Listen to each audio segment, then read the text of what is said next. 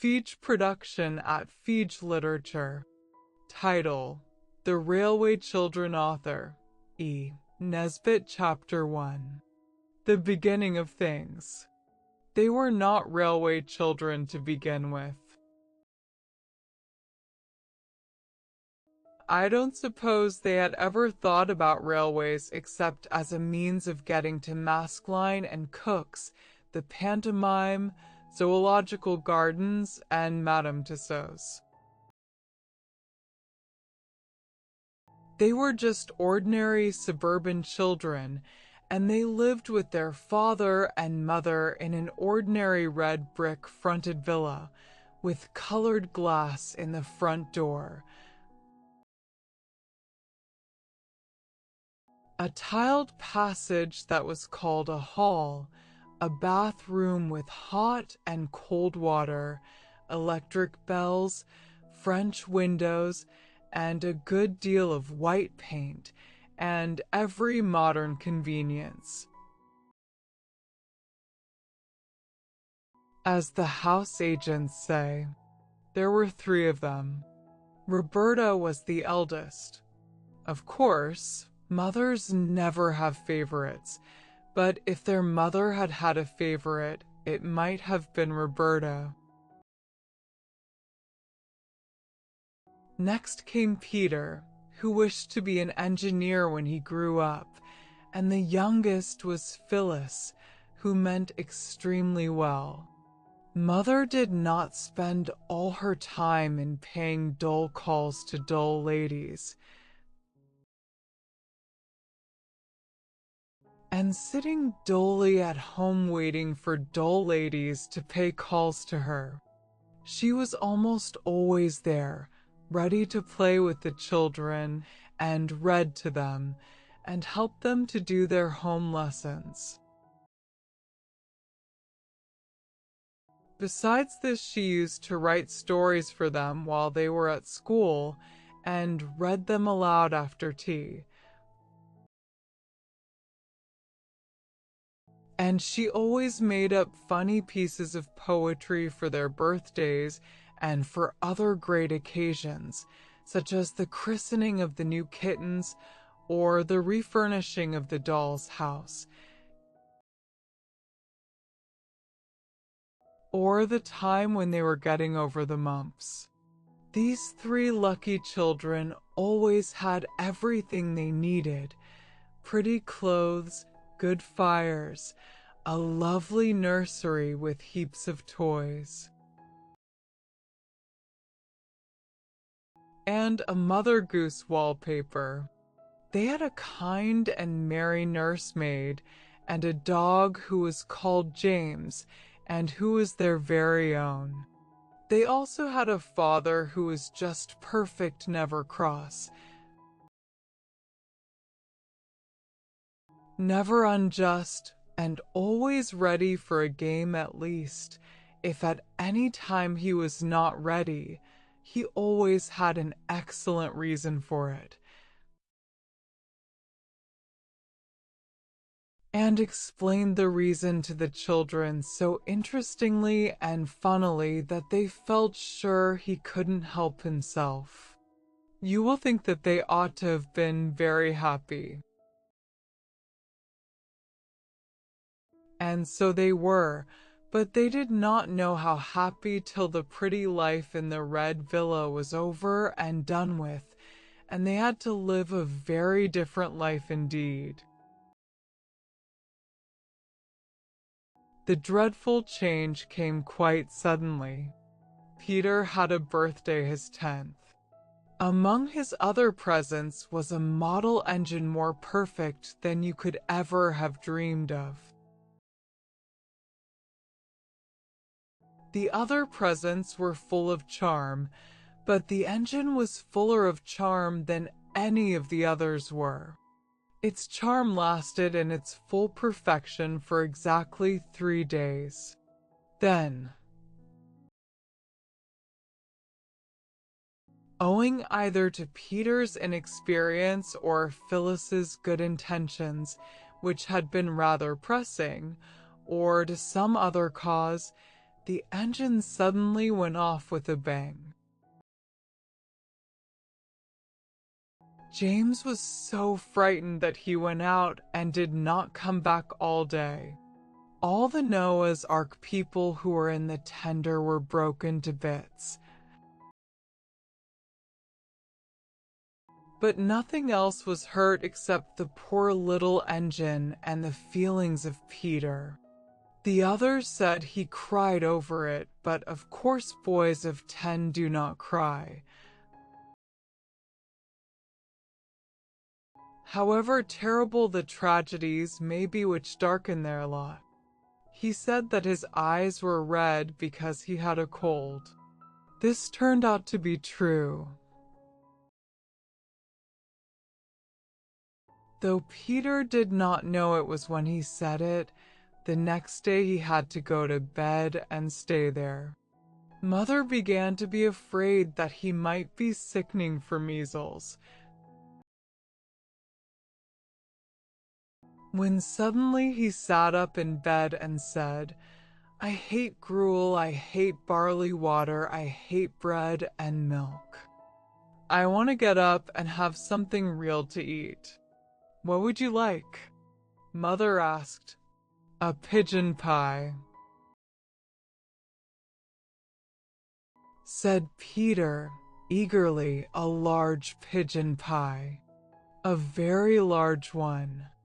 So Mother asked the cook to make a large pigeon pie. The pie was made, and when the pie was made, it was cooked. And when it was cooked, Peter ate some of it. After that his cold was better. Mother made a piece of poetry to amuse him while the pie was being made. It began by saying what an unfortunate but worthy boy Peter was. Then it went on. He had an engine that he loved with all his heart and soul, and if he had a wish on earth it was to keep it whole. One day, my friends, prepare your minds. I'm coming to the worst. Quite suddenly a screw went mad, and then the boiler burst. With gloomy face he picked it up and took it to his mother. Though even he could not suppose that she could make another. For those who perished on the line he did not seem to care, his engine being more to him than all the people there. And now you see the reason why our Peter has been ill. He soothes his soul with pigeon pie, his gnawing grief to kill. He wraps himself in blankets warm and sleeps in bed till late, determined thus to overcome his miserable fate. And if his eyes are rather red, his cold must just excuse it. Offer him pie, you may be sure he never will refuse it. Father had been away in the country for 3 or 4 days. All Peter's hopes for the curing of his afflicted engine were now fixed on his father. For Father was most wonderfully clever with his fingers. He could mend all sorts of things. He had often acted as veterinary surgeon to the wooden rocking horse. Once he had saved its life when all human aid was despaired of, and the poor creature was given up for lost, and even the carpenter said he didn't see his way to do anything. And it was Father who mended the doll's cradle when no one else could. And with a little glue and some bits of wood and a penknife made all the Noah's Ark beasts as strong on their pins as ever they were, if not stronger. Peter, with heroic unselfishness. Did not say anything about his engine till after father had had his dinner and his after-dinner cigar. The unselfishness was mother's idea, but it was Peter who carried it out. And needed a good deal of patience, too. At last mother said to father, "Now, dear, if you're quite rested and quite comfy, we want to tell you about the great railway accident and ask your advice." "All right," said father, "fire away." So then Peter told the sad tale and fetched what was left of the engine. Said father. When he had looked the engine over very carefully, the children held their breaths. "Is there no hope?" said Peter in a low, unsteady voice. "Hope? Rather. Tons of it," said father cheerfully. "But it'll want something besides hope, a bit of brazing, say, or some solder and a new valve. I think we'd better keep it for a rainy day. In other words, I'll give up Saturday afternoon to it." "And you shall all help me. Can girls help to mend engines?" Peter asked doubtfully. "Of course they can. Girls are just as clever as boys, and don't you forget it." "How would you like to be an engine driver, Phil?" "My face would be always dirty, wouldn't it?" said Phyllis in unenthusiastic tones, "and I expect I should break something. I should just love it." Said Roberta, "Do you think I could when I'm grown up, Daddy? Or even a stoker?" "You mean a fireman," said Daddy, pulling and twisting at the engine. "Well, if you still wish it when you're grown up. We'll see about making you a firewoman. I remember when I was a boy, just then there was a knock at the front door. 'Who on earth?' said father. 'An Englishman's house is his castle, of course. But I do wish they built semi-detached villas with moats and drawbridges.' Ruth, she was the parlor maid and had red hair, came in and said that 2 gentlemen wanted to see the master. 'I've shown them into the library, sir,' said she. 'I expect it's the subscription to the vicar's testimonial,' said mother, 'or else it's the choir holiday fund. Get rid of them quickly, dear. It does break up an evening so, and it's nearly the children's bedtime.' But father did not seem to be able to get rid of the gentleman at all quickly. 'I wish we had got a moat and drawbridge,' said Roberta. 'Then, when we didn't want people, we could just pull up the drawbridge and no one else could get in.' I expect father will have forgotten about when he was a boy if they stay much longer." Mother tried to make the time pass by telling them a new fairy story about a princess with green eyes. But it was difficult because they could hear the voices of father and the gentleman in the library. And father's voice sounded louder and different to the voice he generally used to people who came about testimonials and holiday funds. Then the library bell rang. And everyone heaved a breath of relief.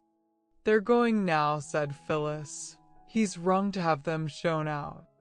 But instead of showing anybody out, Ruth showed herself in, and she looked queer. The children thought. "Please, she said, the master wants you to just step into the study. He looks like the dead, Mum. I think he's had bad news. You'd best prepare yourself for the worst." Perhaps it's a death in the family or a bank busted or that'll do, Ruth, said Mother gently. "You can go." Then Mother went into the library. There was more talking. Then the bell rang again. And Ruth fetched a cab. The children heard Boots go out and down the steps. The cab drove away and the front door shut. Then Mother came in. Her dear face was as white as her lace collar, and her eyes looked very big and shining. Her mouth looked like just a line of pale red. Her lips were thin and not their proper shape at all. "It's bedtime," she said. "Ruth will put you to bed." "But you promised we should sit up late tonight because Father's come home," said Phyllis. "Father's been called away on business," said Mother. "Come, darlings, go at once." They kissed her and went. Roberta lingered to give Mother an extra hug and to whisper, "It wasn't bad news, Mammy, was it? Is anyone dead or nobody's dead, no," said Mother. And she almost seemed to push Roberta away. "I can't tell you anything tonight, my pet. Go, dear, go now." So Roberta went. Ruth brushed the girls' hair and helped them to undress. Mother almost always did this herself. When she had turned down the gas and left them, she found Peter, still dressed, waiting on the stairs. "I say, Ruth, what's up?" he asked. "Don't ask me no questions, and I won't tell you no lies," the red-headed Ruth replied. "You'll know soon enough." Late that night, Mother came up and kissed all three children as they lay asleep. But Roberta was the only one whom the kiss woke, and she lay mouse-still and said nothing. "If Mother doesn't want us to know she's been crying," she said to herself as she heard through the dark the catching of her mother's breath, "we won't know it. That's all." When they came down to breakfast the next morning, Mother had already gone out.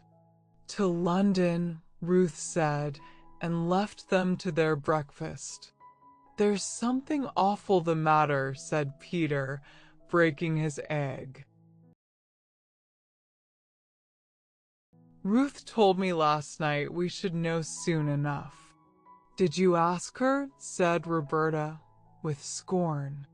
"Yes, I did," said Peter, angrily. "If you could go to bed without caring whether Mother was worried or not, I couldn't. So there. I don't think we ought to ask the servants things Mother doesn't tell us," said Roberta.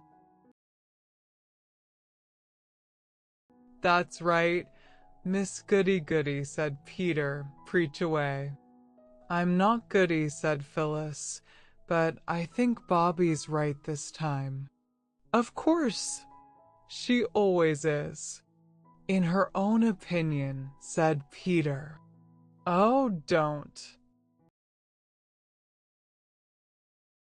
cried Roberta, putting down her egg spoon. Don't let's be horrid to each other. I'm sure some dire calamity is happening. Don't let's make it worse. Who began? I should like to know, said Peter. Roberta made an effort and answered, I did, I suppose, but, well, then, said Peter triumphantly. But before he went to school, he thumped his sister between the shoulders and told her to cheer up. The children came home to 1 o'clock dinner, but Mother was not there. And she was not there at tea time. It was nearly 7 before she came in, looking so ill and tired that the children felt they could not ask her any questions. She sank into an armchair. Phyllis took the long pins out of her hat, while Roberta took off her gloves, and Peter unfastened her walking shoes and fetched her soft velvety slippers for her. When she had had a cup of tea, and Roberta had put eau de cologne on her poor head that ached, Mother said, Now, my darlings, I want to tell you something. Those men last night did bring very bad news, and Father will be away for some time. I am very worried about it, and I want you all to help me and not to make things harder for me, as if we would, said Roberta, holding Mother's hand against her face. You can help me very much, said Mother, by being good and happy and not quarreling when I'm away. Roberta and Peter exchanged guilty glances, for I shall have to be away a good deal. We won't quarrel. Indeed we won't, said everybody, and meant it, too. Then, Mother went on. I want you not to ask me any questions about this trouble, and not to ask anybody else any questions. Peter cringed and shuffled his boots on the carpet. You'll promise this too, won't you? Said Mother. I did ask Ruth, said Peter, suddenly. I'm very sorry, but I did. And what did she say? She said I should know soon enough. It isn't necessary for you to know anything about it, said Mother. It's about business, and you never do understand business, do you? No, said Roberta. Is it something to do with government? For Father was in a government office. Yes, said Mother. Now it's bedtime, my darlings. And don't you worry. It'll all come right in the end. Then don't you worry either, Mother, said Phyllis, and we'll all be as good as gold. Mother sighed and kissed them. We'll begin being good the first thing tomorrow morning, said Peter, as they went upstairs. Why not now? Said Roberta. There's nothing to be good about now, silly, said Peter. We might begin to try to feel good, said Phyllis, and not call names. Who's calling names? Said Peter. Bobby knows right enough that when I say silly, It's just the same as if I said Bobby. Well, said Roberta. No, I don't mean what you mean. I mean it's just a what is it father calls it? A germ of endearment. Good night. The girls folded up their clothes with more than usual neatness, which was the only way of being good that they could think of. I say, said Phyllis, smoothing out her pinafore. You used to say it was so dull nothing happening, like in books. Now something has happened. I never wanted things to happen to make Mother unhappy, said Roberta. Everything's perfectly horrid. Everything continued to be perfectly horrid for some weeks. Mother was nearly always out. Meals were dull and dirty. The between maid was sent away. And Aunt Emma came on a visit. Aunt Emma was much older than Mother. She was going abroad to be a governess. She was very busy getting her clothes ready, and they were very ugly. Dingy clothes, and she had them always littering about, and the sewing machine seemed to her on and on all day and most of the night. Aunt Emma believed in keeping children in their proper places, and they more than returned the compliment. Their idea of Aunt Emma's proper place was anywhere where they were not.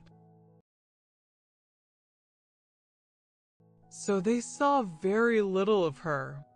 They preferred the company of the servants, who were more amusing. Cook, if in a good temper, could sing comic songs, and the housemaid, if she happened not to be offended with you, could imitate a hen that has laid an egg, a bottle of champagne being opened, and could mew like two cats fighting. The servants never told the children what the bad news was that the gentleman had brought to father. But they kept hinting that they could tell a great deal if they chose, and this was not comfortable. One day when Peter had made a booby trap over the bathroom door, and it had acted beautifully as Ruth passed through, that red-haired parlor maid caught him and boxed his ears. You'll come to a bad end, she said furiously, you nasty little limb, you. If you don't mend your ways, you'll go where your precious father's gone, so I tell you straight. Roberta repeated this to her mother, and next day Ruth was sent away. Then came the time when Mother came home and went to bed and stayed there 2 days, and the doctor came. And the children crept wretchedly about the house and wondered if the world was coming to an end. Mother came down one morning to breakfast, very pale and with lines on her face that used not to be there. And she smiled as well as she could and said, "Now, my pets, everything is settled. We're going to leave this house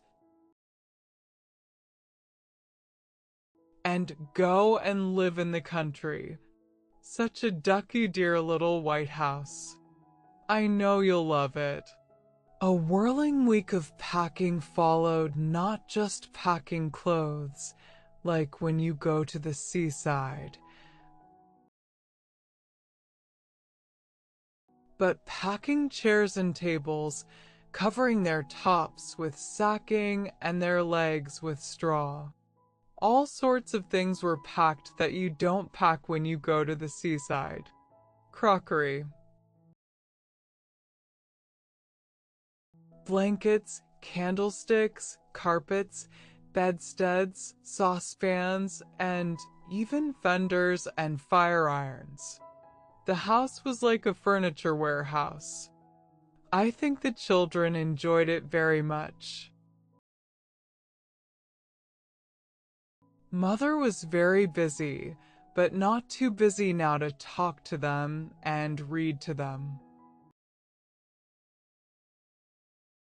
And even to make a bit of poetry for Phyllis to cheer her up when she fell down with a screwdriver and ran it into her hand. "Aren't you going to pack this, Mother?" Roberta asked, pointing to the beautiful cabinet inlaid with red turtles' L and brass. "We can't take everything," said Mother.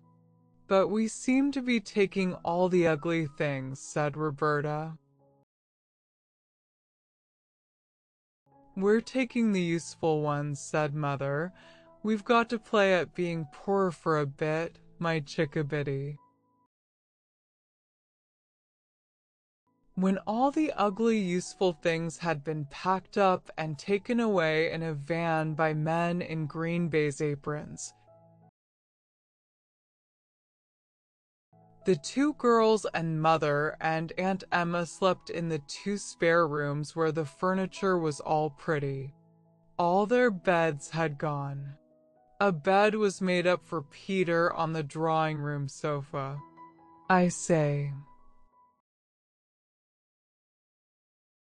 this is Larks," he said, wriggling joyously as Mother tucked him up. "I do like moving. I wish we moved once a month." Mother laughed. "I don't," she said. "Good night, Peterkin." As she turned away, Roberta saw her face. She never forgot it. "Oh, Mother," she whispered all to herself as she got into bed, "how brave you are. How I love you." Fancy being brave enough to laugh when you're feeling like that. Next day boxes were filled, and boxes and more boxes, and then late in the afternoon a cab came to take them to the station. Aunt Emma saw them off. They felt that they were seeing her off, and they were glad of it. But oh, those poor little foreign children that she's going to governess, whispered Phyllis. "I wouldn't be them for anything." At first they enjoyed looking out of the window, but when it grew dusk they grew sleepier and sleepier.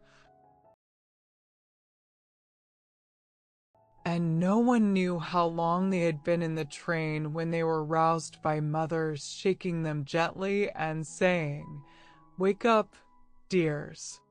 We're there." They woke up, cold and melancholy, and stood shivering on the drafty platform while the baggage was taken out of the train. Then the engine, puffing and blowing, set to work again and dragged the train away. The children watched the taillights of the guard's van disappear into the darkness. This was the first train the children saw on that railway, which was in time to become so very dear to them. They did not guess then how they would grow to love the railway, and how soon it would become the center of their new life, nor what wonders and changes it would bring to them. They only shivered and sneezed and hoped the walk to the new house would not be long. Peter's nose was colder than he ever remembered it to have been before. Roberta's hat was crooked, and the elastic seemed tighter than usual. Phyllis's shoelaces had come undone. "Come," said Mother, "we've got to walk. There aren't any cabs here." The walk was dark and muddy. The children stumbled a little on the rough road, and once Phyllis absently fell into a puddle and was picked up damp and unhappy. There were no gas lamps on the road, and the road was uphill. The cart went at a foot's pace, and they followed the gritty crunch of its wheels. As their eyes got used to the darkness,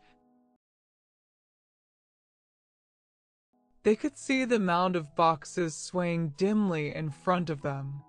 A long gate had to be opened for the cart to pass through. And after that, the road seemed to go across fields, and now it went downhill. Presently, a great dark lumpish thing showed over to the right. "There's the house," said Mother. "I wonder why she's shut the shutters." "Who's SHE?" asked Roberta. "The woman I engaged to clean the place and put the furniture straight and get supper. There was a low wall and trees inside." "That's the garden," said Mother. "It looks more like a dripping pan full of black cabbages," said Peter. The cart went on along by the garden wall and round to the back of the house. And here it clattered into a cobblestoned yard and stopped at the back door. There was no light in any of the windows. Everyone hammered at the door, but no one came. The man who drove the cart said he expected Mrs. Viney had gone home. "You see, your train was that late," said he. "But she's got the key," said Mother. "What are we to do?" "Oh! She'll have left that under the doorstep," said the cartman. "Folks do hereabouts." He took the lantern off his cart and stooped. "Aye, here it is, right enough," he said. He unlocked the door and went in and set his lantern on the table. "Got e'er a candle," said he. "I don't know where anything is." Mother spoke rather less cheerfully than usual. He struck a match. There was a candle on the table, and he lighted it. By its thin little glimmer, the children saw a large bare kitchen with a stone floor. There were no curtains, no hearth rug. The kitchen table from home stood in the middle of the room. The chairs were in one corner, and the pots, pans, brooms, and crockery in another. There was no fire, and the black grate showed cold, dead ashes. As the cartman turned to go out after he had brought in the boxes, there was a rustling. Scampering sound that seemed to come from inside the walls of the house. "Oh, what's that?" cried the girls. "It's only the rats," said the cartman. And he went away and shut the door. And the sudden draught of it blew out the candle. "Oh, Dear, said Phyllis, I wish we hadn't come, and she knocked a chair over. Only the rats, said Peter in the dark. Chapter 2. Peter's Coal Mine. What fun, said Mother in the dark, feeling for the matches on the table. How frightened the poor mice were. I don't believe they were rats at all.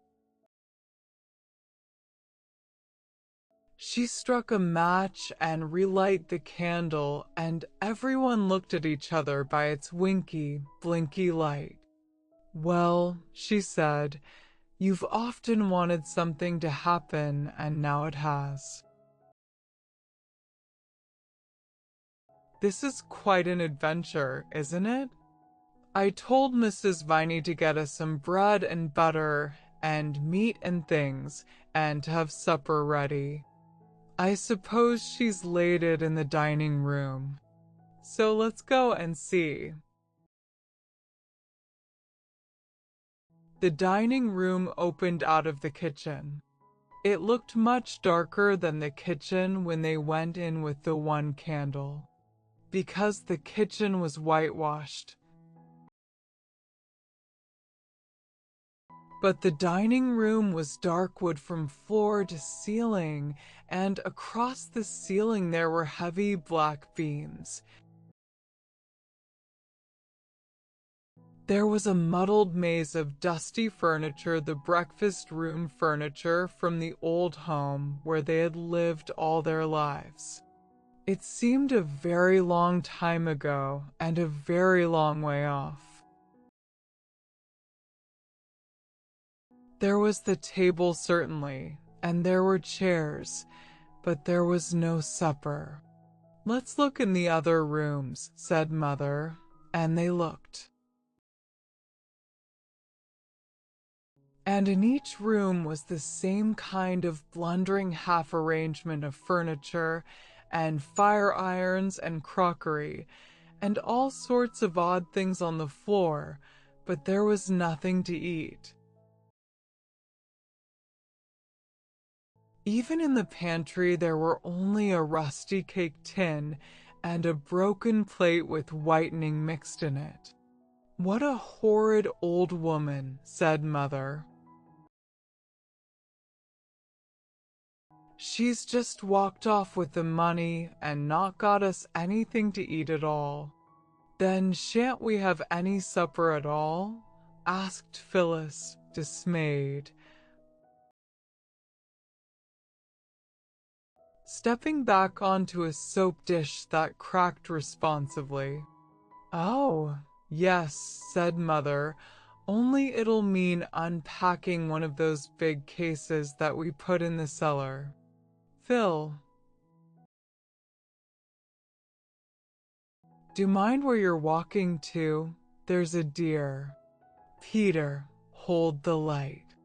The cellar door opened out of the kitchen. There were 5 wooden steps leading down. It wasn't a proper cellar at all. The children thought, because its ceiling went up as high as the kitchen's. A bacon rack hung under its ceiling. There was wood in it and coal. Also the big cases. Peter held the candle. All on one side, while Mother tried to open the great packing case. It was very securely nailed down. Where's the hammer? Asked Peter. That's just it, said Mother. I'm afraid it's inside the box. But there's a coal shovel and there's the kitchen poker. And with these she tried to get the case open. Let me do it, said Peter, thinking he could do it better himself. Everyone thinks this when he sees another person stirring a fire, or opening a box, or untying a knot in a bit of string. You'll hurt your hands, Mammy, said Roberta. Let me. I wish Father was here, said Phyllis. He'd get it open in 2 shakes. What are you kicking me for, Bobby? I wasn't, said Roberta. Just then the first of the long nails in the packing case began to come out with a scrunch. Then a laugh was raised and then another, till all 4 stood up with the long nails in them shining fiercely like iron teeth in the candlelight. Hooray, said Mother. Here are some candles, the very first thing. You girls go and light them. You'll find some saucers and things. Just drop a little candle grease in the saucer and stick the candle upright in it. How many shall we light? As many as ever you like, said Mother, gaily. The great thing is to be cheerful. Nobody can be cheerful in the dark except owls and dormice. So the girls lighted candles. The head of the first match flew off and stuck to Phyllis's finger, but, as Roberta said, it was only a little burn.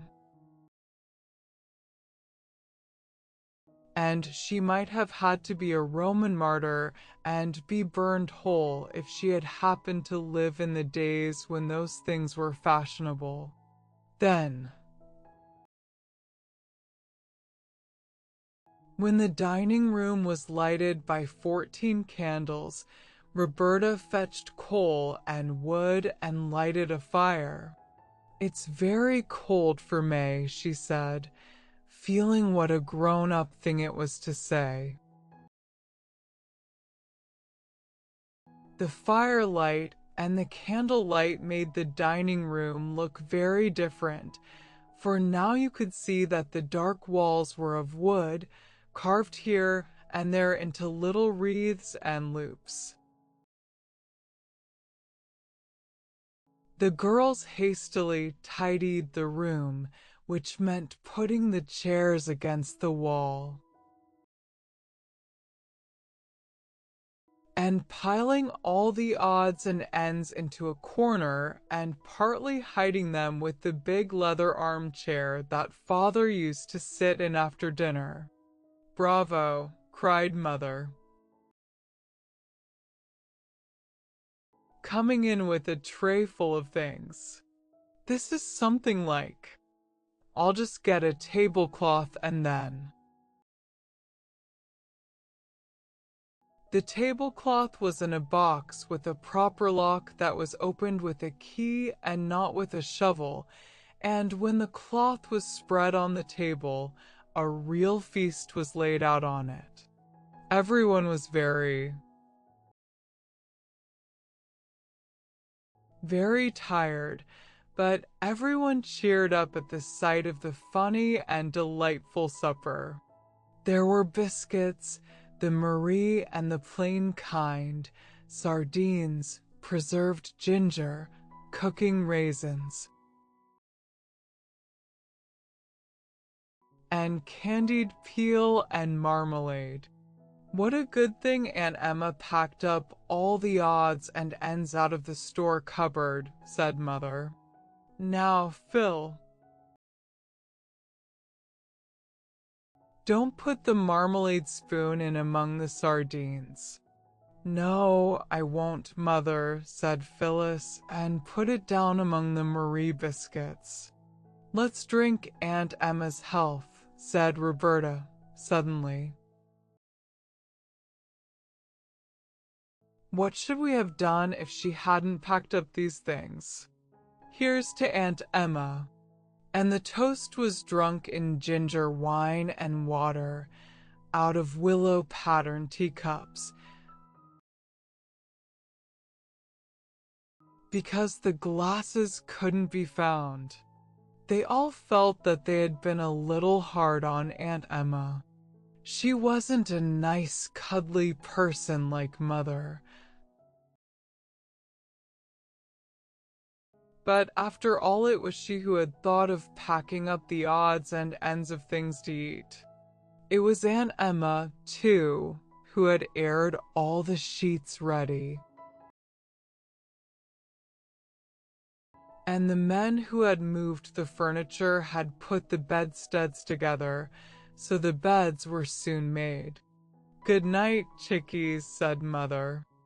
"I'm sure there aren't any rats, but I'll leave my door open. And then if a mouse comes, you need only scream, and I'll come and tell it exactly what I think of it." Then she went to her own room. Roberta woke to hear the little traveling clock chime too. It sounded like a church clock ever so far away, she always thought. And she heard, too, Mother still moving about in her room. Next morning, Roberta woke Phyllis by pulling her hair gently, but quite enough for her purpose. "Wassermeister?" asked Phyllis, still almost wholly asleep. Wake up, said Roberta. "We're in the new house, don't you remember? No servants or anything. Let's get up and begin to be useful. We'll just creep down Mouse quietly and have everything beautiful before Mother gets up. I've woke Peter. He'll be dressed as soon as we are." So they dressed quietly and quickly. Of course, there was no water in their room. So when they got down, they washed as much as they thought was necessary under the spout of the pump in the yard. One pumped and the other washed. It was splashy but interesting. "It's much more fun than basin washing," said Roberta. "How sparkly the weeds are between the stones, and the moss on the roof, oh, and the flowers." The roof of the back kitchen sloped down quite low. It was made of thatch and it had moss on it, and house leeks and stonecrop and wallflowers, and even a clump of purple flag flowers. At the far corner. This is far, far, far and away prettier than Edgecombe Villa, said Phyllis. I wonder what the garden's like. We mustn't think of the garden yet, said Roberta. With earnest energy. Let's go in and begin to work. They lighted the fire and put the kettle on, and they arranged the crockery for breakfast. They could not find all the right things, but a glass ashtray made an excellent salt cellar, and a newish baking tin seemed as if it would do to put bread on, if they had any. When there seemed to be nothing more that they could do, they went out again into the fresh, bright morning. We'll go into the garden now, said Peter. But somehow they couldn't find the garden. They went round the house and round the house. The yard occupied the back, and across it were stables and outbuildings. On the other three sides the house stood simply in a field, without a yard of garden to divide it from the short, smooth turf. And yet they had certainly seen the garden wall the night before. It was a hilly country, Down below they could see the line of the railway and the black yawning mouth of a tunnel. The station was out of sight. There was a great bridge with tall arches running across one end of the valley. "Never mind the garden," said Peter. "Let's go down and look at the railway. There might be trains passing." "We can see them from here," said Roberta, slowly. "Let's sit down a bit." So they all sat down on a great flat gray stone that had pushed itself up out of the grass. It was one of many that lay about on the hillside, and when Mother came out to look for them at 8 o'clock, she found them deeply asleep in a contented, sun-warmed bunch. They had made an excellent fire and had set the kettle on it at about 5:30, so that by 8 the fire had been out for some time. The water had all boiled away, and the bottom was burned out of the kettle. Also, they had not thought of washing the crockery before they set the table. "But it doesn't matter, the cups and saucers, I mean," said Mother. "Because I've found another room. I'd quite forgotten there was one. And it's magic. And I've boiled the water for tea in a saucepan." The forgotten room opened out of the kitchen. In the agitation and half-darkness, the night before its door had been mistaken for a cupboard's. It was a little square room, and on its table, all nicely set out, was a joint of cold roast beef, with bread, butter, cheese, and a pie. "Pie for breakfast," cried Peter. "How perfectly ripping." "It isn't pigeon pie," said Mother. "It's only apple." "Well, this is the supper we ought to have had last night." And there was a note from Mrs. Viney. Her son-in-law has broken his arm, and she had to get home early. She's coming this morning at 10. That was a wonderful breakfast. It is unusual to begin the day with cold apple pie, but the children all said they would rather have it than meat. "You see, it's more like dinner than breakfast to us," said Peter, passing his plate for more, "because we were up so early." The day passed in helping Mother to unpack and arrange things. 6 small legs quite ached with running about while their owners carried clothes and crockery and all sorts of things to their proper places. It was not till quite late in the afternoon that Mother said, "There, that'll do for today. I'll lie down for an hour so as to be as fresh as a lark by supper time." Then they all looked at each other. Each of the 3 expressive countenances expressed the same thought. That thought was double and consisted, like the bits of information in the child's guide to knowledge, of a question and an answer. "Hugh, where shall we go?" "A, to the railway." So to the railway they went. And as soon as they started for the railway, they saw where the garden had hidden itself. It was right behind the stables, and it had a high wall all round. "Oh, never mind about the garden now," cried Peter.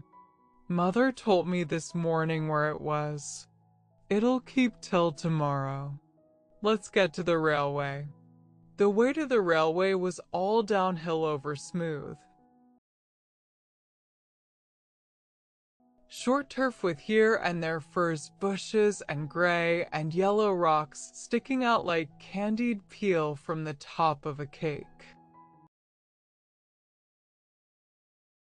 The way ended in a steep run and a wooden fence, and there was the railway with the shining metals and the telegraph wires and posts and signals. They all climbed onto the top of the fence.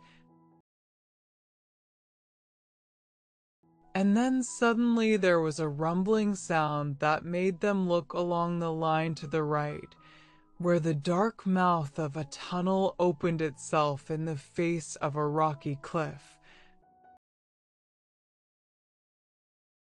Next moment a train had rushed out of the tunnel with a shriek and a snort, and had slid noisily past them. They felt the rush of its passing, and the pebbles on the line jumped and rattled under it as it went by. "Oh," said Roberta, drawing a long breath. "It was like a great dragon tearing by. Did you feel it fan us with its hot wings?" "I suppose a dragon's lair might look very like that tunnel from the outside," said Phyllis. But Peter said, "I never thought we should ever get as near to a train as this. It's the most ripping sport. Better than toy engines, isn't it?" said Roberta. I am tired of calling Roberta by her name. "I don't see why I should. No one else did. Everyone else called her Bobby. And I don't see why I shouldn't." "I don't know. It's different," said Peter. "It seems so odd to see all of a train. It's awfully tall, isn't it?" "We've always seen them cut in half by platforms," said Phyllis. "I wonder if that train was going to London," Bobby said. "London's where Father is." "Let's go down to the station and find out," said Peter. So they went. They walked along the edge of the line and heard the telegraph wires humming over their heads. When you're in the train, it seems such a little way between post and post.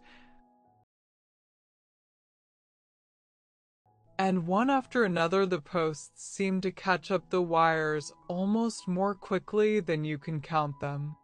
But when you have to walk, the posts seem few and far between.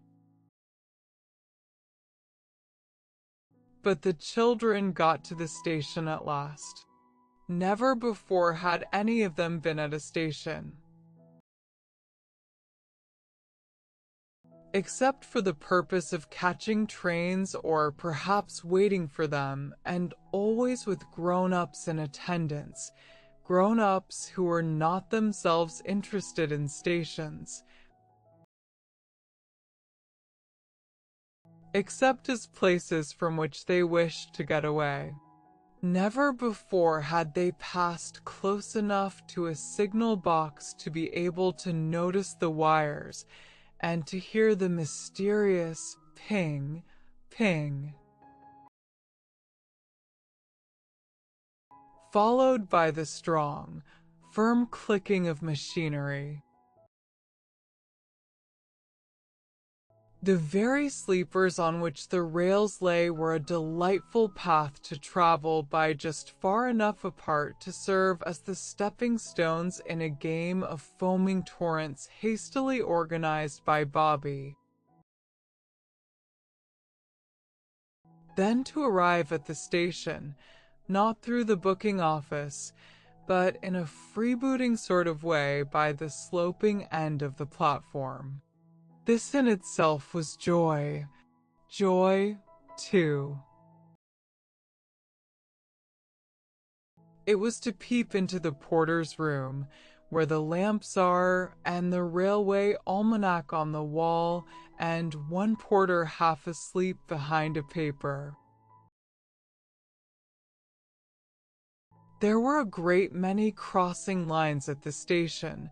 Some of them just ran into a yard and stopped short, as though they were tired of business and meant to retire for good.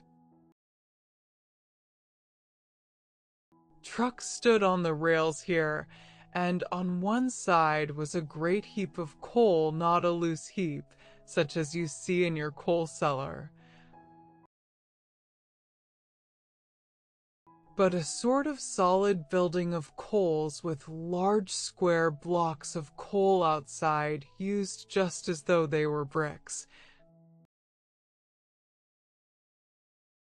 and built up till the heap looked like the picture of the cities of the plain in Bible stories for infants.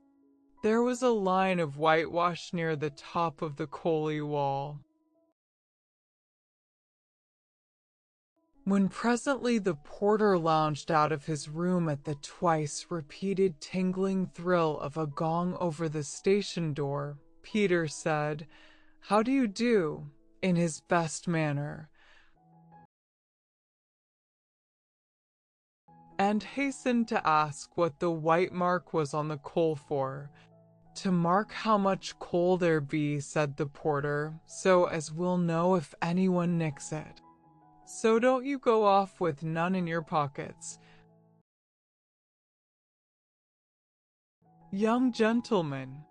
This seemed, at the time, but a merry jest, and Peter felt at once that the porter was a friendly sort with no nonsense about him. But later the words came back to Peter with a new meaning. Have you ever gone into a farmhouse kitchen on a baking day and seen the great crock of dough set by the fire to rise? If you have, and if you were at that time still young enough to be interested in everything you saw, you will remember that you found yourself quite unable to resist the temptation to poke your finger into the soft round of dough that curved inside the pan like a giant mushroom. And you will remember that your finger made a dent in the dough, and that slowly, but quite surely, the dent disappeared, and the dough looked quite the same as it did before you touched it. Unless, of course, your hand was extra dirty, in which case, naturally, there would be a little black mark. Well, it was just like that with the sorrow the children had felt at father's going away, and at mother's being so unhappy. It made a deep impression, but the impression did not last long. They soon got used to being without father, though they did not forget him, and they got used to not going to school and to seeing very little of mother, who was now almost all day shut up in her upstairs room writing. She used to come down at tea time and read aloud the stories she had written. They were lovely stories. The rocks and hills and valleys and trees, the canal, and above all, the railway, were so new and so perfectly pleasing that the remembrance of the old life in the villa grew to seem almost like a dream. Mother had told them more than once that they were quite poor now. But this did not seem to be anything but a way of speaking. Grown-up people, even mothers, often make remarks that don't seem to mean anything in particular. Just for the sake of saying something, seemingly. There was always enough to eat, and they wore the same kind of nice clothes they had always worn. But in June came 3 wet days. The rain came down, straight as lances, and it was very, very cold. Nobody could go out, and everybody shivered. They all went up to the door of Mother's room and knocked. "Well, what is it?" asked Mother from inside. "Mother," said Bobby, "mayn't I light a fire?" "I do know how." And Mother said, "No, my ducky love. We mustn't have fires in June. Coal is so dear. If you're cold, go and have a good romp in the attic. That'll warm you." "But Mother, it only takes such a very little coal to make a fire. It's more than we can afford, chickeny love," said Mother, cheerfully. "Now run away. There's darlings, I'm madly busy." "Mother's always busy now," said Phyllis, in a whisper to Peter. Peter did not answer. He shrugged his shoulders. He was thinking. Thought, however, could not long keep itself from the suitable furnishing of a bandit's lair in the attic.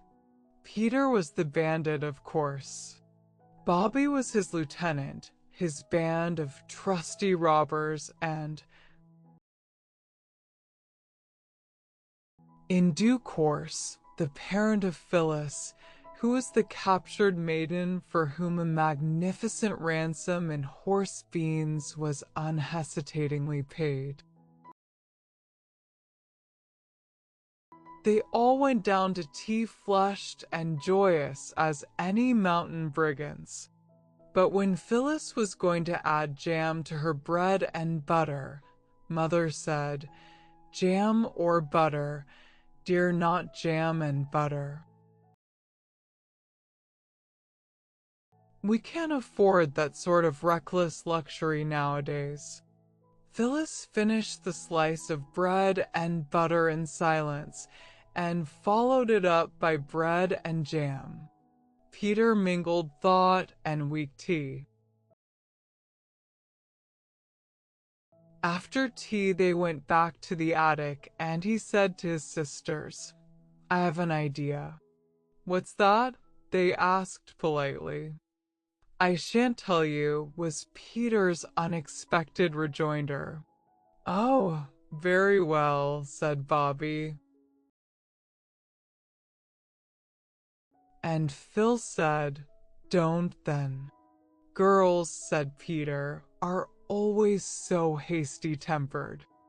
"I should like to know what boys are," said Bobby with fine disdain.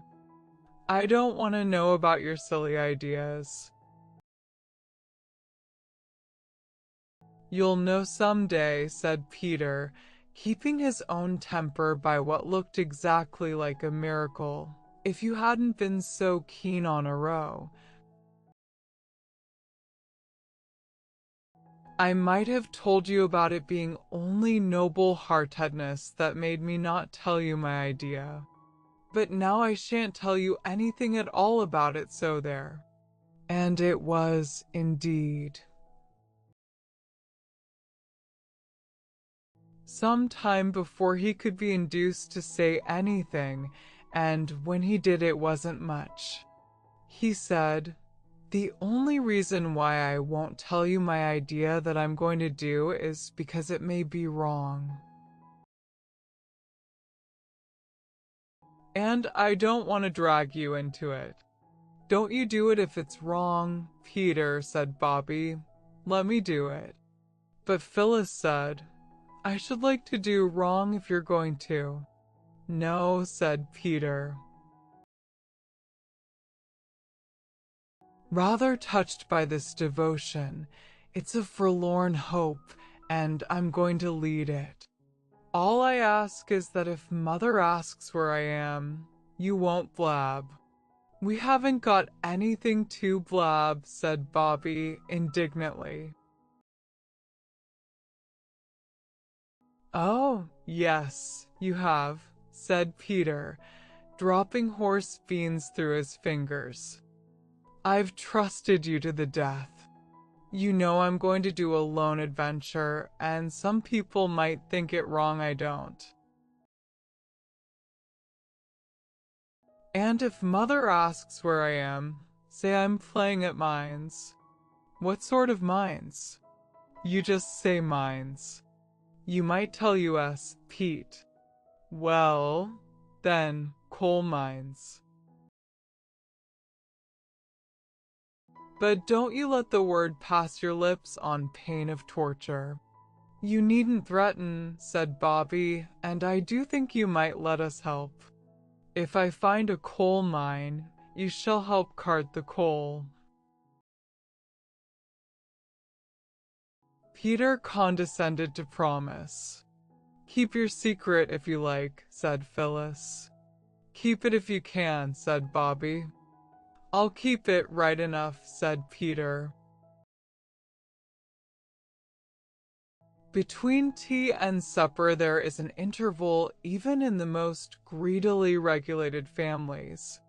At this time Mother was usually writing and Mrs. Viney had gone home. 2 nights after the dawning of Peter's idea, he beckoned the girls mysteriously at the twilight hour. Come hither with me, he said, and bring the Roman chariot. The Roman chariot was a very old perambulator that had spent years of retirement in the loft over the coach house. The children had oiled its works till it glided noiseless as a pneumatic bicycle and answered to the helm as it had probably done in its best days. Follow your dauntless leader, said Peter, and led the way down the hill towards the station.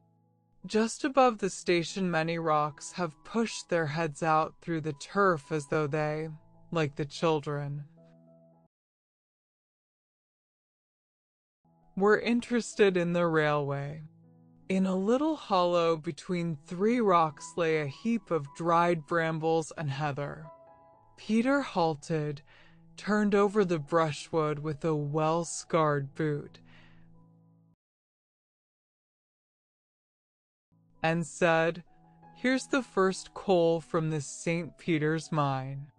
We'll take it home in the chariot. Punctuality and dispatch. All orders carefully attended to. Any shaped lump cut to suit regular customers. The chariot was packed full of coal. And when it was packed, it had to be unpacked again because it was so heavy that it couldn't be got up the hill by the 3 children. Not even when Peter harnessed himself to the handle with his braces and firmly grasping his waistband in one hand pulled while the girls pushed behind.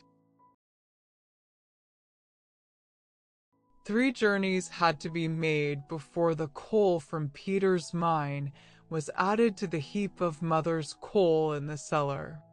Afterwards, Peter went out alone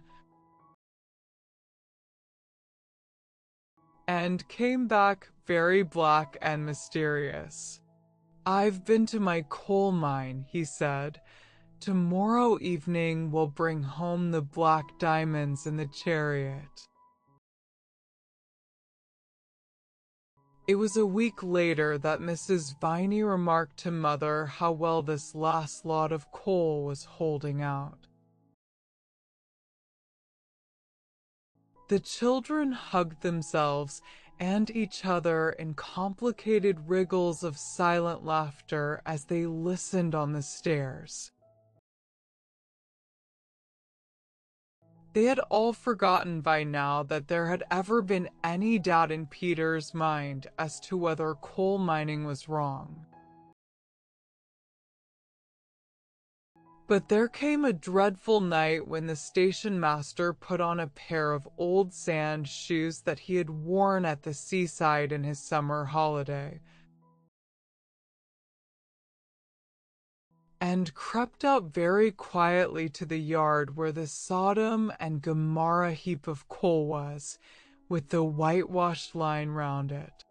He crept out there, and he waited like a cat by a mouse hole. On the top of the heap something small and dark was scrabbling and rattling furtively among the coal. The station master concealed himself in the shadow of a brake van that had a little tin chimney and was labeled G, N, and S, R.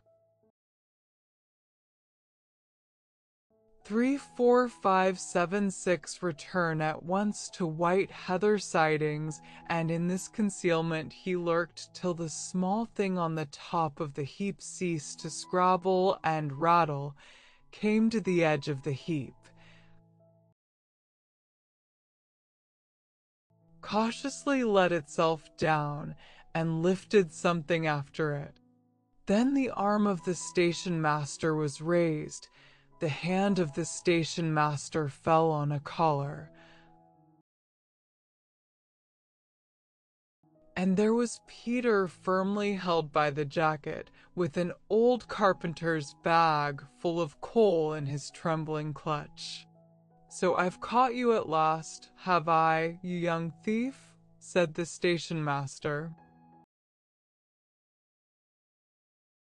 "I'm not a thief," said Peter, as firmly as he could. "I'm a coal miner." "Tell that to the Marines," said the station master. "It would be just as true whoever I told it to," said Peter. "You're right there," said the man who held him. "Stow your jaw, you young rip, and come along to the station." "Oh, no," cried in the darkness an agonized voice that was not Peter's. "Not the police station," said another voice from the darkness. "Not yet," said the station master. "The railway station first." "Why, it's a regular gang." "Any more of you?" "Only us," said Bobby and Phyllis. Coming out of the shadow of another truck labeled Staveley Colliery, and bearing on it the legend in white chalk, "Wanted in number 1 road." "What do you mean by spying on a fellow like this?" said Peter angrily. "Time someone did spy on you, I think," said the station master.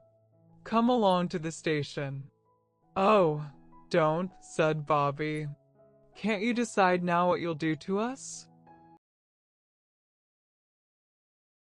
"It's our fault just as much as Peter's. We helped to carry the coal away and we knew where he got it." "No, you didn't," said Peter. "Yes, we did," said Bobby. "We knew all the time. We only pretended we didn't just to humor you." Peter's cup was full. He had mined for coal, he had struck coal, he had been caught, and now he learned that his sisters had humored him. "Don't hold me," he said. "I won't run away." The station master loosed Peter's collar, struck a match, and looked at them by its flickering light.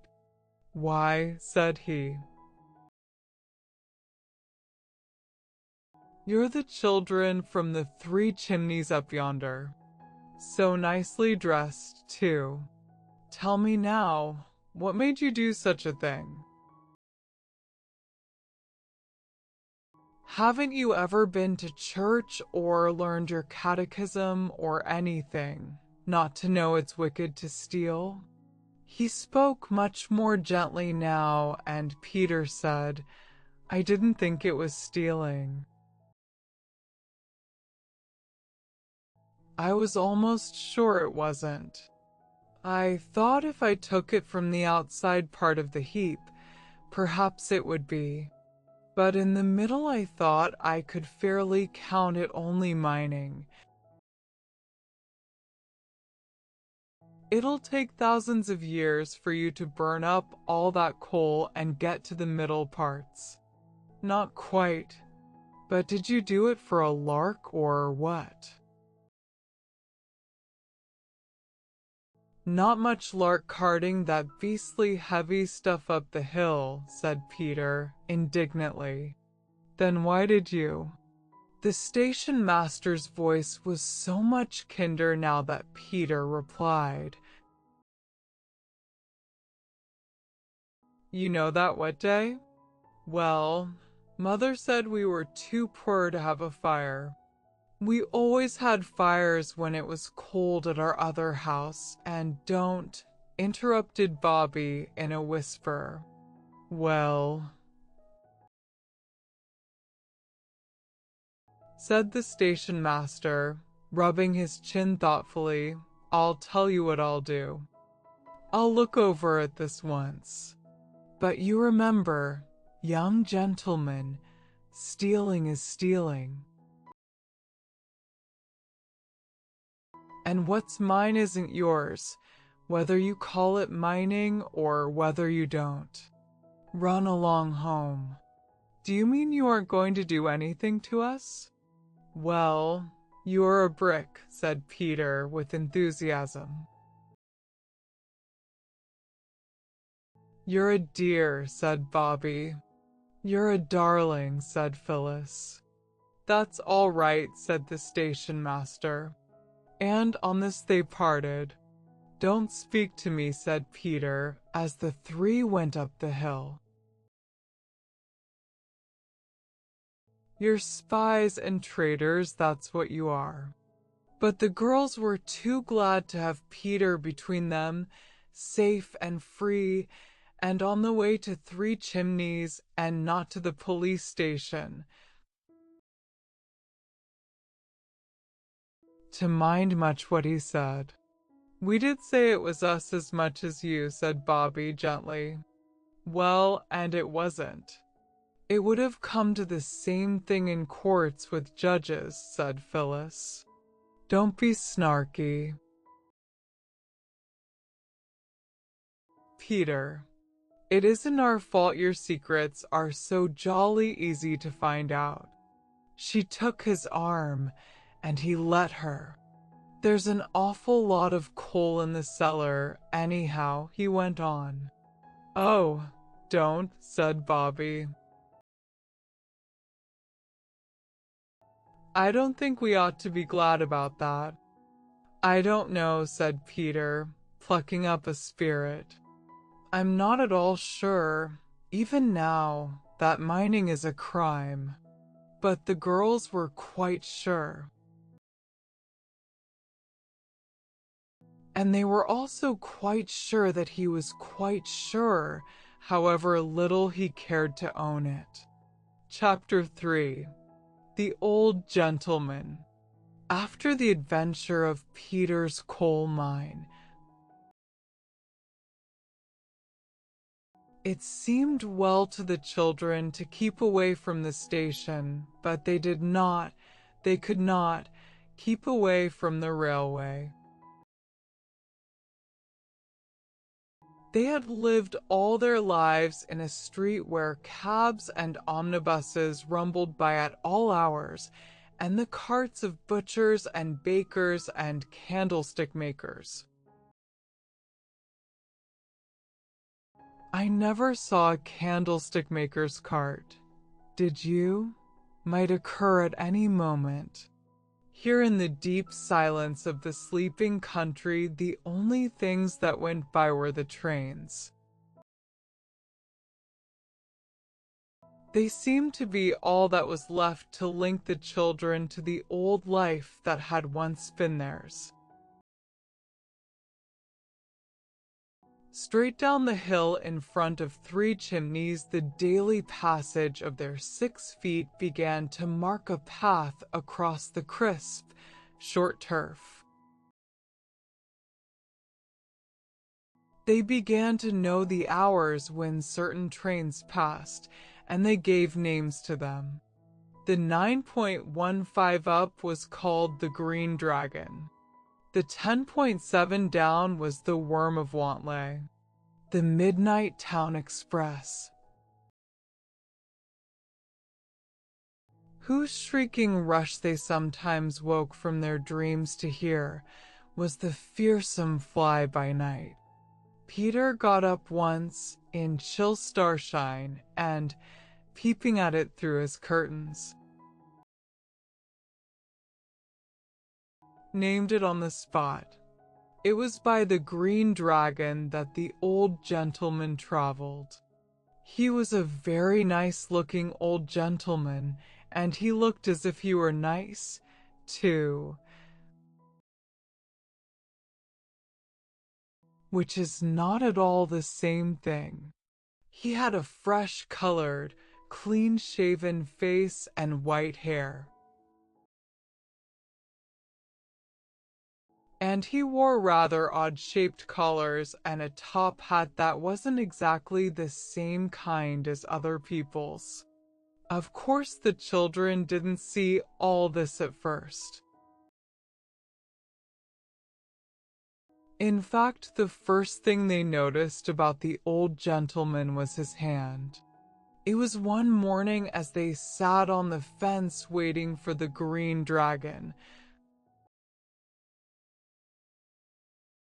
which was 3¼ minutes late by Peter's Waterbury watch that he had given him on his last birthday. "The Green Dragon's going where Father is," said Phyllis. "If it were a really real dragon, we could stop it and ask it to take our love to Father." "Dragons don't carry people's love," said Peter. "They'd be above it." "Yes, they do. If you tame them thoroughly first. They fetch and carry like pet spaniels," said Phyllis, "and feed out of your hand. I wonder why Father never writes to us. Mother says he's been too busy," said Bobby. "But he'll write soon, she says." "I say," Phyllis suggested, "let's all wave to the Green Dragon as it goes by. If it's a magic dragon, it'll understand and take our loves to Father. And if it isn't, 3 waves aren't much. We shall never miss them." So when the Green Dragon tore shrieking out of the mouth of its dark lair, which was the tunnel, all 3 children stood on the railing and waved their pocket handkerchiefs without stopping to think whether they were clean handkerchiefs or the reverse. They were. As a matter of fact, very much the reverse. And out of a first-class carriage a hand waved back. A quite clean hand. It held a newspaper. It was the old gentleman's hand. After this, it became the custom for waves to be exchanged between the children and the 9.15. And the children, especially the girls, liked to think that perhaps the old gentleman knew father and would meet him in business wherever that shady retreat might be, and tell him how his 3 children stood on a rail far away in the green country and waved their love to him every morning, wet or fine. For they were now able to go out in all sorts of weather, such as they would never have been allowed to go out in when they lived in their villa house. This was Aunt Emma's doing. And the children felt more and more that they had not been quite fair to this unattractive aunt. When they found how useful were the long gaiters and waterproof coats that they had laughed at her for buying for them, Mother, all this time, was very busy with her writing. She used to send off a good many long blue envelopes with stories in them, and large envelopes of different sizes and colors used to come to her. Sometimes she would sigh when she opened them and say, "Another story come home to roost. Oh dear, and then the children would be very sorry. But sometimes she would wave the envelope in the air and say, "Hooray, hooray. Here's a sensible editor. He's taken my story and this is the proof of it."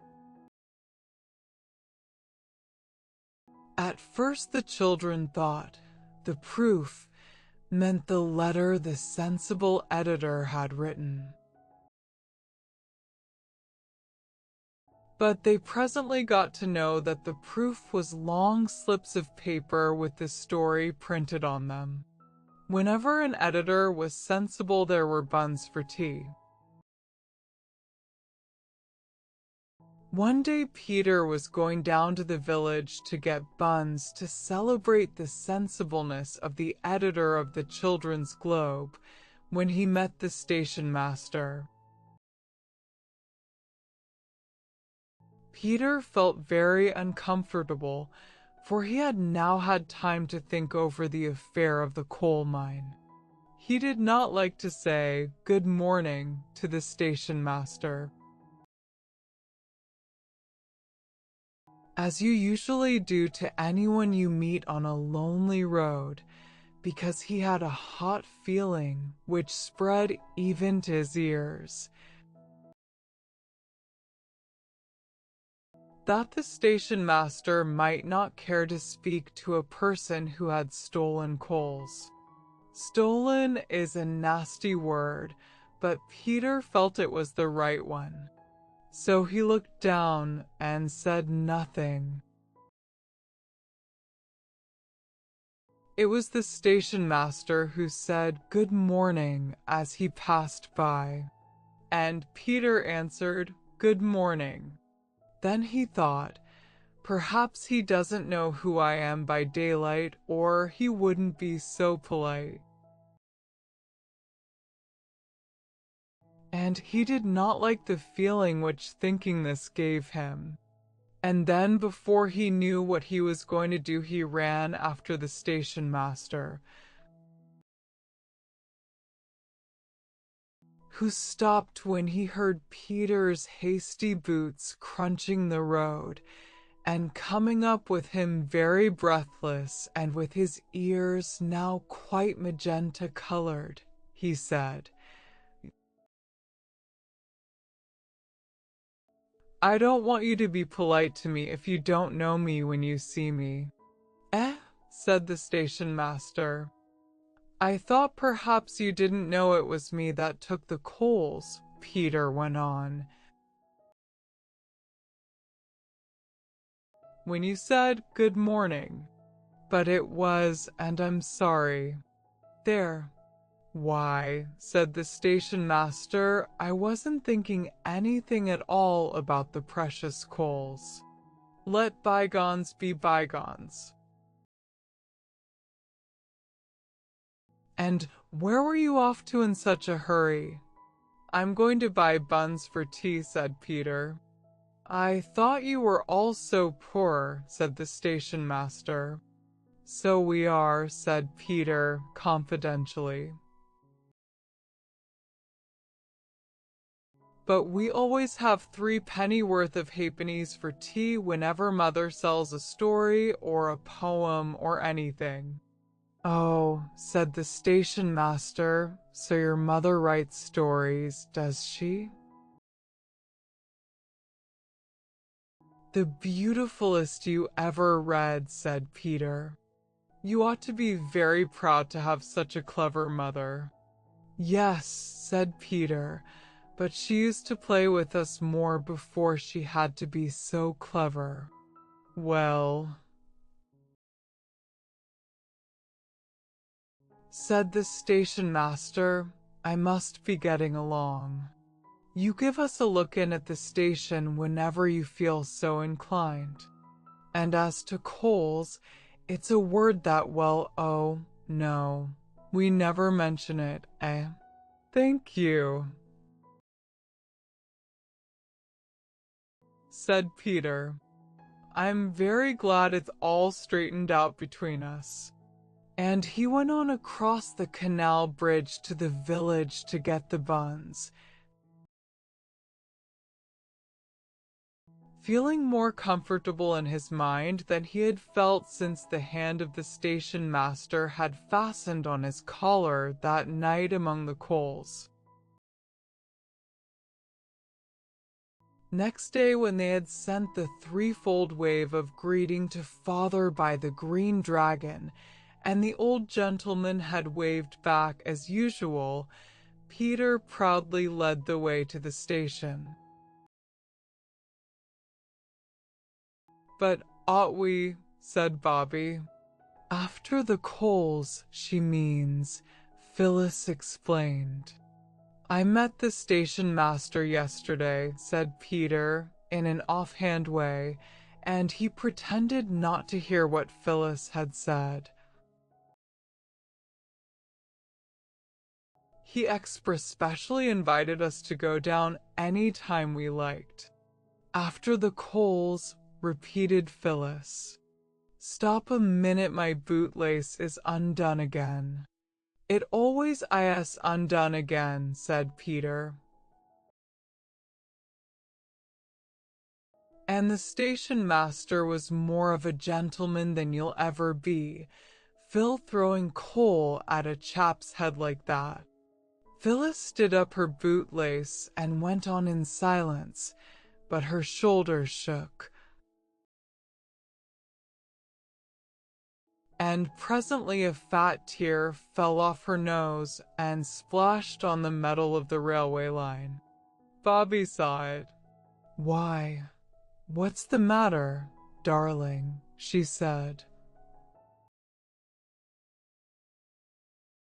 stopping short and putting her arm round the heaving shoulders. He called me ungentlemanly, sobbed Phyllis. I didn't never call him unladylike. Not even when he tied my Clorinda to the firewood bundle and burned her at the stake for a martyr. Peter had indeed perpetrated this outrage a year or 2 before. Well, you began, you know, said Bobby honestly, about coals and all that. Don't you think you'd better both unsay everything since the wave and let honor be satisfied? I will if Peter will, said Phyllis, sniffling. All right, said Peter. Honor is satisfied. Here, use my hanky, Phil, For goodness sake, if you've lost yours as usual, I wonder what you do with them.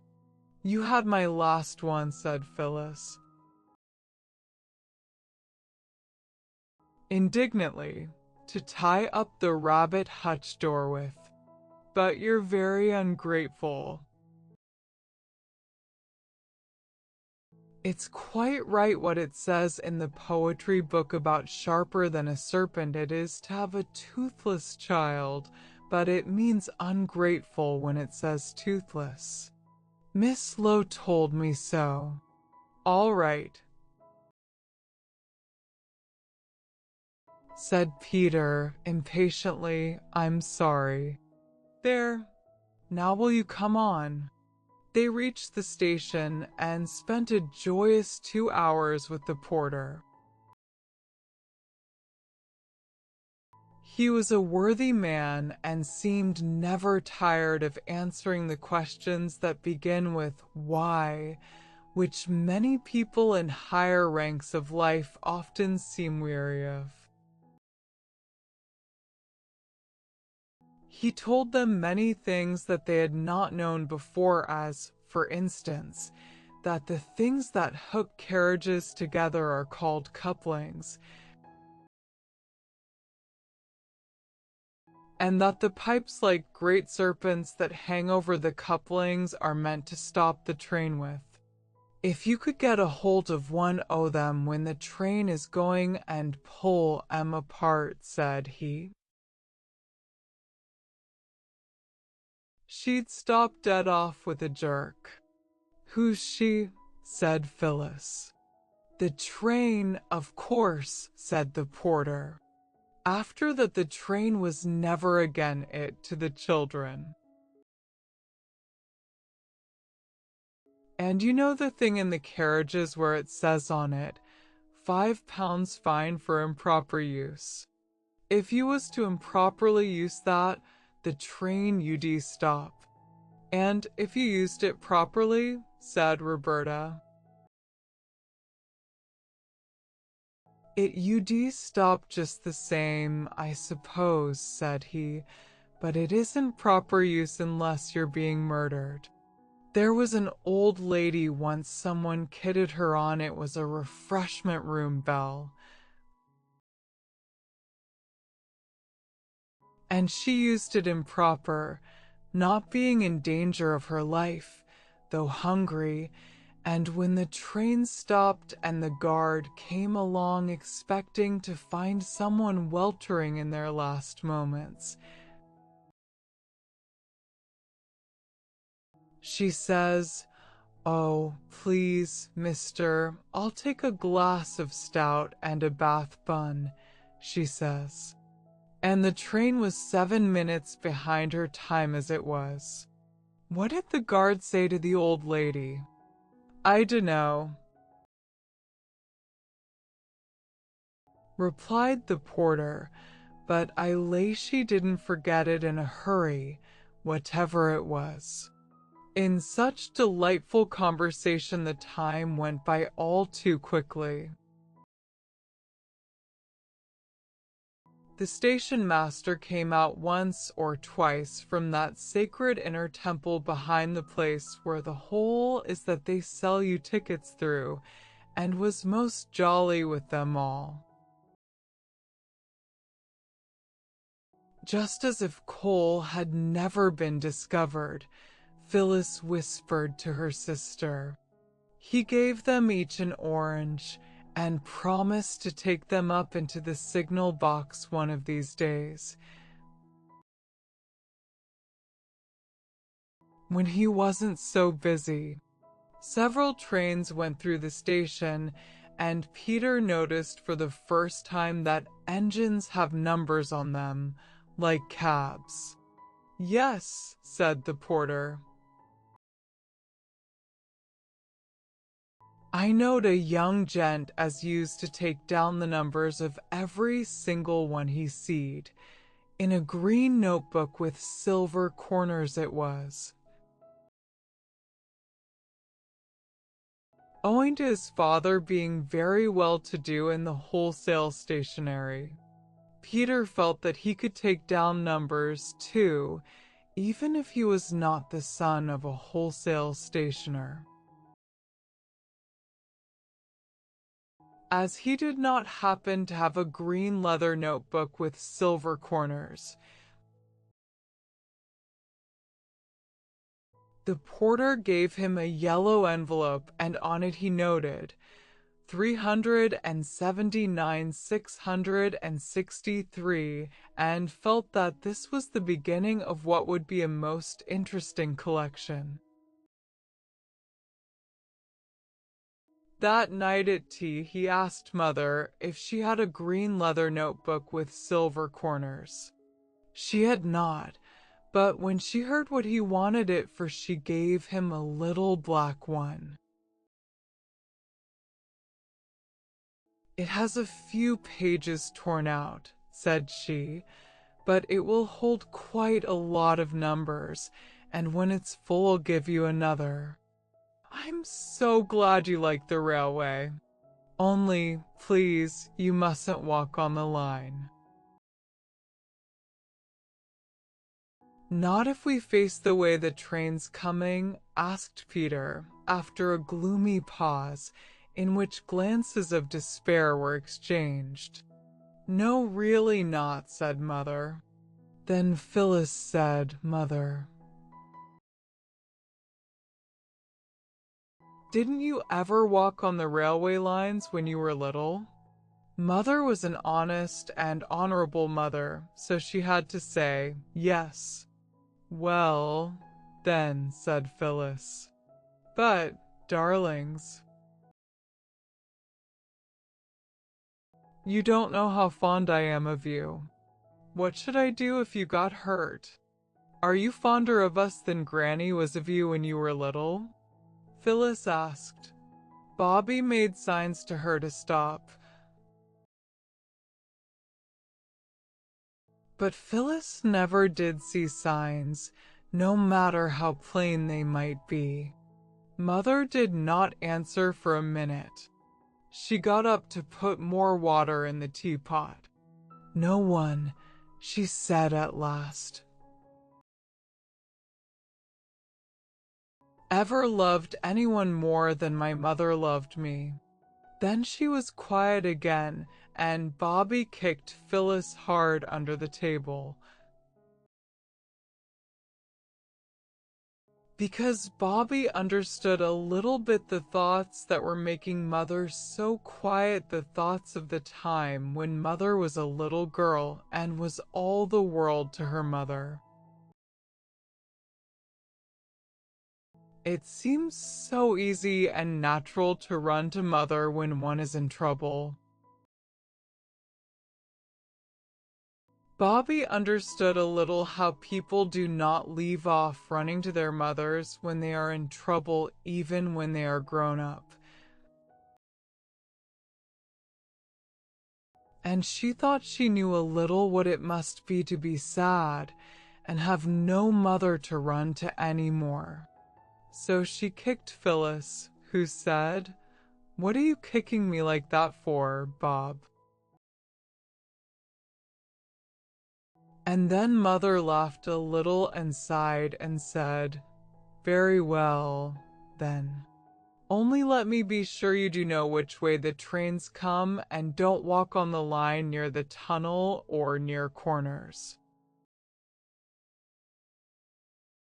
"Trains keep to the left like carriages," said Peter, "so if we keep to the right, we're bound to see them coming." "Very well," said Mother, and I dare say you think that she ought not to have said it. But she remembered about when she was a little girl herself. And she did say it, and neither her own children nor you nor any other children in the world could ever understand exactly what it cost her to do it. Only some few of you, like Bobby, may understand a very little bit. It was the very next day that Mother had to stay in bed because her head ached so. Her hands were burning hot, and she would not eat anything. And her throat was very sore. "If I was you, Mum," said Mrs. Viney, "I should take and send for the doctor. There's a lot of catchy complaints going about just now." My sister's eldest, she took a chill, and it went to her inside. 2 years ago come Christmas, and she's never been the same gel since. Mother wouldn't at first, but in the evening she felt so much worse that Peter was sent to the house in the village that had 3 laburnum trees by the gate, and on the gate a brass plate with W, Forest, MD on it. W.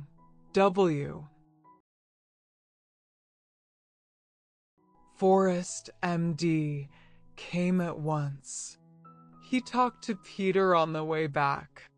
He seemed a most charming and sensible man, interested in railways and rabbits and really important things.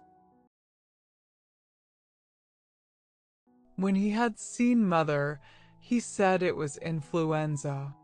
"Now, Lady Grave Airs," he said in the hall to Bobby, "I suppose you'll want to be head nurse."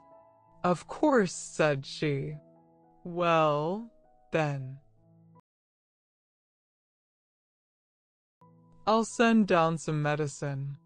Keep up a good fire. Have some strong beef tea made ready to give her as soon as the fever goes down.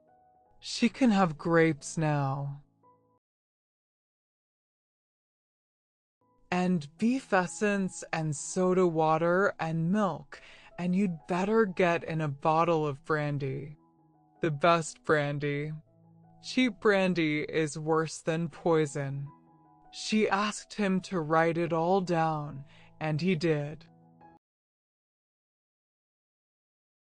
When Bobby showed Mother the list he had written, Mother laughed. It was a laugh, Bobby decided, though it was rather odd and feeble. "Nonsense," said Mother. Laying in bed with eyes as bright as beads. "I can't afford all that rubbish. Tell Mrs. Viney to boil 2 pounds of scrag end of the neck for your dinners tomorrow. And I can have some of the broth." "Yes, I should like some more water now, love. And will you get a basin and sponge my hands?" Roberta obeyed. When she had done everything she could to make Mother less uncomfortable, she went down to the others. Her cheeks were very red, her lips set tight, and her eyes almost as bright as Mother's. She told them what the doctor had said and what Mother had said. "And now," said she, when she had told all, "there's no one but us to do anything. And we've got to do it. I've got the shilling for the mutton." "We can do without the beastly mutton," said Peter. "Bread and butter will support life." People have lived on less on desert islands many a time. "Of course," said his sister. And Mrs. Viney was sent to the village to get as much brandy and soda water and beef tea as she could buy for a shilling. "But even if we never have anything to eat at all," said Phyllis, "you can't get all those other things with our dinner money." "No," said Bobby, frowning. "We must find out some other way. Now think, everybody, just as hard as ever you can. They did think. And presently they talked. And later, when Bobby had gone up to sit with Mother in case she wanted anything, the other two were very busy with scissors and a white sheet and a paintbrush. And the pot of Brunswick black that Mrs. Viney used for grates and fenders. They did not manage to do what they wished exactly with the first sheet. So they took another out of the linen cupboard. It did not occur to them that they were spoiling good sheets which cost good money. They only knew that they were making a good, but what they were making comes later. Bobby's bed had been moved into Mother's room, and several times in the night she got up to mend the fire, and to give her Mother milk and soda water. Mother talked to herself a good deal, but it did not seem to mean anything. And once she woke up suddenly and called out, "Mama, Mama." And Bobby knew she was calling for Granny, and that she had forgotten that it was no use calling, because Granny was dead.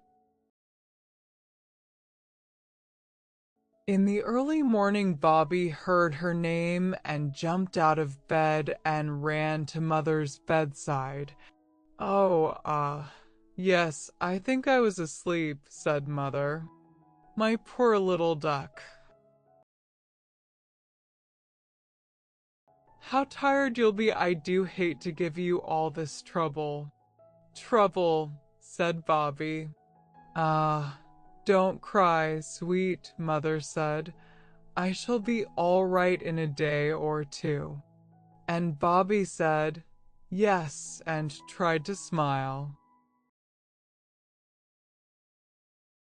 When you are used to 10 hours of solid sleep, to get up 3 or 4 times in your sleep time makes you feel as though you had been up all night.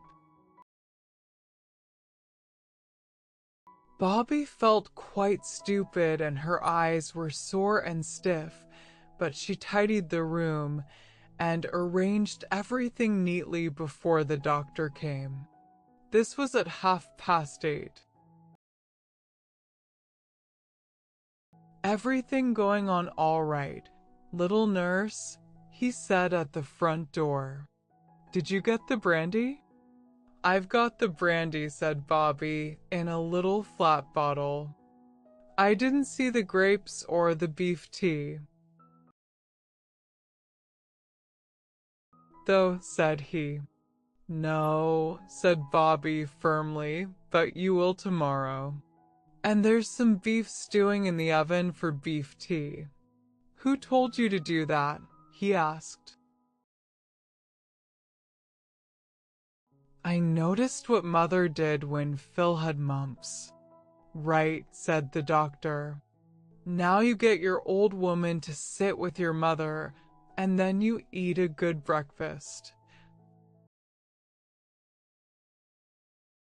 And go straight to bed and sleep till dinner time. We can't afford to have the head nurse ill."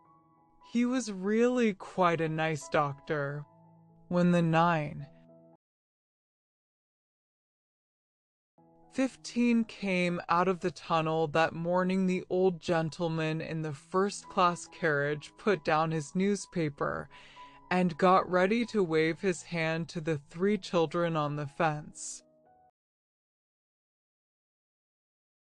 But this morning there were not 3. There was only 1. And that was Peter. Peter was not on the railings either, as usual. He was standing in front of them in an attitude like that of a showman showing off the animals in a menagerie.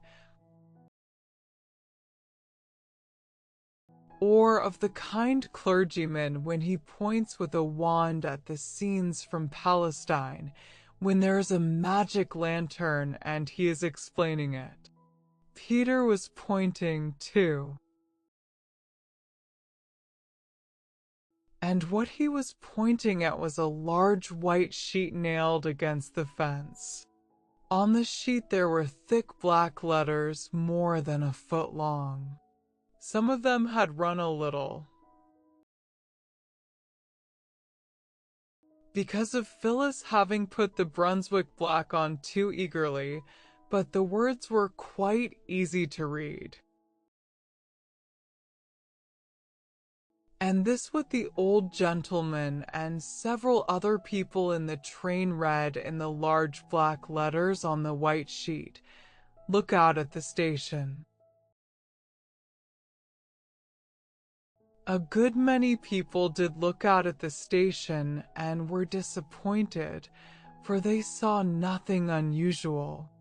The old gentleman looked out too,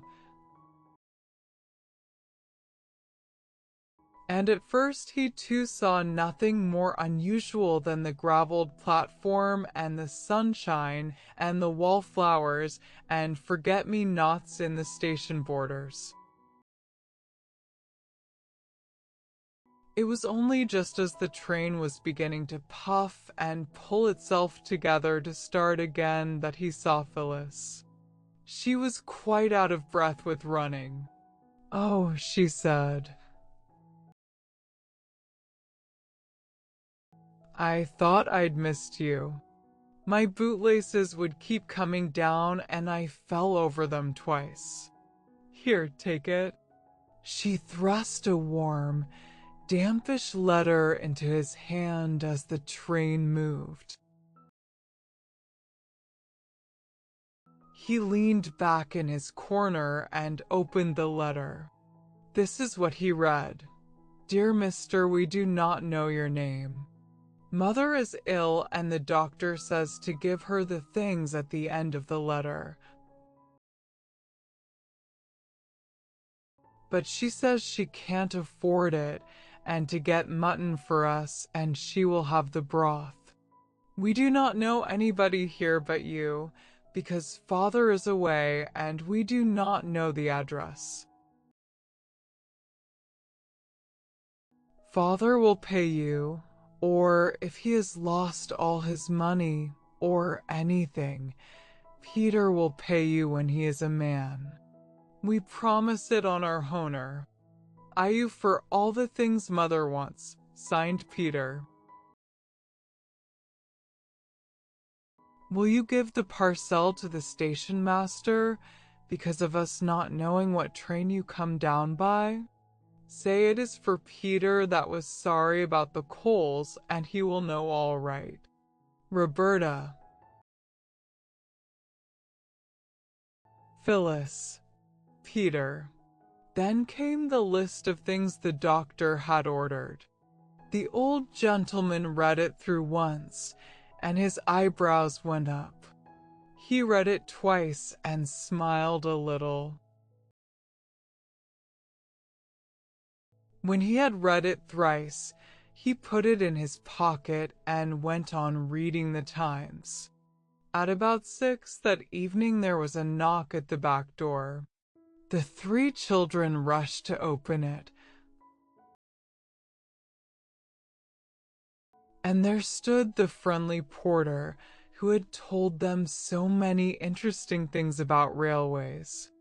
He dumped down a big hamper on the kitchen flags. "Old gent," he said. He asked me to fetch it up straight away.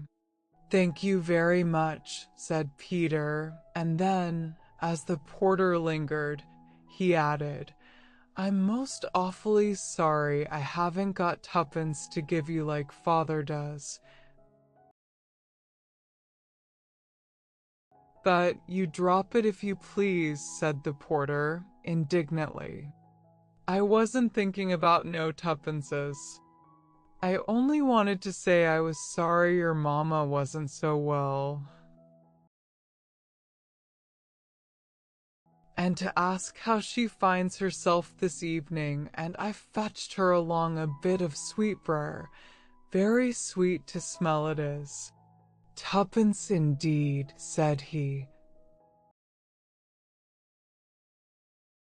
and produced a bunch of sweetbriar from his hat, just like a conjurer, as Phyllis remarked afterwards.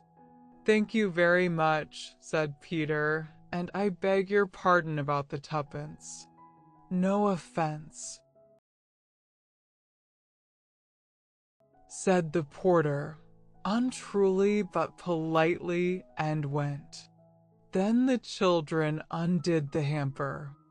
First there was straw, and then there were fine shavings. And then came all the things they had asked for, and plenty of them, and then a good many things they had not asked for, among others peaches and port wine and 2 chickens. A cardboard box of big red roses with long stalks, and a tall thin green bottle of lavender water, and 3 smaller fatter bottles of eau de cologne. There was a letter too. Dear Roberta and Phyllis and Peter, it said, here are the things you want. Your mother will want to know where they came from. Tell her they were sent by a friend who heard she was ill. When she is well again, you must tell her all about it, of course. And if she says you ought not to have asked for the things, tell her that I say you were quite right, and that I hope she will forgive me for taking the liberty of allowing myself a very great pleasure. The letter was signed G.P., something that the children couldn't read. I think we were right, said Phyllis. Right? Of course we were right, said Bobby. All the same, said Peter, with his hands in his pockets. I don't exactly look forward to telling Mother the whole truth about it. We're not to do it till she's well, said Bobby. And when she's well, we shall be so happy we shan't mind a little fuss like that. Oh, just look at the roses. I must take them up to her. And the sweetbriar, said Phyllis, sniffing it loudly. Don't forget the sweetbriar. As if I should, said Roberta. Mother told me the other day there was a thick hedge of it at her mother's house when she was a little girl. Chapter 4. The Engine Burglar. What was left of the second sheet and the Brunswick black came in very nicely to make a banner bearing the legend, "She is nearly well, thank you," and this was displayed to the Green Dragon about a fortnight after the arrival of the wonderful hamper. The old gentleman saw it and waved a cheerful response from the train. And when this had been done, the children saw that now was the time when they must tell Mother what they had done when she was ill. And it did not seem nearly so easy as they had thought it would be, but it had to be done. And it was done. Mother was extremely angry. She was seldom angry. And now she was angrier than they had ever known her. This was horrible. But it was much worse when she suddenly began to cry. Crying is catching, I believe, like measles and whooping cough. At any rate, everyone at once found itself taking part in a crying party. Mother stopped first. She dried her eyes and then she said, "I'm sorry I was so angry, darlings. Because I know you didn't understand. We didn't mean to be naughty, Mammy," sobbed Bobby, and Peter and Phyllis sniffed. "Now listen," said Mother. "It's quite true that we're poor. But we have enough to live on. You mustn't go telling everyone about our affairs, it's not right. And you must never, never, never ask strangers to give you things. Now always remember that, won't you?" They all hugged her and rubbed their damp cheeks against hers and promised that they would. "And I'll write a letter to your old gentleman. And I shall tell him that I didn't approve. Oh, of course I shall thank him, too, for his kindness. It's you I don't approve of, my darlings, not the old gentleman. He was as kind as ever he could be. And you can give the letter to the station master to give him, and we won't say any more about it." Afterwards, when the children were alone, Bobby said, "Isn't Mother splendid? You catch any other grown-up saying they were sorry they had been angry." "Yes," said Peter, "she is splendid, but it's rather awful when she's angry. She's like avenging and bright in the song," said Phyllis. "I should like to look at her if it wasn't so awful. She looks so beautiful when she's really downright furious." They took the letter down to the station master. "I thought you said you hadn't got any friends except in London," said he. "We've made him since," said Peter. "But he doesn't live hereabouts?" "No, we just know him on the railway." Then the station master retired to that sacred inner temple behind the little window where the tickets are sold. And the children went down to the porter's room and talked to the porter. They learned several interesting things from him, among others that his name was Perks, that he was married and had 3 children, that the lamps in front of engines are called headlights, and the ones at the back tail lights. "And that just shows," whispered Phyllis, "that trains really are dragons in disguise, with proper heads and tails."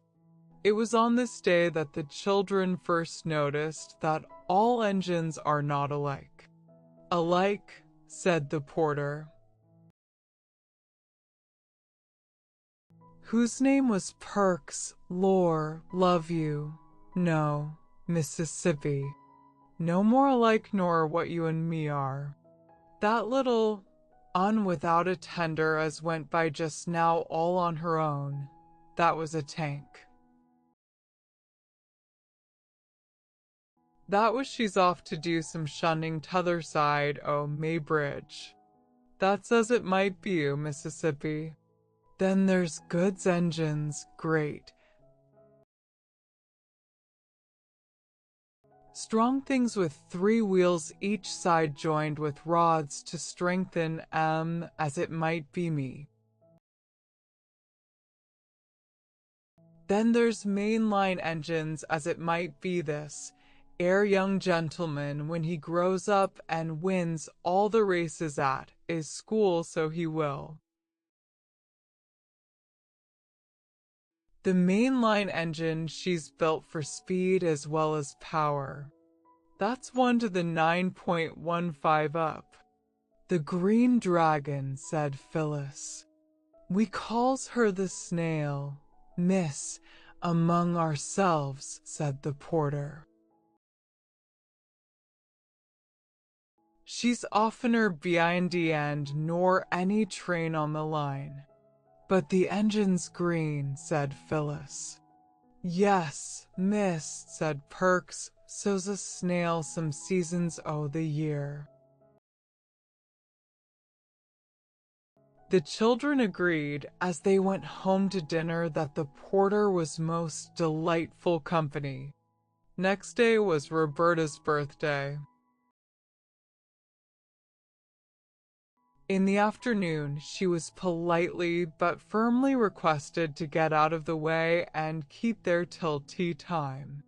You aren't to see what we're going to do till it's done. It's a glorious surprise, said Phyllis. And Roberta went out into the garden all alone. She tried to be grateful, but she felt she would much rather have helped in whatever it was than have to spend her birthday afternoon by herself, no matter how glorious the surprise might be.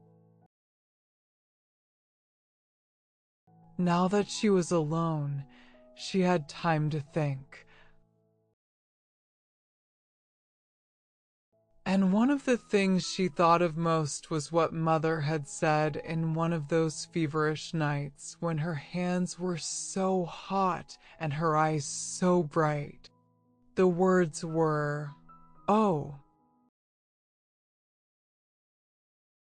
what a doctor's bill there'll be for this." She walked round and round the garden among the rose bushes that hadn't any roses yet, only buds, and the lilac bushes and syringas and American currants, and the more she thought of the doctor's bill, the less she liked the thought of it, and presently she made up her mind. She went out through the side door of the garden and climbed up the steep field to where the road runs along by the canal. She walked along until she came to the bridge that crosses the canal and leads to the village, and here she waited. It was very pleasant in the sunshine to lean one's elbows on the warm stone of the bridge and look down at the blue water of the canal. Bobby had never seen any other canal, except the Regent's Canal, and the water of that is not at all a pretty color. And she had never seen any river at all except the Thames, which also would be all the better if its face was washed. Perhaps the children would have loved the canal as much as the railway, but for two things. One was that they had found the railway first on that first wonderful morning when the house and the country and the moors and rocks and great hills were all new to them. They had not found the canal till some days later. The other reason was that everyone on the railway had been kind to them, the station master, the porter, and the old gentleman who waved. And the people on the canal were anything but kind. The people on the canal were, of course, the barges, who steered the slow barges up and down, or walked beside the old horses that trampled up the mud of the towing path and strained at the long tow ropes. Peter had once asked one of the barges the time, and had been told to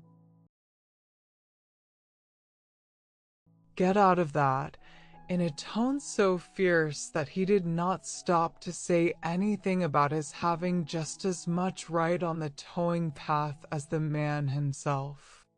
Indeed, he did not even think of saying it till some time later. Then another day, when the children thought they would like to fish in the canal, a boy in a barge threw lumps of coal at them, and one of these hit Phyllis on the back of the neck. She was just stooping down to tie up her bootlace, and though the coal hardly hurt at all, it made her not care very much about going on fishing. On the bridge, however, Roberta felt quite safe, because she could look down on the canal, and if any boy showed signs of meaning to throw coal, she could duck behind the parapet. Presently there was a sound of wheels, which was just what she expected. The wheels were the wheels of the doctor's dog cart, and in the cart, of course, was the doctor. He pulled up and called out, "Hello, head nurse. Want a lift?" "I wanted to see you," said Bobby. "Your mother's not worse, I hope," said the doctor. "No, but, well, skip in then, and we'll go for a drive." Roberta climbed in, and the brown horse was made to turn round, which it did not like at all, for it was looking forward to its tea, I mean its oats. "This is jolly," said Bobby, as the dog cart flew along the road by the canal. "We could throw a stone down any one of your 3 chimneys," said the doctor, as they passed the house. "Yes," said Bobby, "but you'd have to be a jolly good shot." "How do you know I'm not?" said the doctor. "Now, then, what's the trouble?" Bobby fidgeted with the hook of the driving apron. "Come, out with it," said the doctor.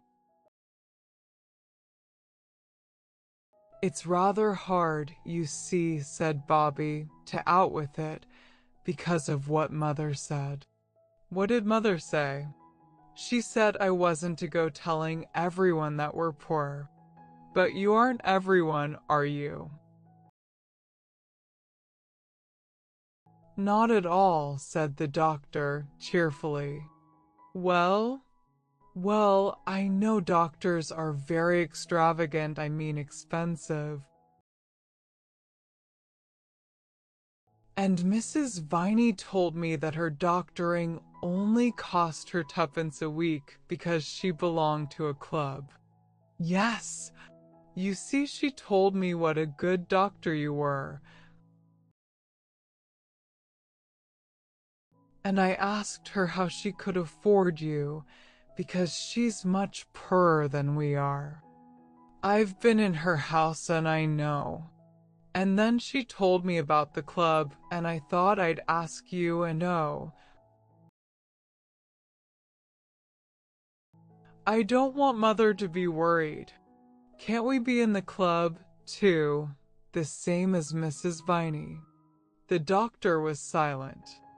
He was rather poor himself, and he had been pleased at getting a new family to attend. So I think his feelings at that minute were rather mixed. "You aren't cross with me, are you?" said Bobby, in a very small voice. The doctor roused himself. "Cross? How could I be?" "You're a very sensible little woman. Now look here, don't you worry. I'll make it all right with your mother, even if I have to make a special brand new club all for her. Look here. This is where the aqueduct begins. What's an what's its name? Asked Bobby. A water bridge, said the doctor. Look, the road rose to a bridge over the canal. To the left was a steep rocky cliff with trees and shrubs growing in the cracks of the rock. And the canal here left off running along the top of the hill and started to run on a bridge of its own, a great bridge with tall arches that went right across the valley. Bobby drew a long breath. It is grand, isn't it? She said. It's like pictures in the history of Rome. Right, said the doctor. That's just exactly what it is like. The Romans were dead nuts on aqueducts. It's a splendid piece of engineering. I thought engineering was making engines.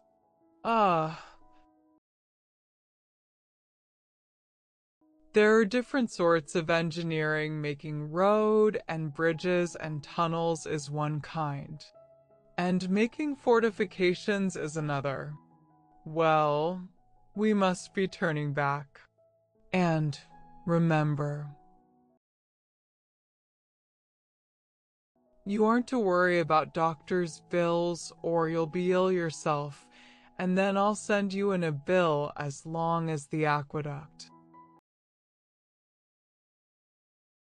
When Bobby had parted from the doctor at the top of the field that ran down from the road to Three Chimneys, she could not feel that she had done wrong.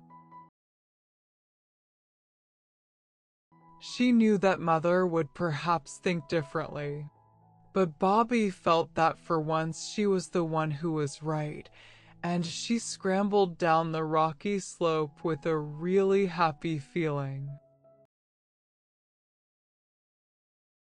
Phyllis and Peter met her at the back door. They were unnaturally clean and neat, and Phyllis had a red bow in her hair. There was only just time for Bobby to make herself tidy and tie up her hair with a blue bow before a little bell rang. There, said Phyllis, that's to show the surprise is ready. Now you wait till the bell rings again, and then you may come into the dining room. So Bobby waited. Tinkle, tinkle, said the little bell, and Bobby went into the dining room. Feeling rather shy.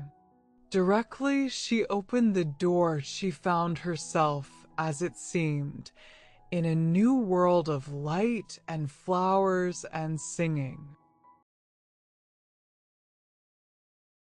Mother and Peter and Phyllis were standing in a row at the end of the table. The shutters were shut, and there were 12 candles on the table, one for each of Roberta's years.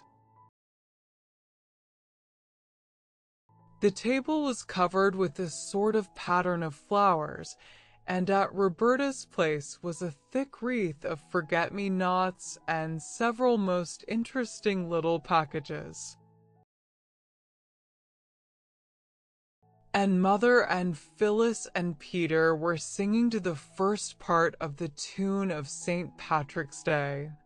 Roberta knew that Mother had written the words on purpose for her birthday.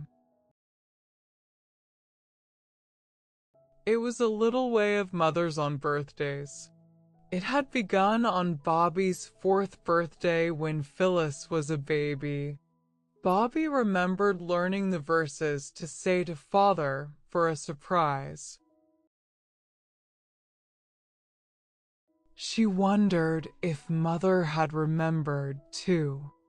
The 4-year-old verse had been, "Daddy dear, I'm only 4 and I'd rather not be more." 4's the nicest age to be, 2 and 2 and 1 and 3. What I love is 2 and 2, Mother, Peter, Phil, and you. What you love is 1 and 3, Mother, Peter, Phil, and me. Give your little girl a kiss because she learned and told you this.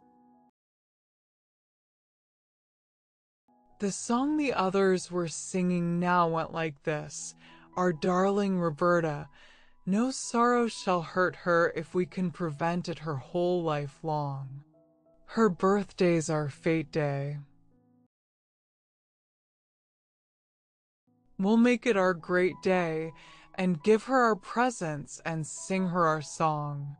May pleasures attend her, and may the fates send her the happiest journey along her life's way. With skies bright above her and dear ones to love her. Dear Bob, many happy returns of the day. When they had finished singing, they cried, 3 cheers for our Bobby, and gave them very loudly. Bobby felt exactly as though she were going to cry. You know that odd feeling in the bridge of your nose and the pricking in your eyelids? But before she had time to begin, they were all kissing and hugging her. "Now," said Mother, "look at your presents." They were very nice presents. There was a green and red needlebook that Phyllis had made herself in secret moments. There was a darling little silver brooch of Mother's shaped like a buttercup, which Bobby had known and loved for years, but which she had never thought would come to be her very own. There was also a pair of blue glass vases from Mrs. Viney. Roberta had seen and admired them in the village shop. And there were 3 birthday cards with pretty pictures and wishes. Mother fitted the forget-me-not crown on Bobby's brown head. "And now look at the table," she said. There was a cake on the table covered with white sugar, with Dear Bobby on it in pink sweets, and there were buns and jam. But the nicest thing was that the big table was almost covered with flowers. Wallflowers were laid all round the tea tray. There was a ring of forget-me-nots round each plate. The cake had a wreath of white lilac round it, and in the middle was something that looked like a pattern all done with single blooms of lilac or wallflower or laburnum. "It's a map of the railway," cried Peter. "Look, those lilac lines are the metals, and there's the station done in brown wallflowers. The laburnum is the train. And there are the signal boxes, and the road up to here, and those fat red daisies are us 3 waving to the old gentleman. That's him, the pansy in the laburnum train. And there's 3 chimneys done in the purple primroses," said Phyllis. "And that little tiny rosebud is Mother looking out for us when we're late for tea. Peter invented it all. And we got all the flowers from the station. We thought you'd like it better." "That's my present," said Peter, suddenly dumping down his adored steam engine on the table in front of her. Its tender had been lined with fresh white paper and was full of sweets. "Oh, Peter," cried Bobby, quite overcome by this munificence, "not your own dear little engine that you're so fond of." "Oh, no," said Peter, very promptly, "not the engine. Only the sweets." Bobby couldn't help her face changing a little, not so much because she was disappointed at not getting the engine, as because she had thought it so very noble of Peter, and now she felt she had been silly to think it. Also, she felt she must have seemed greedy to expect the engine as well as the sweets. So her face changed. Peter saw it. He hesitated a minute, then his face changed, too, and he said, "I mean, not all the engine. I'll let you go halves if you like." "You're a brick," cried Bobby. "It's a splendid present." She said no more aloud, but to herself she said, "That was awfully jolly decent of Peter, because I know he didn't mean to." Well, the broken half shall be my half of the engine, and I'll get it mended and give it back to Peter for his birthday. "Yes, mother dear, I should like to cut the cake," she added, and tea began. It was a delightful birthday. After tea, Mother played games with them, any game they liked, and of course their first choice was Blind Man's Buff. In the course of which Bobby's forget-me-not wreath twisted itself crookedly over one of her ears and stayed there. Then, when it was near bedtime and time to calm down, Mother had a lovely new story to read to them. "You won't sit up late working, will you, Mother?" Bobby asked as they said goodnight, and Mother said no. She wouldn't, she would only just write to Father and then go to bed. But when Bobby crept down later to bring up her presents, for she felt she really could not be separated from them all night, Mother was not writing, but leaning her head on her arms and her arms on the table. I think it was rather good of Bobby to slip quietly away, saying over and over, "She doesn't want me to know she's unhappy." And I won't know. But it made a sad end to the birthday. The very next morning, Bobby began to watch her opportunity to get Peter's engine mended secretly. And the opportunity came the very next afternoon. Mother went by train to the nearest town to do shopping. When she went there, she always went to the post office. Perhaps to post her letters to Father, for she never gave them to the children or Mrs. Viney to post, and she never went to the village herself.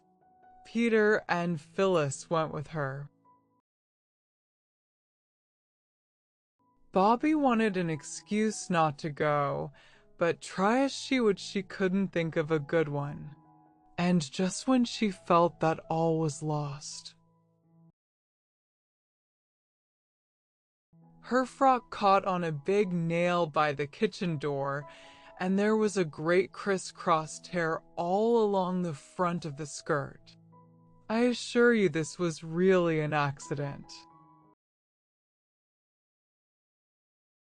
So the others pitied her and went without her, for there was no time for her to change, because they were rather late already and had to hurry to the station to catch the train.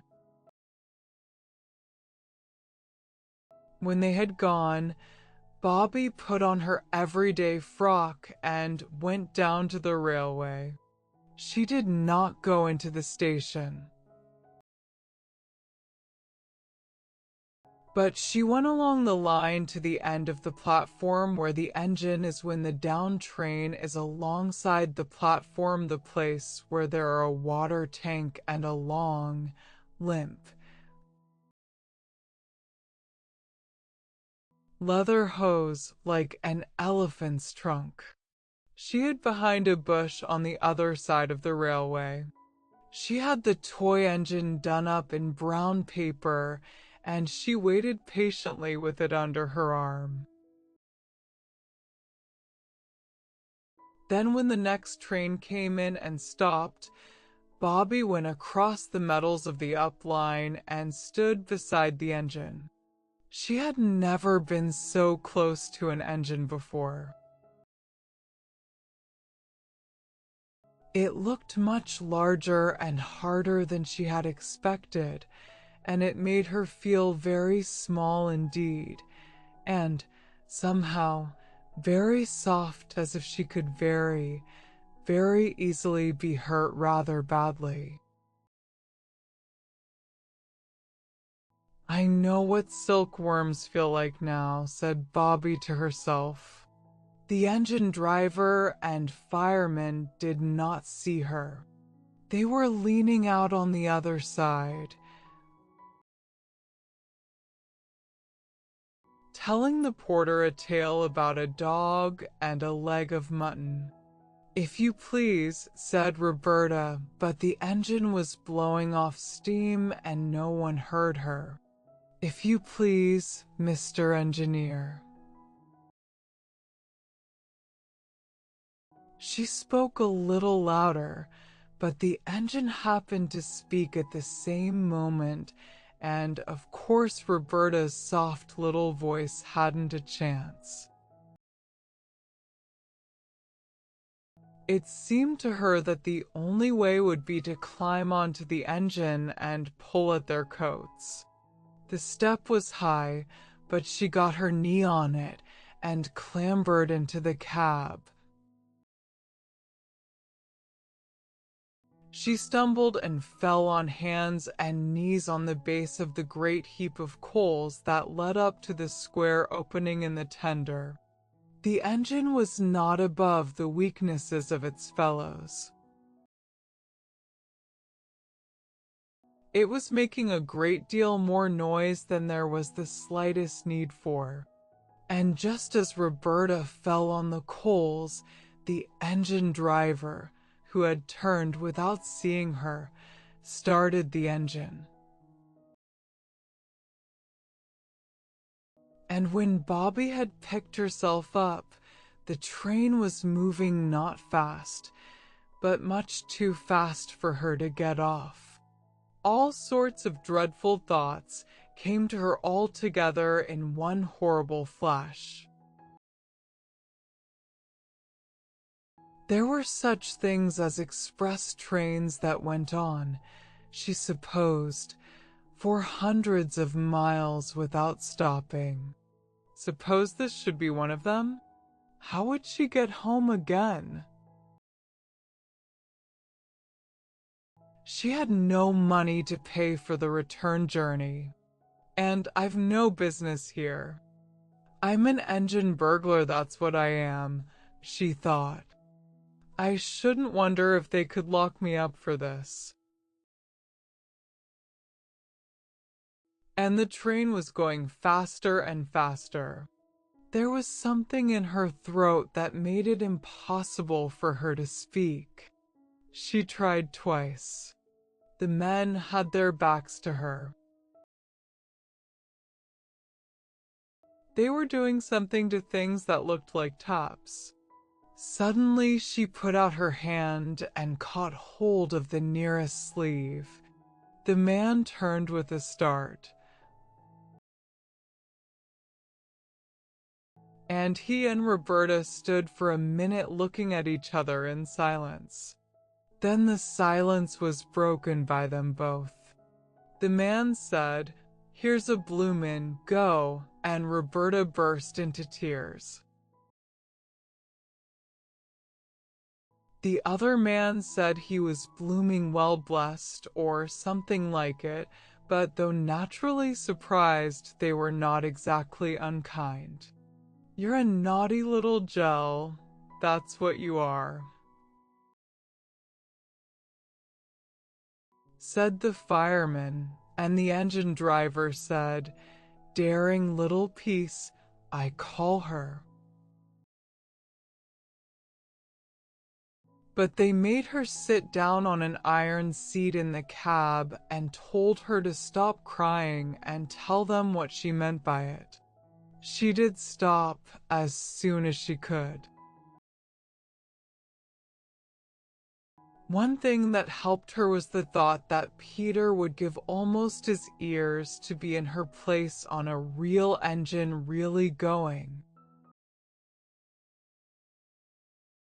The children had often wondered whether any engine driver could be found noble enough to take them for a ride on an engine, and now there she was. She dried her eyes and sniffed earnestly. "Now, then," said the fireman, "out with it." "What do you mean by it, eh?" "Oh, please," sniffed Bobby. "Try again," said the engine driver, encouragingly. Bobby tried again. "Please, Mr. Engineer," she said, "I did call out to you from the line." "But you didn't hear me, and I just climbed up to touch you on the arm quite gently. I meant to do it, and then I fell into the coals, and I am so sorry if I frightened you." "Oh, don't be cross-o. Please don't." She sniffed again. "We ain't so much cross," said the fireman, as interested-like. "It ain't every day a little gel tumbles into our coal bunker out of the sky, is it, Bill?" "What did you do it for, eh?" "That's the point," agreed the engine driver. "What did you do it for?" Bobby found that she had not quite stopped crying. The engine driver patted her on the back and said, "Here, cheer up, mate. It ain't so bad as all that, I'll be bound." "I wanted," said Bobby, much cheered to find herself addressed as mate. "I only wanted to ask you if you'd be so kind as to mend this." She picked up the brown paper parcel from among the coals and undid the string with hot, red fingers that trembled. Her feet and legs felt the scorch of the engine fire, but her shoulders felt the wild chill rush of the air. The engine lurched and shook and rattled. And as they shot under a bridge, the engine seemed to shout in her ears. The fireman shoveled on coals. Bobby unrolled the brown paper and disclosed the toy engine. "I thought," she said wistfully, "that perhaps you'd mend this for me because you're an engineer, you know." The engine driver said he was blowed if he wasn't blessed. "I'm blessed if I ain't blowed," remarked the fireman. But the engine driver took the little engine and looked at it, and the fireman ceased for an instant to shovel coal and looked too. It's like your precious cheek," said the engine driver. "Whatever made you think we'd be bothered tinkering penny toys?" "I didn't mean it for precious cheek," said Bobby. "Only everybody that has anything to do with railways is so kind and good. I didn't think you'd mind." "You don't really, do you?" she added, for she had seen a not unkindly wink pass between the two. "My trade's driving of an engine, not mending her, especially such a hout-size in engines as this 'ere," said Bill. "And 'ow are we a-goin' to get you back to your sorrowing friends and relations, and all be forgiven and forgotten, if you'll put me down next time you stop," said Bobby firmly, though her heart beat fiercely against her arm as she clasped her hands. "And lend me the money for a third-class ticket. I'll pay you back honor bright. I'm not a confidence trick like in the newspapers, really, I'm not." "You're a little lady, every inch," said Bill, relenting suddenly and completely. "We'll see you gets home safe. And about this engine, Jim, ain't you got ne'er a pal as can use a soldering iron? Seems to me that's about all the little bounder wants doing to it." "That's what father said," Bobby explained eagerly. "What's that for?" She pointed to a little brass wheel that he had turned as he spoke. "That's the injector." "In what?" "Injector to fill up the boiler." "Oh," said Bobby, mentally registering the fact to tell the others. "That is interesting." "This 'ere's the automatic brake," Bill went on, flattered by her enthusiasm. "You just move this 'ere little handle, do it with one finger, you can, and the train jolly soon stops. That's what they call the power of science in the newspapers." He showed her two little dials, like clock faces, and told her how one showed how much steam was going, and the other showed if the brake was working properly. By the time she had seen him shut off steam with a big shining steel handle, Bobby knew more about the inside working of an engine than she had ever thought there was to know. And Jim had promised that his second cousin's wife's brother should solder the toy engine, or Jim would know the reason why. Besides all the knowledge she had gained, Bobby felt that she and Bill and Jim were now friends for life, and that they had wholly and forever forgiven her for stumbling uninvited among the sacred coals of their tender. At Stacklepole Junction, she parted from them with warm expressions of mutual regard. They handed her over to the guard of a returning train, a friend of theirs, and she had the joy of knowing what guards do in their secret fastnesses, and understood how. When you pull the communication cord in railway carriages, a wool goes round under the guard's nose and a loud bell rings in his ears. She asked the guard why his van smelt so fishy. and learned that he had to carry a lot of fish every day, and that the wetness in the hollows of the corrugated floor had all drained out of boxes full of plaice and cod and mackerel and soles and smelts. Bobby got home in time for tea, and she felt as though her mind would burst with all that had been put into it since she parted from the others. How she blessed the nail that had torn her frock. "Where have you been?"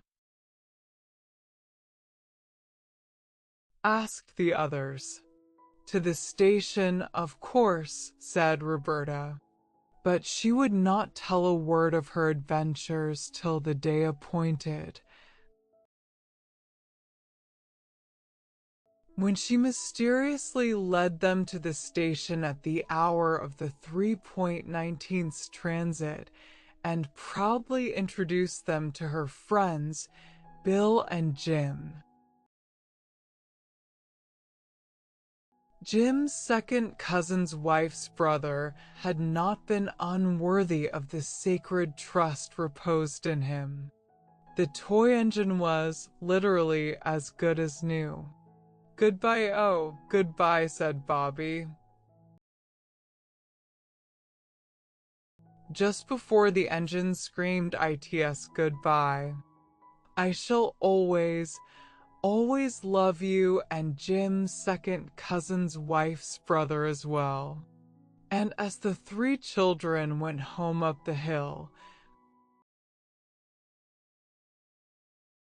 Peter hugging the engine, now quite its own self again, Bobby told, with joyous leaps of the heart, the story of how she had been an engine burglar. Chapter 5: Prisoners and Captives. It was one day when Mother had gone to Maybridge. She had gone alone, but the children were to go to the station to meet her, and loving the station as they did, it was only natural that they should be there a good hour before there was any chance of Mother's train arriving, even if the train were punctual, which was most unlikely. No doubt they would have been just as early, even if it had been a fine day, and all the delights of woods and fields and rocks and rivers had been open to them. But it happened to be a very wet day and, for July, very cold. There was a wild wind that drove flocks of dark purple clouds across the sky, like herds of dream elephants, as Phyllis said. And the rain stung sharply, so that the way to the station was finished at a run. Then the rain fell faster and harder, and beat slantwise against the windows of the booking office and of the chill place that had general waiting room on its door. "It's like being in a besieged castle," Phyllis said. "Look at the arrows of the foe striking against the battlements." "It's much more like a great garden squirt," said Peter. They decided to wait on the upside, for the down platform looked very wet indeed, and the rain was driving right into the little bleak shelter where down passengers have to wait for their trains. The hour would be full of incident and of interest, for there would be 2 up trains and 1 down to look at before the one that should bring Mother back. "Perhaps it'll have stopped raining by then," said Bobby. "Anyhow, I'm glad I brought Mother's waterproof and umbrella." They went into the desert spot labeled General Waiting Room. And the time passed pleasantly enough in a game of advertisements. You know the game, of course? It is something like Dumb Crambo. The players take it in turns to go out, and then come back and look as like some advertisement as they can, and the others have to guess what advertisement it is meant to be. Bobby came in and sat down under Mother's umbrella and made a sharp face, and everyone knew she was the fox who sits under the umbrella in the advertisement. Phyllis tried to make a magic carpet of Mother's waterproof, but it would not stand out stiff and raft-like as a magic carpet should, and nobody could guess it. Everyone thought Peter was carrying things a little too far when he blacked his face all over with coal dust and struck a spidery attitude and said he was the blot that advertises somebody's blue-black writing fluid. It was Phyllis's turn again. And she was trying to look like the Sphinx that advertises what's his name's personally conducted tours up the Nile when the sharp ting of the signal announced the up train. The children rushed out to see it pass. On its engine were the particular driver and fireman who were now numbered among the children's dearest friends. Courtesies passed between them. Jim asked after the toy engine, and Bobby pressed on his acceptance a moist, greasy package of toffee that she had made herself.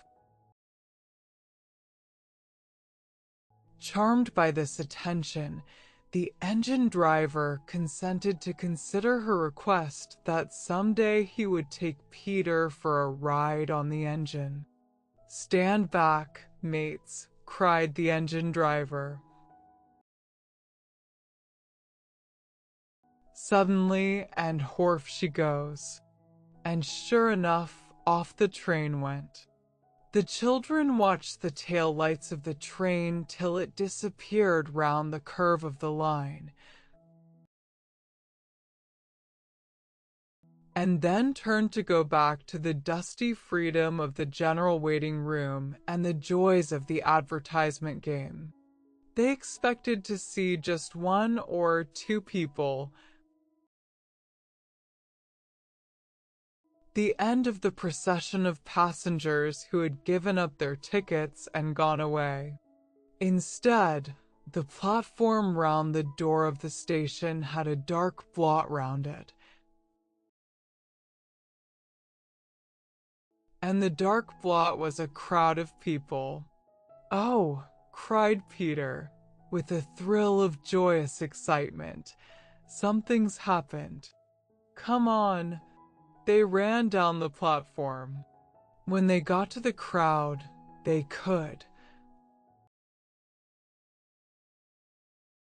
of course, see nothing but the damp backs and elbows of the people on the crowds outside.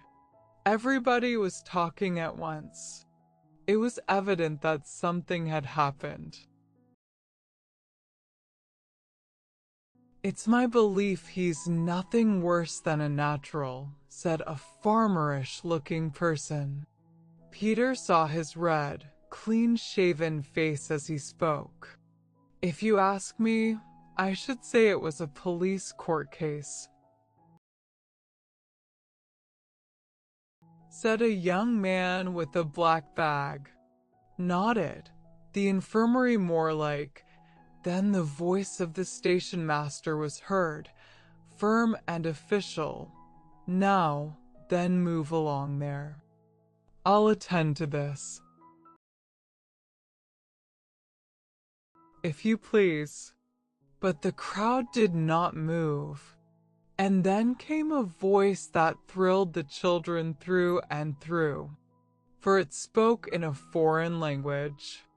And what is more, it was a language that they had never heard. They had heard French spoken and German. Aunt Emma knew German and used to sing a song about beditten and ten and bin and sin. Nor was it Latin. Peter had been in Latin for 4 terms. It was some comfort, anyhow, to find that none of the crowd understood the foreign language any better than the children did. "What's that he's saying?" asked the farmer heavily. "Sounds like French to me," said the station master, who had once been to Boulogne for the day. "It isn't French," cried Peter. "What is it then?" asked more than one voice. The crowd fell back a little to see who had spoken, and Peter pressed forward, so that when the crowd closed up again, he was in the front rank. "I don't know what it is," said Peter, "but it isn't French." "I know that." Then he saw what it was that the crowd had for its center. It was a man, the man, Peter did not doubt, who had spoken in that strange tongue. A man with long hair and wild eyes, with shabby clothes of a cut Peter had not seen before, a man whose hands and lips trembled, and who spoke again as his eyes fell on Peter. "No, it's not French," said Peter. "Try him with French if you know so much about it," said the farmer man. "Parlez-vous français?" began Peter boldly, and the next moment the crowd recoiled again. For the man with the wild eyes had left leaning against the wall, and had sprung forward and caught Peter's hands, and begun to pour forth a flood of words which, though he could not understand a word of them, Peter knew the sound of. "There," said he, and turned, his hands still clasped in the hands of the strange shabby figure, to throw a glance of triumph at the crowd. "There, that's French." "What does he say?" "I don't know." Peter was obliged to own it. "Here," said the station master again. "You move on if you please. I'll deal with this case." A few of the more timid or less inquisitive travelers moved slowly and reluctantly away, and Phyllis and Bobby got near to Peter. All 3 had been taught French at school. How deeply they now wished that they had learned it. Peter shook his head at the stranger, but he also shook his hands as warmly and looked at him as kindly as he could. A person in the crowd, after some hesitation, said suddenly, "No compreni," and then, blushing deeply, backed out of the press and went away. "Take him into your room," whispered Bobby to the station master. "Mother can talk French.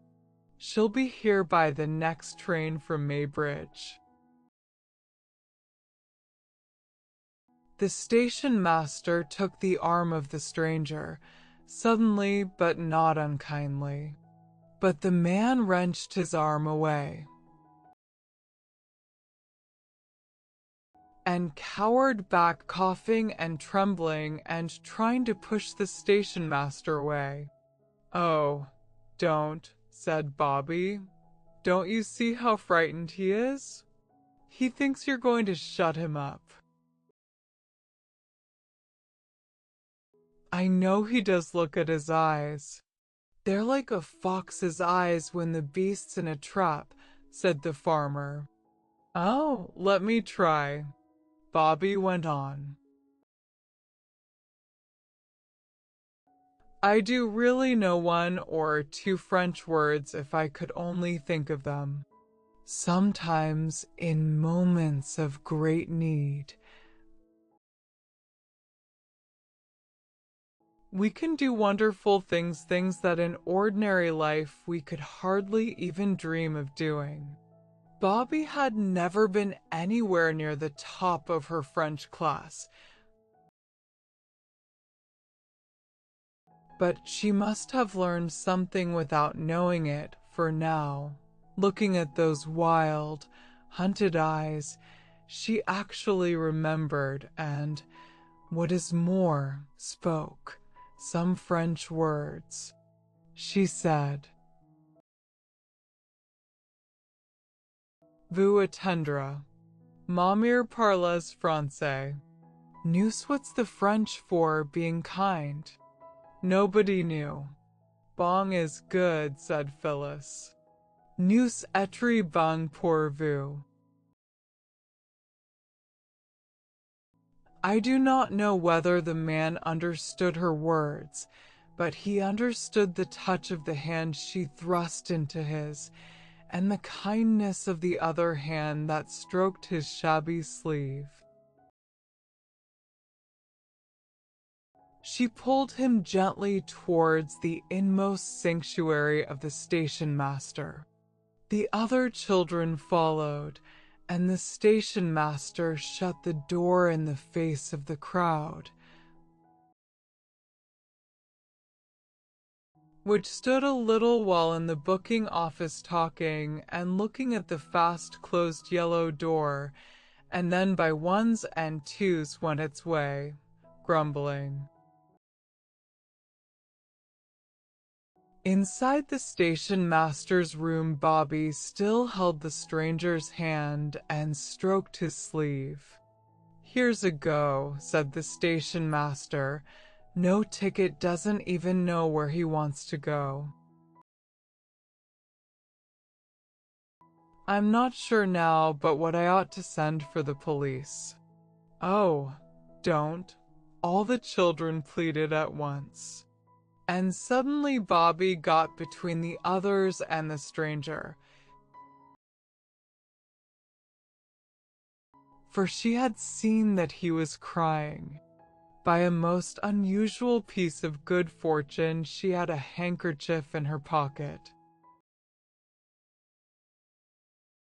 By a still more uncommon accident, the handkerchief was moderately clean. Standing in front of the stranger, she got out the handkerchief and passed it to him so that the others did not see. "Wait till Mother comes," Phyllis was saying. "She does speak French beautifully. You'd just love to hear her." "I'm sure he hasn't done anything like you're sent to prison for," said Peter. "Looks like without visible means to me," said the station master. "Well, I don't mind giving him the benefit of the doubt till your mama comes. I should like to know what nation's got the credit of him, that I should." Then Peter had an idea.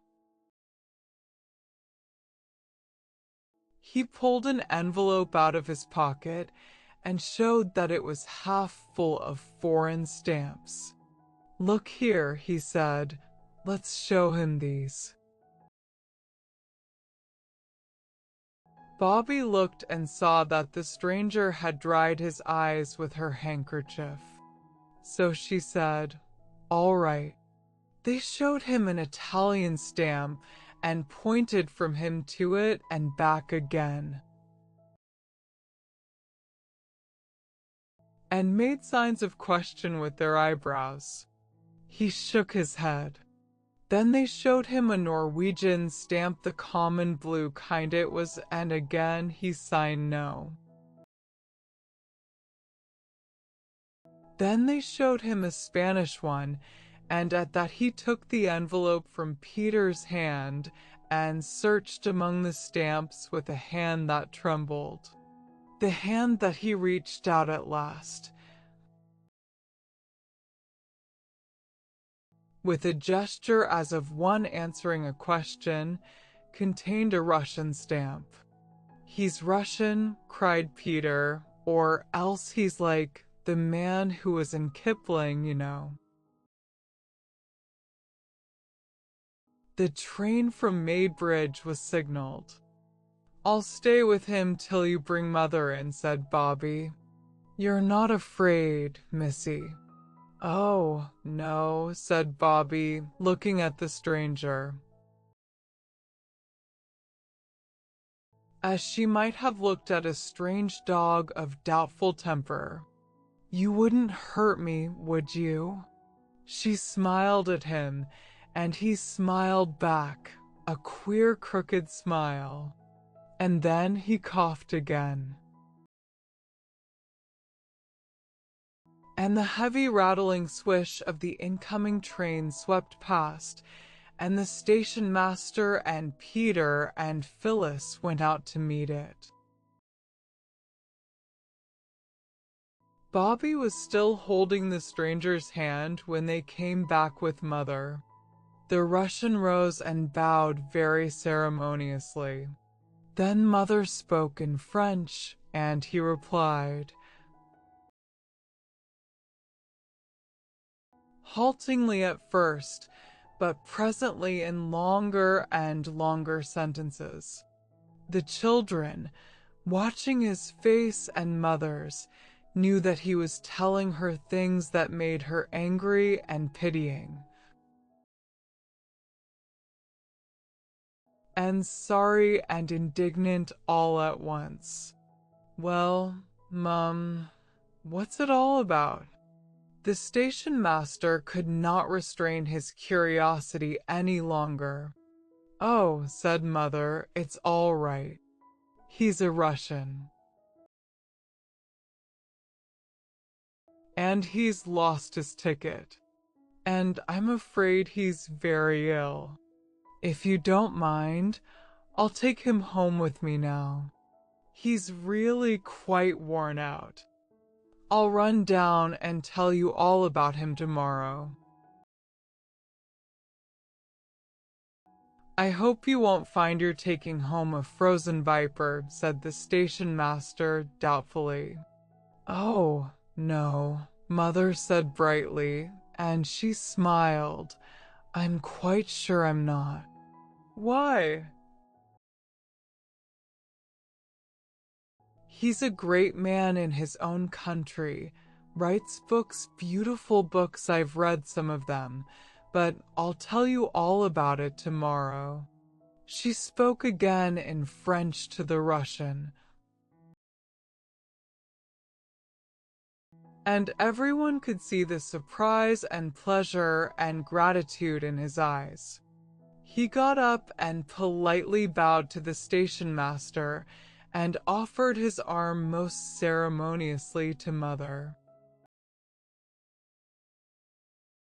She took it, but anybody could have seen that she was helping him along, and not he her.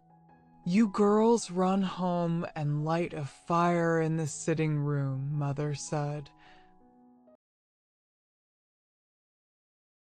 And Peter had better go for the doctor. But it was Bobby who went for the doctor. "I hate to tell you," she said breathlessly when she came upon him in his shirt sleeves, weeding his pansy bed. "But Mother's got a very shabby Russian, and I'm sure he'll have to belong to your club." I'm certain he hasn't got any money. We found him at the station. Found him. Was he lost, then? Asked the doctor. Reaching for his coat. Yes, said Bobby, unexpectedly. That's just what he was. He's been telling Mother the sad, sweet story of his life in French.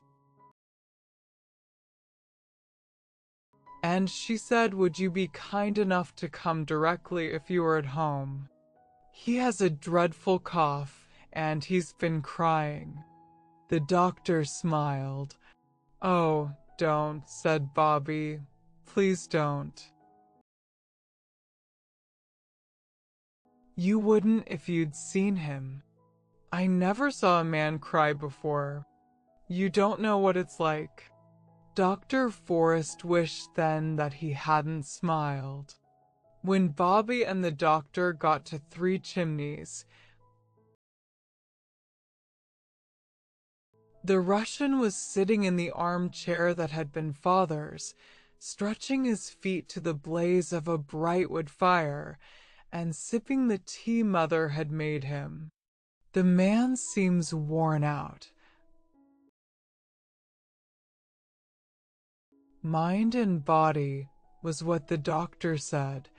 The cough's bad, but there's nothing that can't be cured. He ought to go straight to bed, though, and let him have a fire at night. I'll make one in my room. It's the only one with a fireplace, said Mother. She did, and presently the doctor helped the stranger to bed. There was a big black trunk in Mother's room that none of the children had ever seen unlocked. Now, when she had lighted the fire, she unlocked it and took some clothes out, men's clothes, and set them to air by the newly lighted fire. Bobby, coming in with more wood for the fire, saw the mark on the nightshirt and looked over to the open trunk. All the things she could see were men's clothes, and the name marked on the shirt was Father's name. Then Father hadn't taken his clothes with him. And that nightshirt was one of Father's new ones. Bobby remembered its being made just before Peter's birthday. Why hadn't Father taken his clothes? Bobby slipped from the room. As she went, she heard the key turned in the lock of the trunk. Her heart was beating horribly. Why hadn't Father taken his clothes? When Mother came out of the room, Bobby flung tightly clasping arms round her waist and whispered, Mother, Daddy isn't dead, is he? My darling, no. What made you think of anything so horrible? I don't know, said Bobby. Angry with herself, but still clinging to that resolution of hers, not to see anything that Mother didn't mean her to see. Mother gave her a hurried hug. Daddy was quite well when I heard from him last, she said, and he'll come back to us someday. Don't fancy such horrible things, darling. Later on, when the Russian stranger had been made comfortable for the night, Mother came into the girl's room. She was to sleep there in Phyllis's bed, and Phyllis was to have a mattress on the floor. A most amusing adventure for Phyllis. Directly Mother came in, two white figures started up and two eager voices called, "Now, Mother, tell us all about the Russian gentleman." A white shape hopped into the room. It was Peter, dragging his quilt behind him like the tail of a white peacock. "We have been patient," he said, "and I had to bite my tongue not to go to sleep. And I just nearly went to sleep and I bit too hard, and it hurts ever so. Do tell us. Make a nice long story of it." "I can't make a long story of it tonight," said Mother. "I'm very tired." Bobby knew by her voice that Mother had been crying, but the others didn't know. "Well, make it as long as you can," said Phil. And Bobby got her arms round Mother's waist and snuggled close to her. "Well, it's a story long enough to make a whole book of. He's a writer. He's written beautiful books." In Russia at the time of the Tsar, one dared not say anything about the rich people doing wrong, or about the things that ought to be done to make poor people better and happier. If one did, one was sent to prison. "But they can't," said Peter. "People only go to prison when they've done wrong." "Or when the judges think they've done wrong," said Mother. "Yes, that's so in England. But in Russia it was different. And he wrote a beautiful book about poor people and how to help them. I've read it. There's nothing in it but goodness and kindness." And they sent him to prison for it. He was 3 years in a horrible dungeon, with hardly any light and all damp and dreadful. In prison all alone for 3 years. Mother's voice trembled a little and stopped suddenly. "But, Mother," said Peter, "that can't be true now. It sounds like something out of a history book, the Inquisition, or something." "It was true," said Mother. "It's all horribly true." "Well, then they took him out and sent him to Siberia. A convict chained to other convicts, wicked men who'd done all sorts of crimes, a long chain of them, and they walked and walked and walked for days and weeks, till he thought they'd never stop walking. And overseers went behind them with whips, yes, whips to beat them if they got tired. And some of them went lame, and some fell down. And when they couldn't get up and go on, they beat them, and then left them to die. Oh, it's all too terrible. And at last he got to the mines, and he was condemned to stay there for life, just for writing a good, noble, splendid book. How did he get away? When the war came, some of the Russian prisoners were allowed to volunteer as soldiers, and he volunteered. But he deserted at the first chance he got, but that's very cowardly, isn't it, said Peter, to desert? Especially when it's war. Do you think he owed anything to a country that had done that to him? If he did, he owed more to his wife and children. He didn't know what had become of them. "Oh," cried Bobby. He had them to think about and be miserable about too. Then, all the time he was in prison. Yes, he had them to think about and be miserable about all the time he was in prison. For anything he knew, they might have been sent to prison too. They did those things in Russia. But while he was in the mines, some friends managed to get a message to him that his wife and children had escaped and come to England. So when he deserted, he came here to look for them.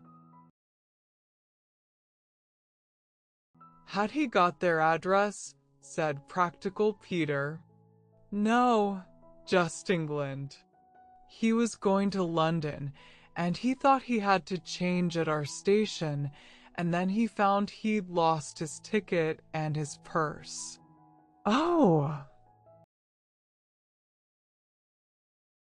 Do you think he'll find them? I mean his wife and children, not the ticket and things. I hope so. Oh, I hope and pray that he'll find his wife and children again. Even Phyllis now perceived that Mother's voice was very unsteady. Why, Mother, she said, how very sorry you seem to be for him. Mother didn't answer for a minute.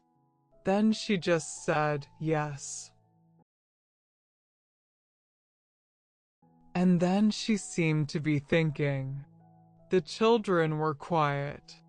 Presently she said, Dears, when you say your prayers, I think you might ask God to show his pity upon all prisoners and captives. To show his pity, Bobby repeated slowly, upon all prisoners and captives. Is that right, Mother? Yes, said Mother, upon all prisoners and captives. All prisoners and captives. Chapter 6. Saviors of the train. The Russian gentleman was better the next day, and the day after that better still, and on the third day he was well enough to come into the garden. A basket chair was put for him, and he sat there, dressed in clothes of Father's which were too big for him. But when Mother had hemmed up the ends of the sleeves and the trousers, the clothes did well enough. His was a kind face now that it was no longer tired and frightened, and he smiled at the children whenever he saw them. They wished very much that he could speak English.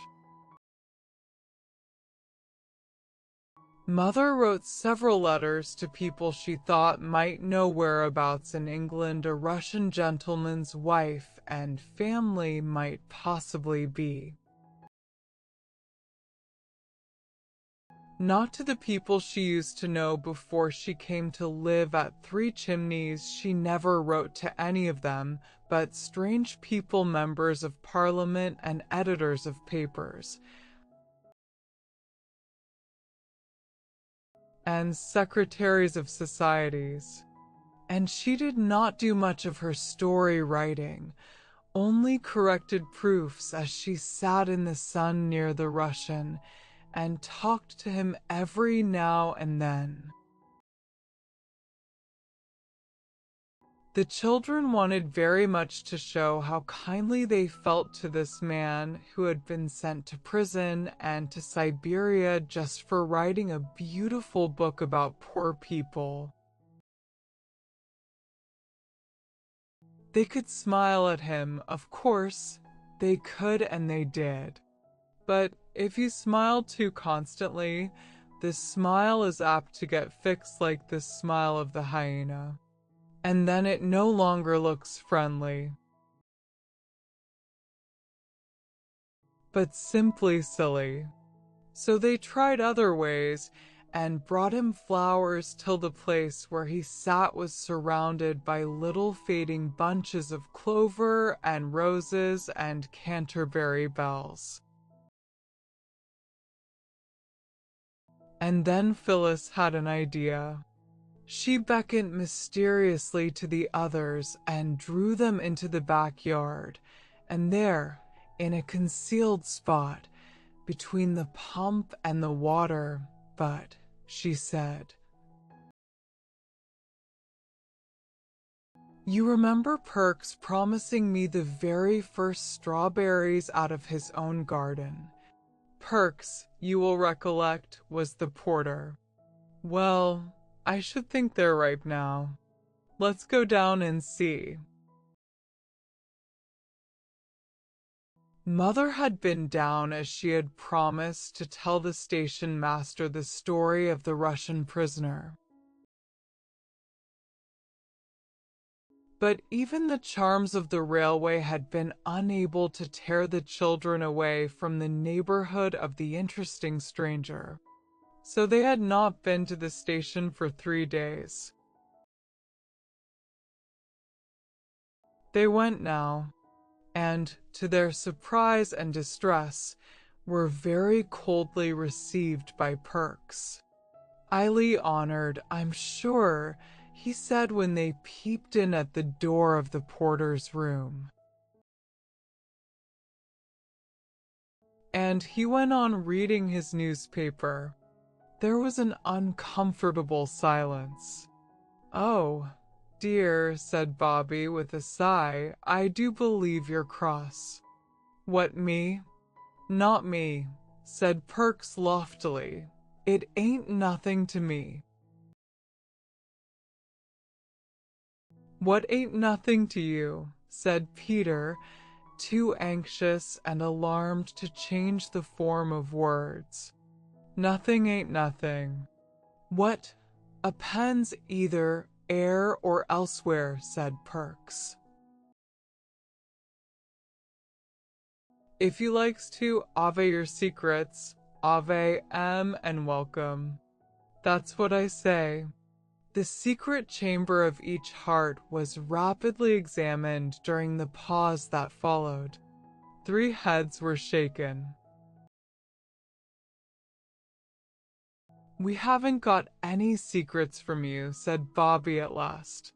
"Maybe you ave and maybe you aven't," said Perks. "It ain't nothing to me.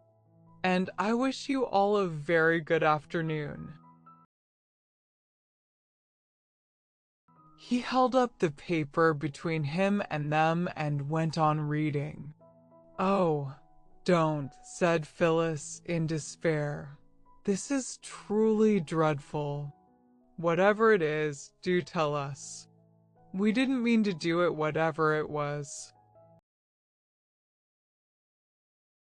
No answer. The paper was refolded and Perks began on another column. "Look here," said Peter, suddenly, "it's not fair. Even people who do crimes aren't punished without being told what it's for, as once they were in Russia." "I don't know nothing about Russia." "Oh, yes, you do. When Mother came down on purpose to tell you and Mr. Gills all about our Russian. Can't you fancy it?" said Perks indignantly. "Don't you see, I'm asking of me to step into his room and take a chair and listen to what 'er ladyship has to say? Do you mean to say you've not heard?" "Not so much as a breath." I did go so far as to put a question. And he shuts me up like a rat trap. "Affairs of state, Perks," says he. "But I did think you would nip down to tell me you're here sharp enough when you want to get anything out of old Perks, Phyllis flushed purple as she thought of the strawberries. Information about locomotives or signals or the likes, said Perks. We didn't know you didn't know. We thought Mother had told you. Wanted a telly only thought it would best daily news. The three spoke all at once. Perks said it was all very well and still held up the paper. Then Phyllis suddenly snatched it away and threw her arms round his neck. Oh, let's kiss and be friends, she said. We'll say we're sorry first, if you like, but we didn't really know that you didn't know. We are so sorry, said the others. And Perks at last consented to accept their apologies. Then they got him to come out and sit in the sun on the green railway bank, where the grass was quite hot to touch, and there, sometimes speaking one at a time, and sometimes all together, they told the porter the story of the Russian prisoner. Well, I must say, said Perks, but he did not say it whatever it was. Yes. It is pretty awful, isn't it? Said Peter, and I don't wonder you were curious about who the Russian was. I wasn't curious, not so much as interested, said the porter. Well, I do think Mr. Gills might have told you about it. It was horrid of him. I don't keep no down on him for that, missy, said the porter. 'Cause why? I see is reasons. He wouldn't want to give away his own side with a tale like that, It ain't human nature. A man's got to stand up for his own side whatever they does. That's what it means by party politics. I should a done the same myself if that long-haired chap 'ad a been a Jap. But the Japs didn't do cruel, wicked things like that, said Bobby. Puripius not, said Perks, cautiously. Still you can't be sure with foreigners. My own belief is they're all tarred with the same brush. Then why were you on the side of the Japs? Peter asked. Well, you see. You must take one side or the other. Same as with liberals and conservatives. The great thing is to take your side and then stick to it whatever happens. A signal sounded. There's the 3.14 up, said Perks. You lie low till she's through, and then we'll go up along to my place and see if there's any of them strawberries ripe what I told you about. If there are any ripe.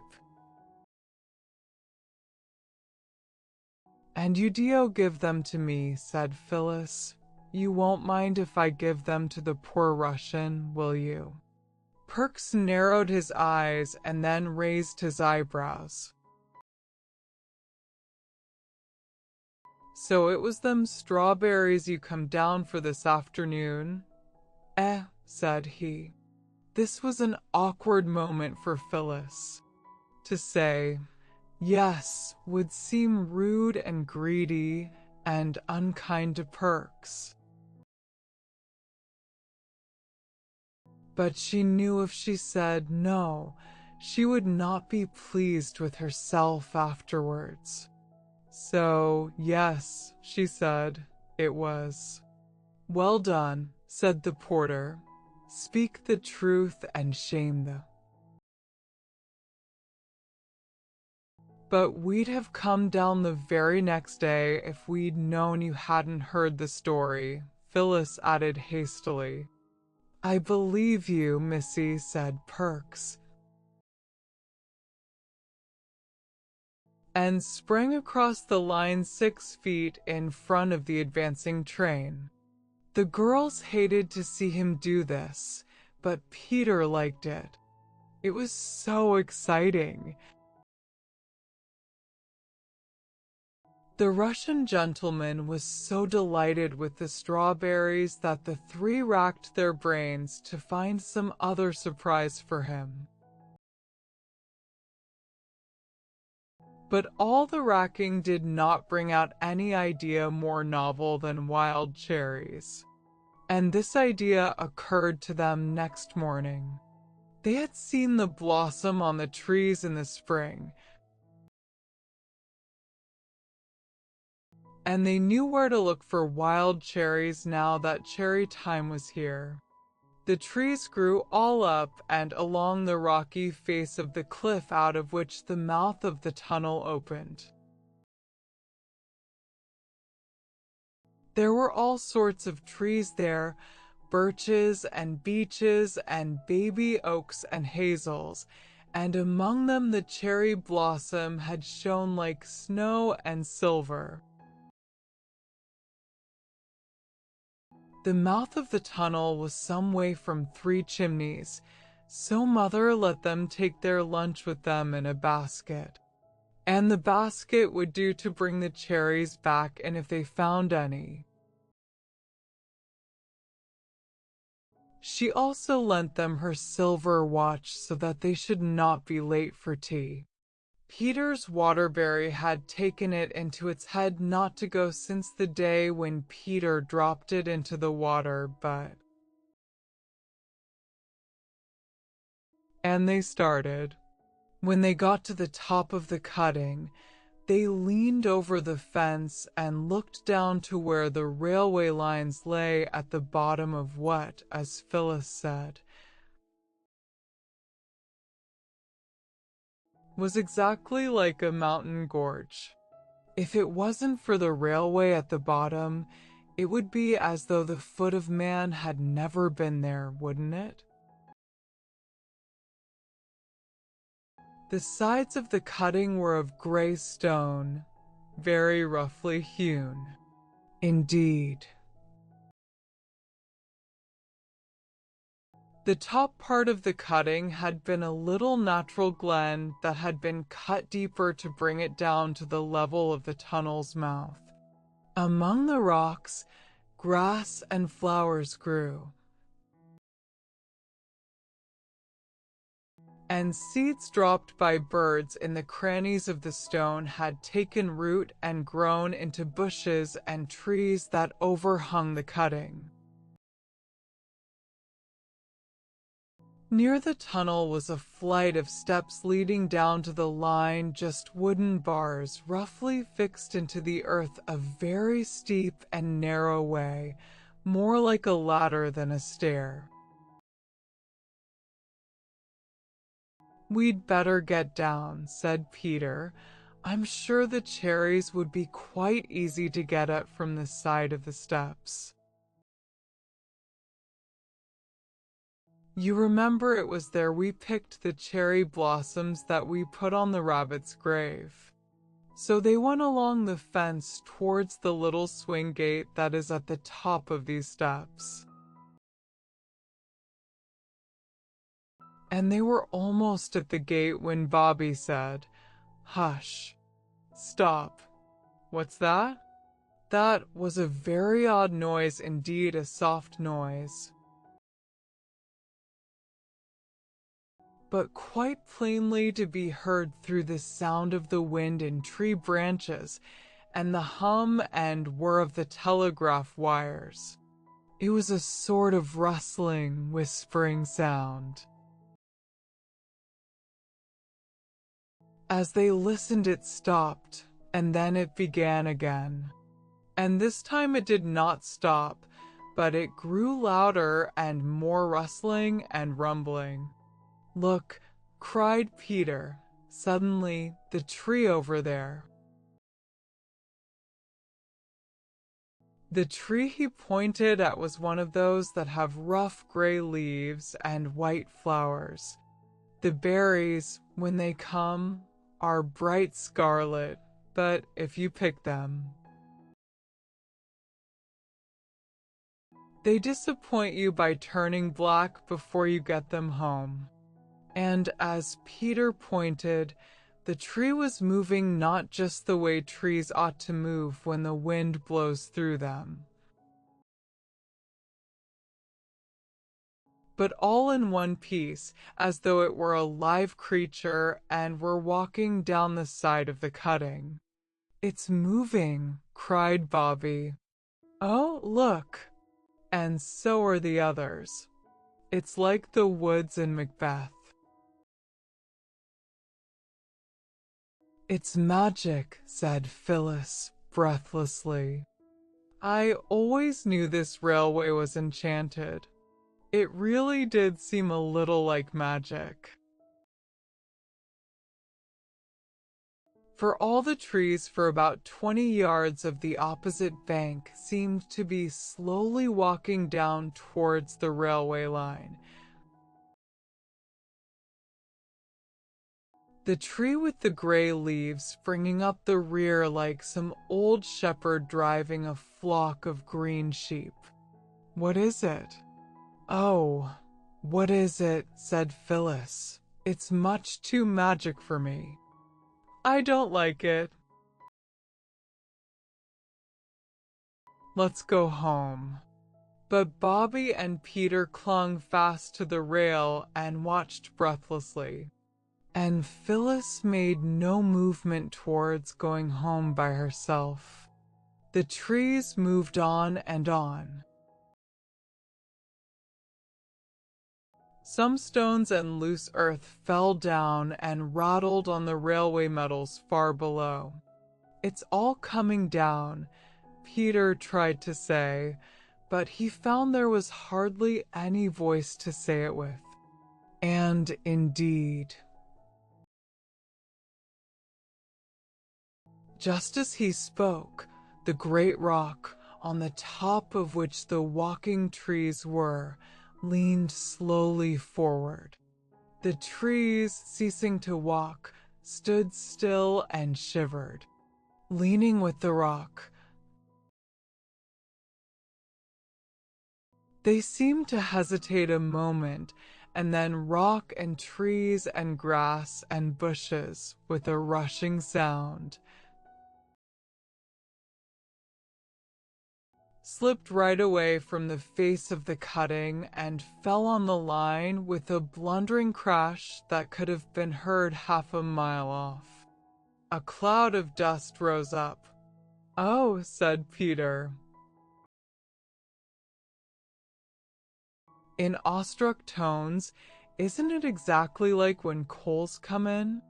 If there wasn't any roof to the cellar and you could see down." "Look what a great mound it's made," said Bobby. "Yes," said Peter slowly. He was still leaning on the fence. "Yes," he said again, still more slowly. Then he stood upright. "The 11.29 down hasn't gone by yet. We must let them know at the station, or there'll be a most frightful accident." "Let's run," said Bobby and began. But Peter cried, "Come back," and looked at Mother's watch. He was very prompt and businesslike, and his face looked whiter than they had ever seen it. "No time," he said. "It's 2 miles away, and it's past 11. "Couldn't we?" suggested Phyllis breathlessly. "Couldn't we climb up a telegraph post and do something to the wires?" "We don't know how," said Peter. "They do it in war," said Phyllis. "I know, I've heard of it. They only cut them, silly, said Peter.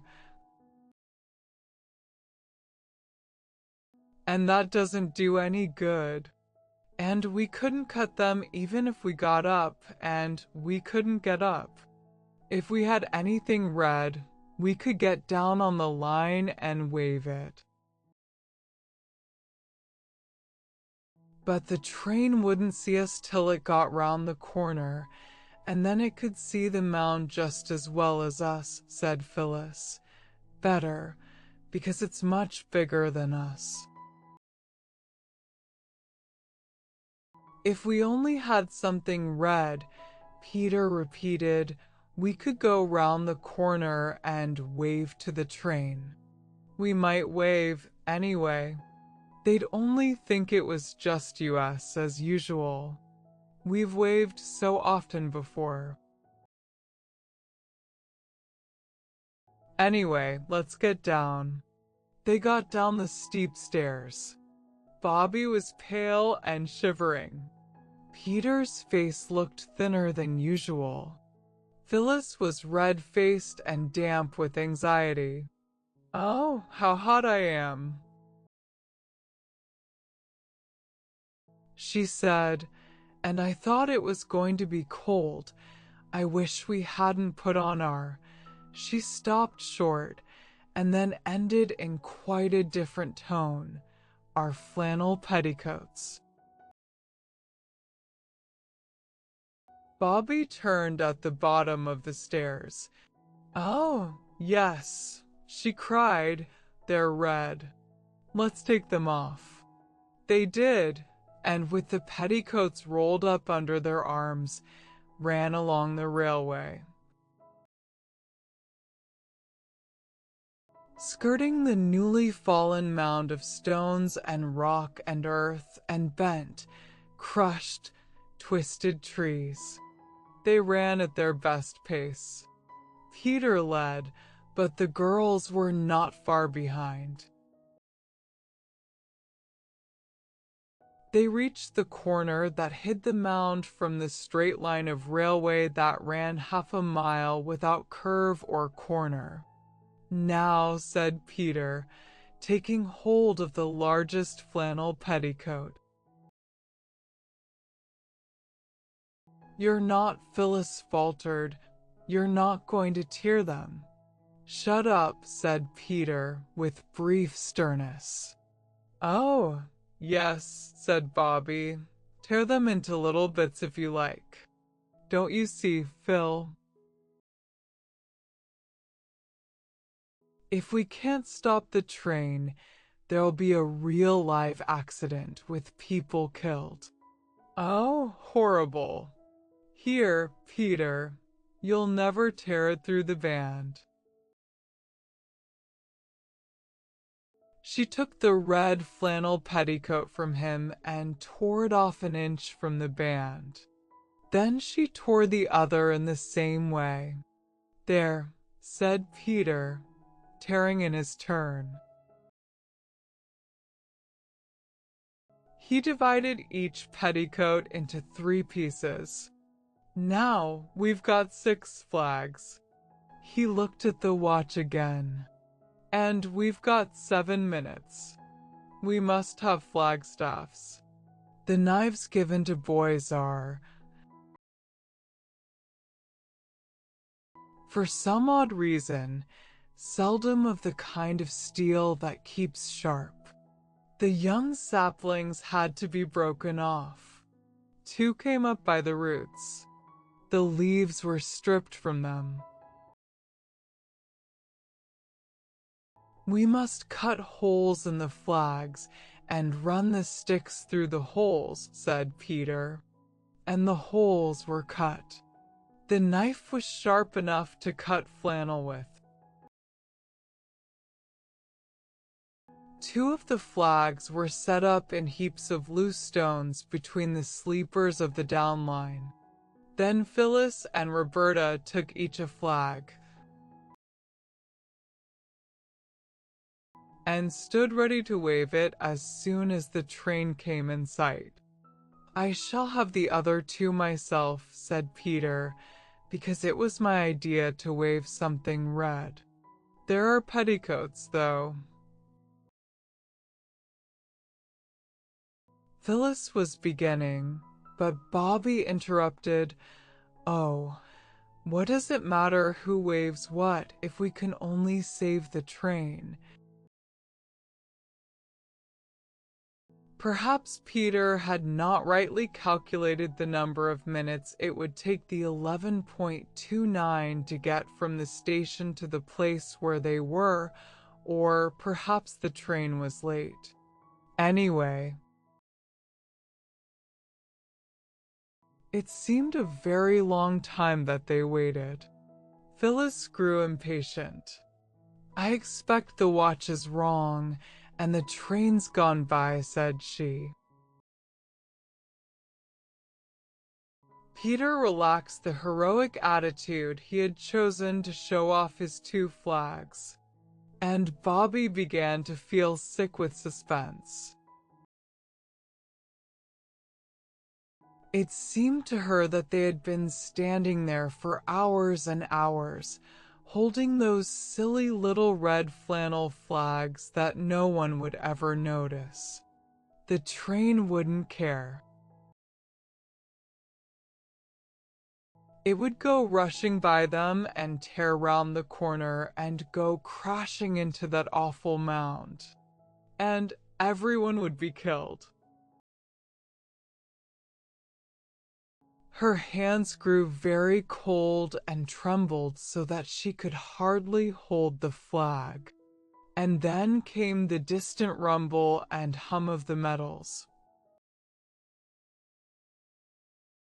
And a puff of white steam showed far away along the stretch of line.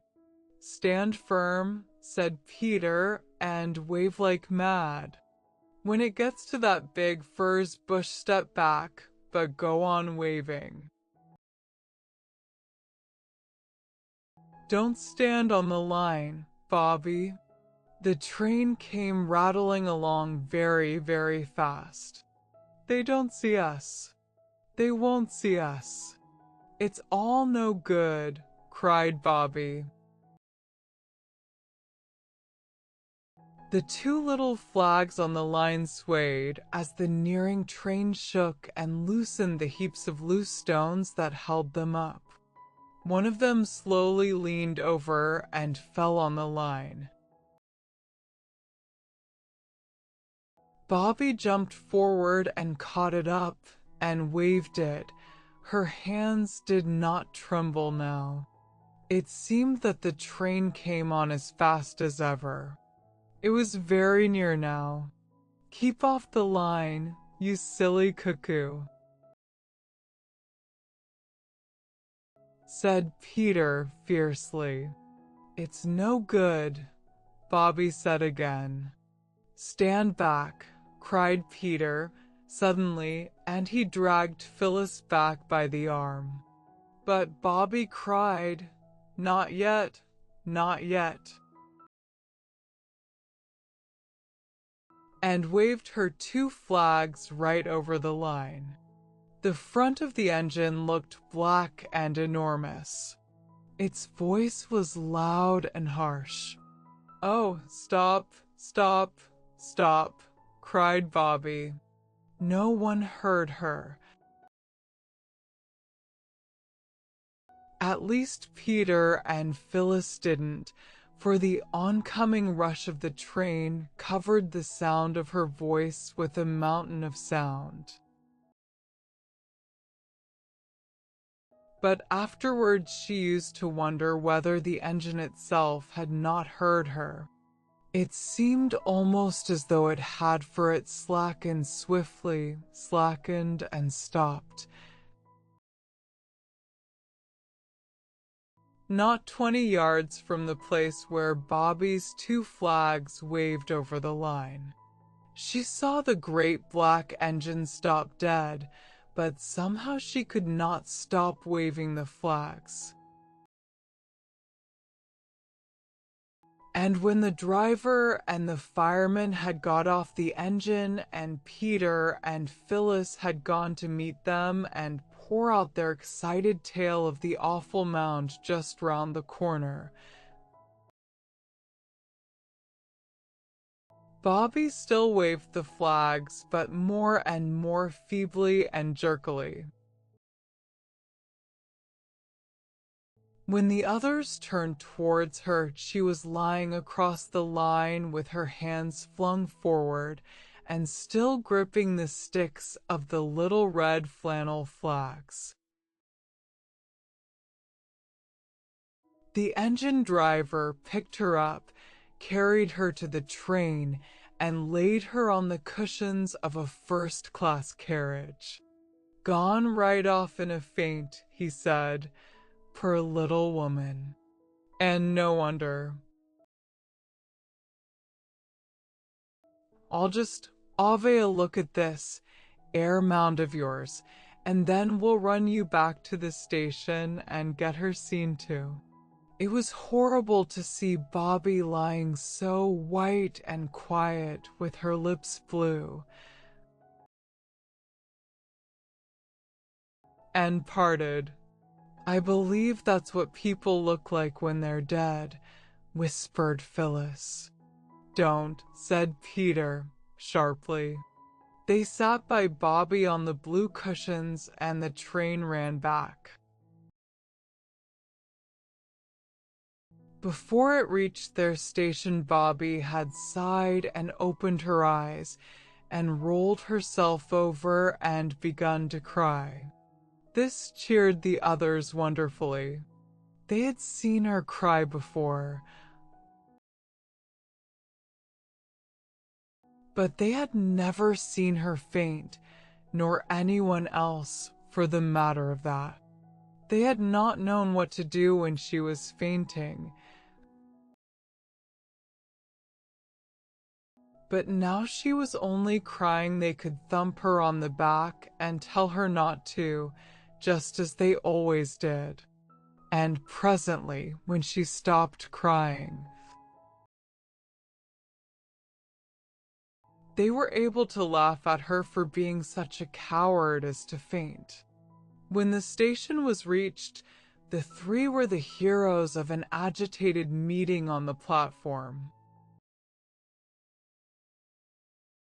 The praises they got for their prompt action, their common sense, their ingenuity were enough to have turned anybody's head. Phyllis enjoyed herself thoroughly. She had never been a real heroine before, and the feeling was delicious. Peter's ears got very red. Yet he, too, enjoyed himself. Only Bobby wished they all wouldn't. She wanted to get away. "You'll hear from the company about this, I expect," said the station master. Bobby wished she might never hear of it again. She pulled at Peter's jacket. "Oh, come away, come away. I want to go home," she said. So they went. And as they went, station master and porter and guards and driver and firemen and passengers sent up a cheer. "Oh, listen," cried Phyllis. "That's for US." "Yes," said Peter. "I say, I am glad I thought about something red," and waving it. "How lucky we did put on our red flannel petticoats," said Phyllis. Bobby said nothing.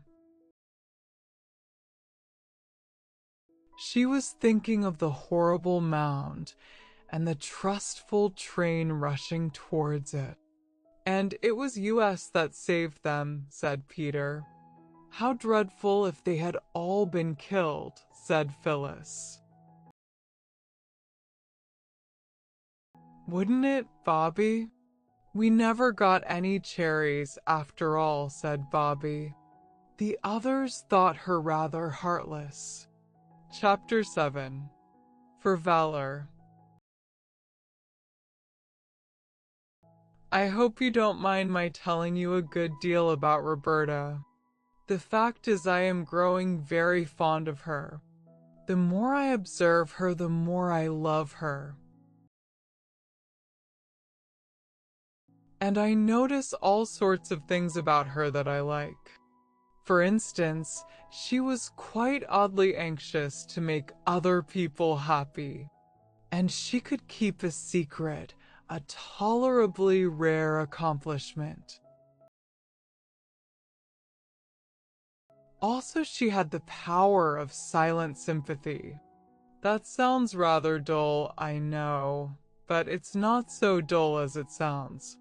It just means that a person is able to know that you are unhappy and to love you extra on that account, without bothering you by telling you all the time how sorry she is for you. That was what Bobby was like. She knew that Mother was unhappy and that Mother had not told her the reason. So she just loved Mother more and never said a single word that could let Mother know how earnestly her little girl wondered what Mother was unhappy about. This needs practice. It is not so easy as you might think. Whatever happened and all sorts of nice, pleasant ordinary things happened, such as picnics, games, and buns for tea. Bobby always had these thoughts at the back of her mind. Mother's unhappy. Why? I don't know. She doesn't want me to know. I won't try to find out. But she is unhappy. Why? I don't know. She doesn't. And so on, repeating and repeating like a tune that you don't know the stopping part of. The Russian gentleman still took up a good deal of everybody's thoughts. All the editors and secretaries of societies and members of parliament had answered Mother's letters as politely as they knew how. But none of them could tell where the wife and children of Mr. Sezpansky would be likely to be. Did I tell you that the Russian's very Russian name was that? Bobby had another quality which you will hear differently described by different people. Some of them call it interfering in other people's business, and some call it helping lame dogs over stiles, and some call it loving kindness. It just means trying to help people. She racked her brains to think of some way of helping the Russian gentleman to find his wife and children. He had learned a few words of English now. He could say good morning and good night and please and thank you and pretty when the children brought him flowers, and ver good when they asked him how he had slept. The way he smiled when he said his English was... Bobby felt just too sweet for anything. She used to think of his face because she fancied it would help her to some way of helping him. But it did not. Yet his being there cheered her because she saw that it made Mother happier. She likes to have someone to be good to, even beside us, said Bobby. And I know she hated to let him have Father's clothes, but I suppose it hurt nice or she wouldn't have. For many and many a night after the day when she and Peter and Phyllis had saved the train from wreck by waving their little red flannel flags,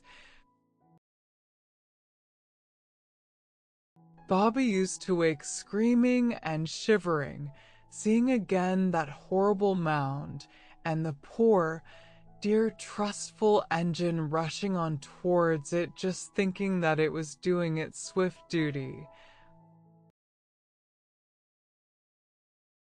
and that everything was clear and safe. And then a warm thrill of pleasure used to run through her at the remembrance of how she and Peter and Phyllis and the red flannel petticoats had really saved everybody. One morning a letter came. It was addressed to Peter and Bobby and Phyllis. They opened it with enthusiastic curiosity, for they did not often get letters. The letter said, "Dear Sir and ladies, it is proposed to make a small presentation to you in commemoration of your prompt and courageous action in warning the train on the INST, and thus averting what must, humanly speaking, have been a terrible accident. The presentation will take place at the station at 3 o'clock on the 30th INST, if this time and place will be convenient to you. Yours faithfully, Jabez Inglewood, Secretary, Great Northern and Southern Railway Company." There never had been a prouder moment in the lives of the three children. They rushed to Mother with the letter, and she also felt proud and said so, and this made the children happier than ever. But if the presentation is money, you must say thank you. "But we'd rather not take it," said Mother. "I'll wash your Indian muslins at once," she added. "You must look tidy on an occasion like this." "Phil and I can wash them," said Bobby, "if you'll iron them." "Mother, washing is rather fun. I wonder whether you've ever done it?" This particular washing took place in the back kitchen, which had a stone floor and a very big stone sink under its window. "Let's put the bath on the sink," said Phyllis. "Then we can pretend we're out-of-doors washerwomen like Mother saw in France." "But they were washing in the cold river," said Peter, his hands in his pockets, "not in hot water." "This is a hot river, then," said Phyllis. "Lend a hand with the bath, there's a dear." "I should like to see a deer lending a hand," said Peter, but he lent his. "Now to rub and scrub and scrub and rub," said Phyllis. Hopping joyously about as Bobby carefully carried the heavy kettle from the kitchen fire. "Oh, no," said Bobby, greatly shocked, "you don't rub muslin.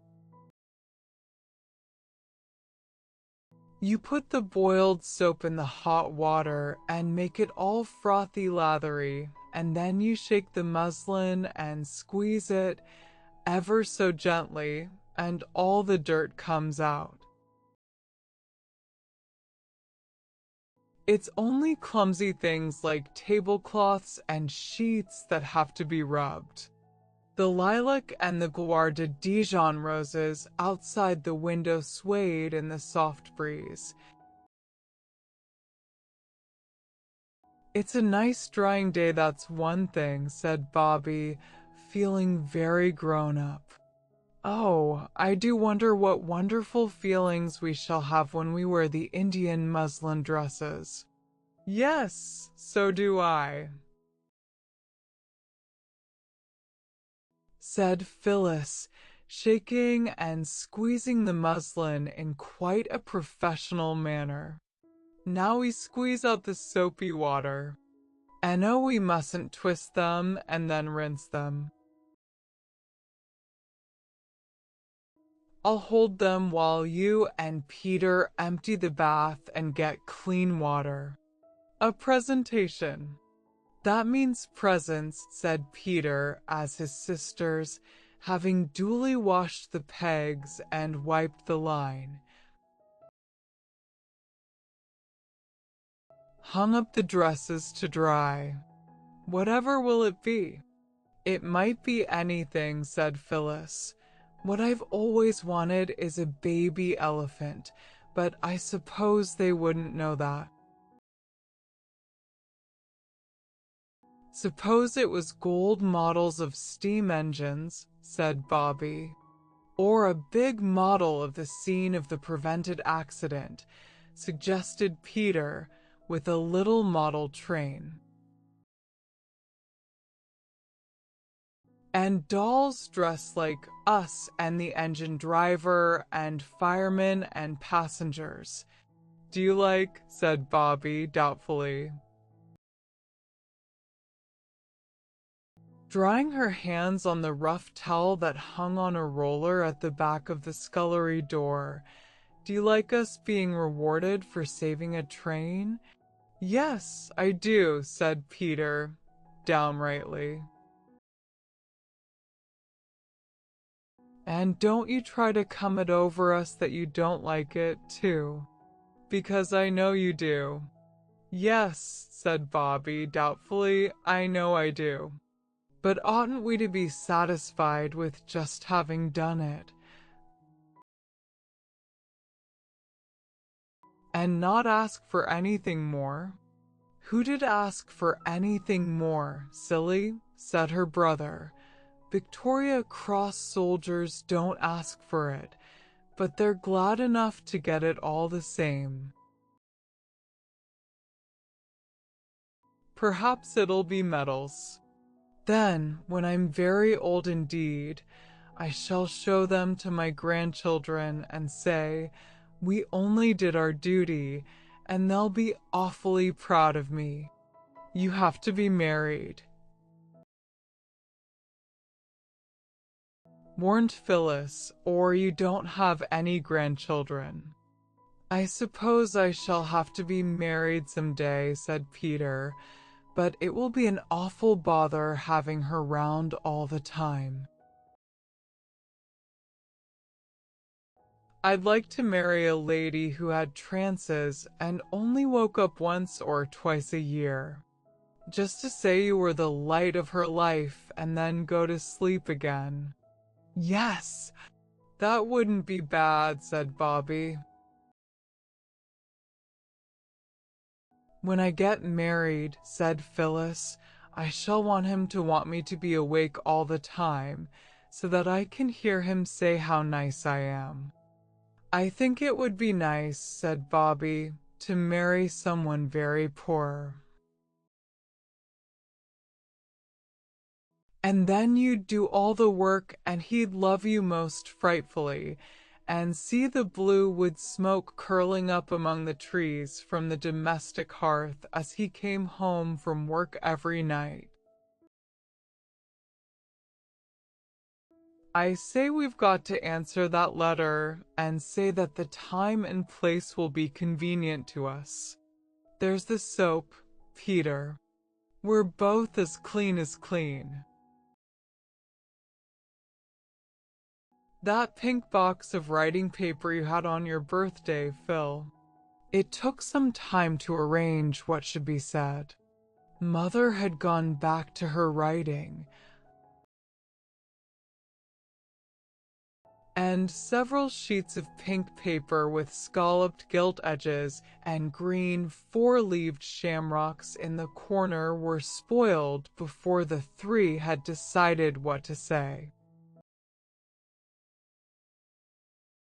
Then each made a copy and signed it with its own name. The threefold letter ran, "Dear Mr. Jabez Inglewood, thank you very much. We did not want to be rewarded, but only to save the train. But we are glad you think so, and thank you very much. The time and place you say will be quite convenient to us. Thank you very much. Your affecate little friend." Then came the name. And after it, P.S. "Thank you very much." "Washing is much easier than ironing," said Bobby, taking the clean, dry dresses off the line. "I do love to see things come clean." "Oh, I don't know how we shall wait till it's time to know what presentation they're going to present." When at last it seemed a very long time after it was the day. The three children went down to the station at the proper time, and everything that happened was so odd that it seemed like a dream. The station master came out to meet them in his best clothes, as Peter noticed at once, and led them into the waiting room where once they had played the advertisement game. It looked quite different now. A carpet had been put down, and there were pots of roses on the mantelpiece, and on the window ledges green branches stuck up. Like holly and laurel are at Christmas, over the framed advertisement of Cook's Tours and the beauties of Devon and the Paris Lines Railway. There were quite a number of people there besides the porter, 2 or 3 ladies in smart dresses, and quite a crowd of gentlemen in high hats and frock coats, besides everybody who belonged to the station. They recognized several people who had been in the train on the red flannel petticoat day. Best of all, their own old gentleman was there, and his coat and hat and collar seemed more than ever different from anyone else's. He shook hands with them, and then everybody sat down on chairs. And a gentleman in spectacles, they found out afterwards that he was the district superintendent, began quite a long speech, very clever indeed. I am not going to write the speech down. First, because you would think it dull, and secondly, because it made all the children blush so, and gets so hot about the ears that I am quite anxious to get away from this part of the subject, and thirdly, because the gentleman took so many words to say what he had to say that I really haven't time to write them down. He said all sorts of nice things about the children's bravery and presence of mind, and when he had done he sat down, and everyone who was there clapped and said, "Hear, hear." And then the old gentleman got up and said things too. It was very like a prize giving. And then he called the children one by their names. and gave each of them a beautiful gold watch and chain. And inside the watches were engraved after the name of the watch's new owner. From the directors of the Northern and Southern Railway, in grateful recognition of the courageous and prompt action which averted an accident on 1905. The watches were the most beautiful you can possibly imagine, and each one had a blue leather case to live in when it was at home. You must make a speech now and thank everyone for their kindness, whispered the station master in Peter's ear and pushed him forward. Begin, ladies and gentlemen, he added. Each of the children had already said, "Thank you," quite properly. "Oh, dear," said Peter, but he did not resist the push. "Ladies and gentlemen," he said in a rather husky voice. Then there was a pause, and he heard his heart beating in his throat. "Ladies and gentlemen," he went on with a rush, "it's most awfully good of you. And we shall treasure the watches all our lives, but really we don't deserve it because what we did wasn't anything, really. At least, I mean, it was awfully exciting. And what I mean to say, thank you all very, very much." The people clapped Peter more than they had done the district superintendent, and then everybody shook hands with them. And as soon as politeness would let them, they got away and tore up the hill to Three Chimneys with their watches in their hands. It was a wonderful day, the kind of day that very seldom happens to anybody, and to most of us not at all. "I did want to talk to the old gentleman about something else," said Bobby. "But it was so public, like being in church." "What did you want to say?" asked Phyllis. "I'll tell you when I've thought about it more," said Bobby. So when she had thought a little more, she wrote a letter. "My dearest old gentleman," it said, "I want most awfully to ask you something. If you could get out of the train and go by the next. It would do.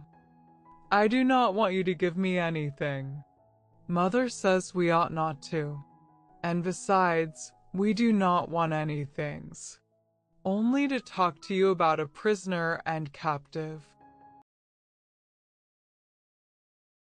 Your loving little friend, Bobby."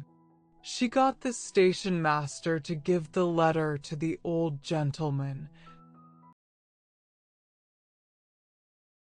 And next day she asked Peter and Phyllis to come down to the station with her at the time when the train that brought the old gentleman from town would be passing through.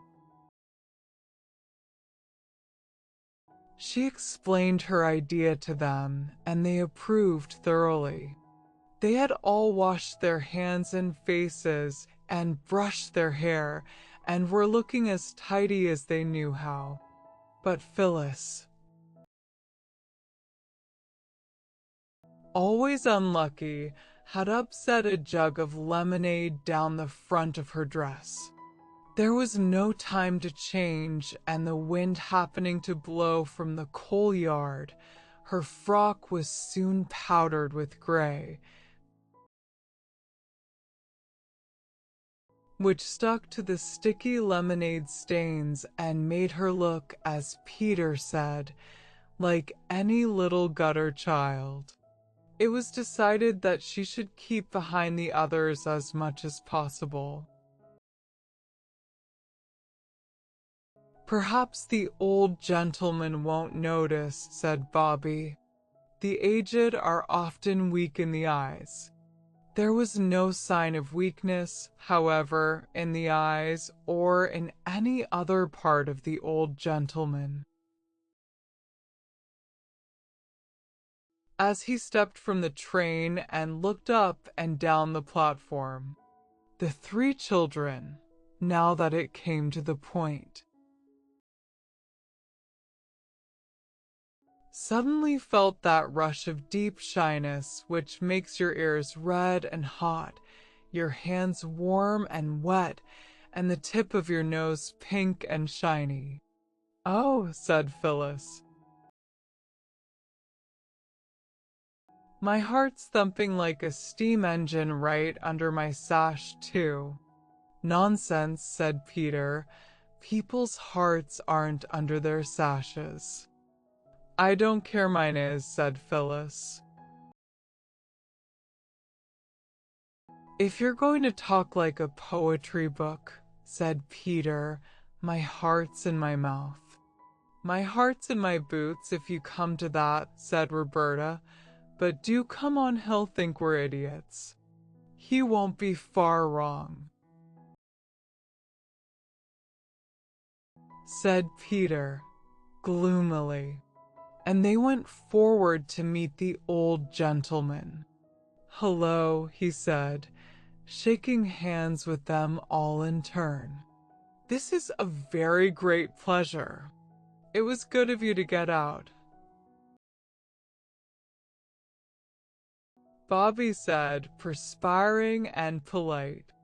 He took her arm and drew her into the waiting room where she and the others had played the advertisement game the day they found the Russian.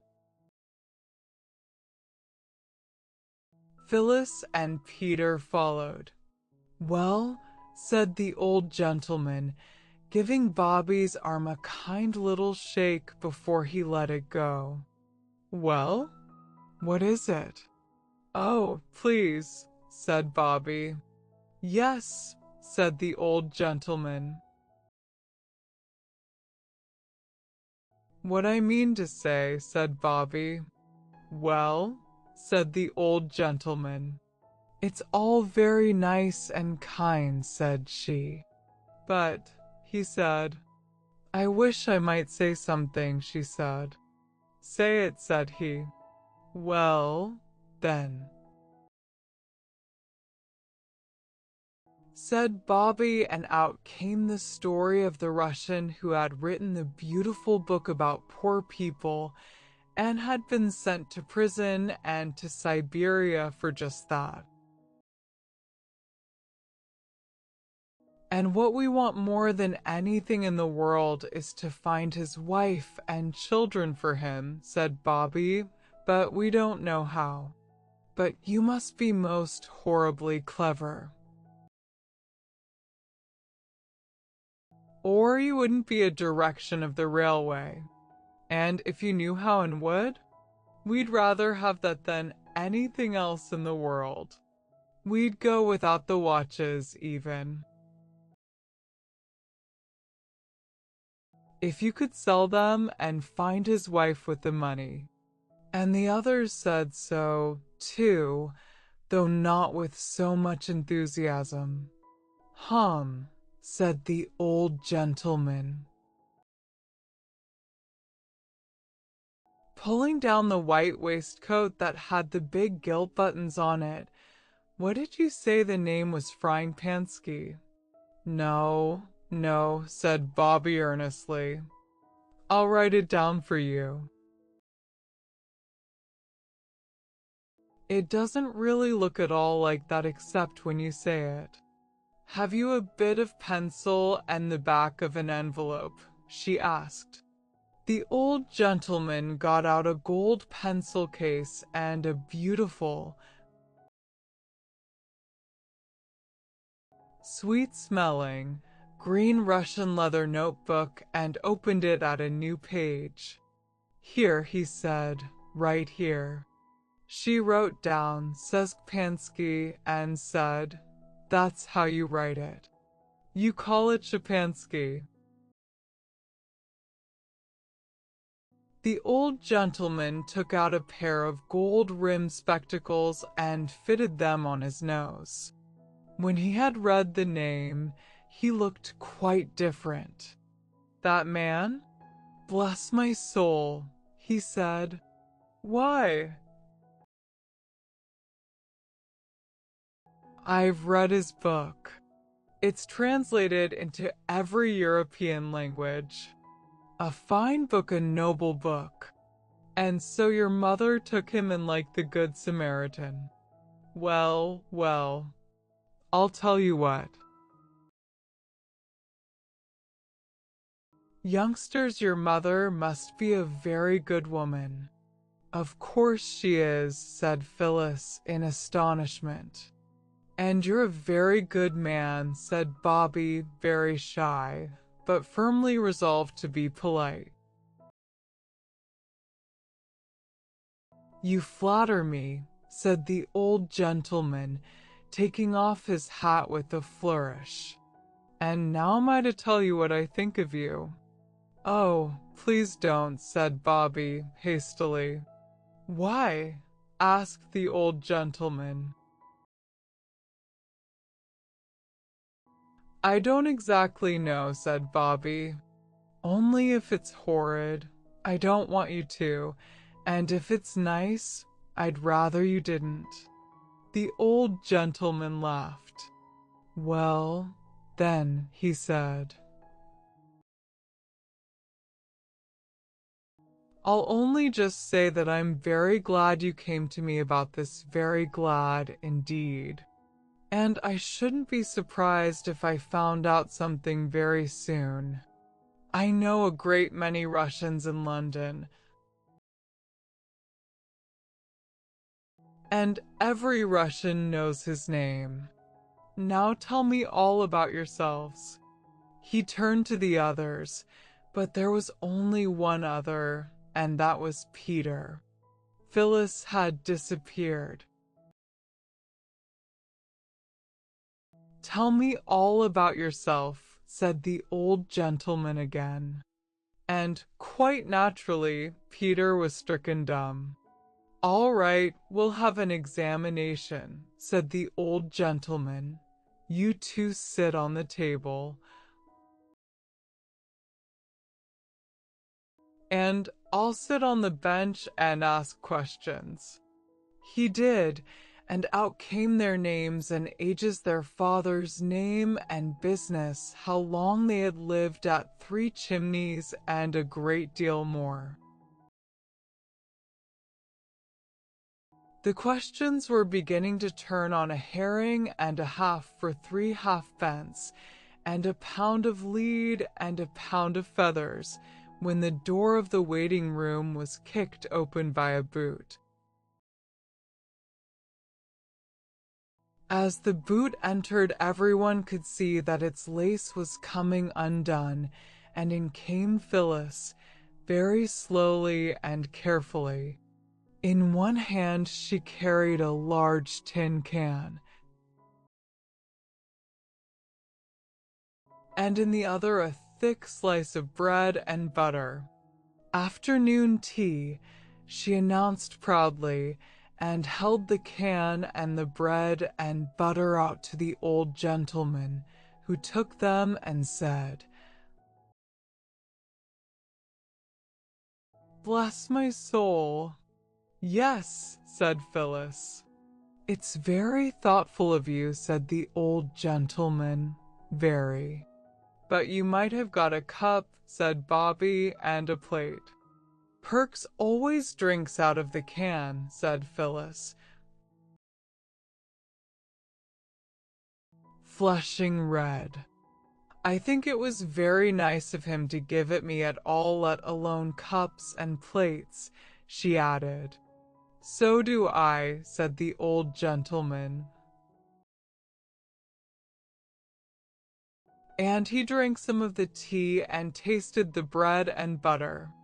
And then it was time for the next train, and he got into it with many goodbyes and kind last words. "Well," said Peter.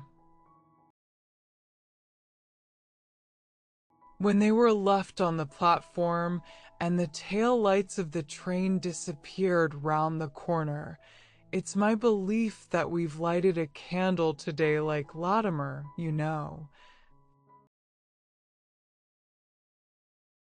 When he was being burned, and there'll be fireworks for our Russian before long." And so there were. It wasn't 10 days after the interview in the waiting room that the three children were sitting on the top of the biggest rock in the field below their house watching the 15 steam away from the station along the bottom of the valley. They saw, too, the few people who had got out at the station straggling up the road towards the village, and they saw one person leave the road and open the gate that led across the fields to Three Chimneys and to nowhere else. "Who on earth?" said Peter, scrambling down. "Let's go and see," said Phyllis. So they did. And when they got near enough to see who the person was, they saw it was their old gentleman himself. His brass buttons winking in the afternoon sunshine, and his white waistcoat looking whiter than ever against the green of the field. "Hello," shouted the children, waving their hands. "Hello," shouted the old gentleman, waving his hat. Then the three started to run, and when they got to him they hardly had breath left to say, "How do you do?" "Good news," said he. "I found your Russian friend's wife and child, and I couldn't resist the temptation of giving myself the pleasure of telling him." But as he looked at Bobby's face, he felt that he could resist that temptation. "Here," he said to her, "you run on and tell him. The other two will show me the way." Bobby ran. But when she had breathlessly panted out the news to the Russian and Mother sitting in the quiet garden, when Mother's face had lighted up so beautifully, and she had said half a dozen quick French words to the exile, Bobby wished that she had not carried the news. For the Russian sprang up with a cry that made Bobby's heart leap and then tremble, a cry of love and longing such as she had never heard. Then he took Mother's hand and kissed it gently and reverently, and then he sank down in his chair and covered his face with his hands and sobbed. Bobby crept away. She did not want to see the others just then, but she was as gay as anybody when the endless French talking was over, when Peter had torn down to the village for buns and cakes, and the girls had got tea ready and taken it out into the garden. The old gentleman was most merry and delightful. He seemed to be able to talk in French and English almost at the same moment, and Mother did nearly as well. It was a delightful time. Mother seemed as if she could not make enough fuss about the old gentleman, and she said yes at once when he asked if he might present some goodies to his little friends.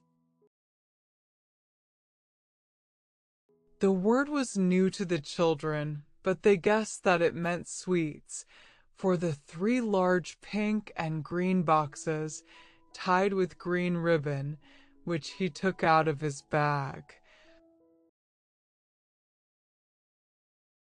Held unheard of layers of beautiful chocolates. The Russians' few belongings were packed, and they all saw him off at the station. Then Mother turned to the old gentleman and said, "I don't know how to thank you for everything. It has been a real pleasure to me to see you, but we live very quietly. I am so sorry that I can't ask you to come and see us again." The children thought this very hard. When they had made a friend, and such a friend, they would dearly have liked him to come and see them again. What the old gentleman thought they couldn't tell. He only said, "I consider myself very fortunate, madam, to have been received once at your house." "Ah," said Mother. "I know I must seem surly and ungrateful, but you could never seem anything but a most charming and gracious lady," said the old gentleman with another of his bows. And as they turned to go up the hill, Bobby saw her mother's face. "How tired you look, Mammy," she said. "Lean on me." "It's my place to give Mother my arm," said Peter. "I'm the head man of the family when Father's away." Mother took an arm of each. "How awfully nice," said Phyllis, skipping joyfully, to think of the dear Russian embracing his long-lost wife.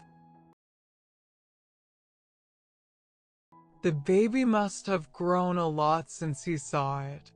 "Yes," said Mother. "I wonder whether Father will think I've grown," Phyllis went on, skipping still more gaily. "I have grown already, haven't I?"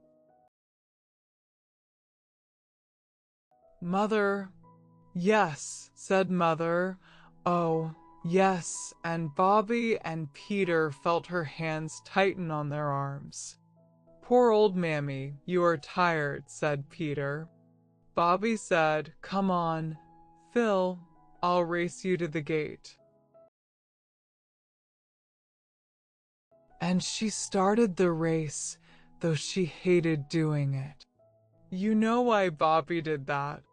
Mother only thought that Bobby was tired of walking slowly. Even mothers, who love you better than anyone else ever will, don't always understand. Chapter 8. The Amateur Fireman. "That's a likely little brooch you've got on, miss," said Perks the porter. "I don't know as ever I see a thing more like a buttercup without it was a buttercup." "Yes," said Bobby, glad and flushed by this approval. "I always thought it was more like a buttercup almost than even a real one, and I never thought it would come to be mine, my very own, and then Mother gave it to me for my birthday." "Oh! Have you had a birthday?" said Perks, and he seemed quite surprised, as though a birthday were a thing only granted to a favored few. "Yes," said Bobby. "When's your birthday, Mr. Perks?" The children were taking tea with Mr. Perks in the porter's room among the lamps and the railway almanacs. They had brought their own cups and some jam turnovers. Mr. Perks made tea in a beer can, as usual, and everyone felt very happy and confidential. "My birthday," said Perks, tipping some more dark brown tea out of the can into Peter's cup. "I give up keeping of my birthday before you was born." "But you must have been born sometime, you know," said Phyllis, thoughtfully, "even if it was 20 years ago, or 30, or 60, or 70. "Not so long as that, Missy," Perks grinned as he answered. "If you really want to know, it was 32 years ago, come the 15th of this month." "Then why don't you keep it?" asked Phyllis. "I've got something else to keep besides birthdays," said Perks, briefly. "Oh! What?" asked Phyllis eagerly. "Not secrets." "No," said Perks, "the kids and the missus." It was this talk that set the children thinking, and presently talking. Perks was, on the whole, the dearest friend they had made. Not so grand as the station master, but more approachable, less powerful than the old gentleman, but more confidential. "It seems horrid that nobody keeps his birthday," said Bobby. "Couldn't we do something?" "Let's go up to the canal bridge and talk it over," said Peter. "I got a new gut line from the postman this morning. He gave it me for a bunch of roses that I gave him for his sweetheart. She's ill." "Then I do think you might have given her the roses for nothing," said Bobby, indignantly. "Niang, Niang," said Peter, disagreeably, and put his hands in his pockets. "He did, of course," said Phyllis in haste. "Directly we heard she was ill, we got the roses ready and waited by the gate. It was when you were making the Brecker toast. And when he'd said, 'Thank you,' for the roses so many times much more than he need have, he pulled out the line and gave it to Peter. It wasn't exchange. It was the grateful heart." "Oh!" "I beg your pardon, Peter," said Bobby. "I am so sorry." "Don't mention it," said Peter, grandly. "I knew you would be." So then they all went up to the canal bridge. The idea was to fish from the bridge. But the line was not quite long enough. "Never mind," said Bobby. "Let's just stay here and look at things." Everything's so beautiful. It was. The sun was setting in red splendor over the gray and purple hills, and the canal lay smooth and shiny in the shadow. No ripple broke its surface. It was like a gray satin ribbon between the dusky green silk of the meadows that were on each side of its banks. "It's all right," said Peter. "But somehow I can always see how pretty things are much better when I've something to do. Let's get down onto the towpath and fish from there." Phyllis and Bobby remembered how the boys on the canal boats had thrown coal at them, and they said so. "Oh, nonsense," said Peter. "There aren't any boys here now. If there were, I'd fight them." Peter's sisters were kind enough not to remind him how he had not fought the boys when coal had last been thrown. Instead, they said, "All right then," and cautiously climbed down the steep bank to the towing path. The line was carefully baited, and for half an hour they fished patiently and in vain. Not a single nibble came to nourish hope in their hearts. All eyes were intent on the sluggish waters that earnestly pretended they had never harbored a single minnow when a loud rough shout made them start. "Hi," said the shout. In most disagreeable tones, "Get out of that, can't you?" An old white horse coming along the towing path was within half a dozen yards of them. They sprang to their feet and hastily climbed up the bank.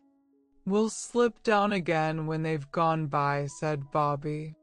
But alas, the barge, after the manner of barges, stopped under the bridge. "She's going to anchor," said Peter. "Just our luck." The barge did not anchor, because an anchor is not part of a canal boat's furniture.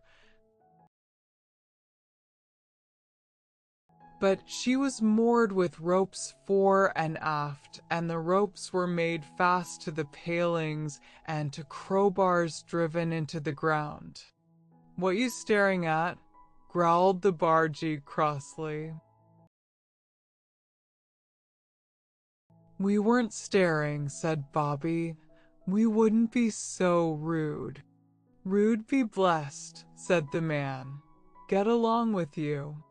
"Get along yourself," said Peter. He remembered what he had said about fighting boys and... Besides, he felt safe halfway up the bank. "We've as much right here as anyone else." "Oh, Avenue U, indeed," said the man. "We'll soon see about that."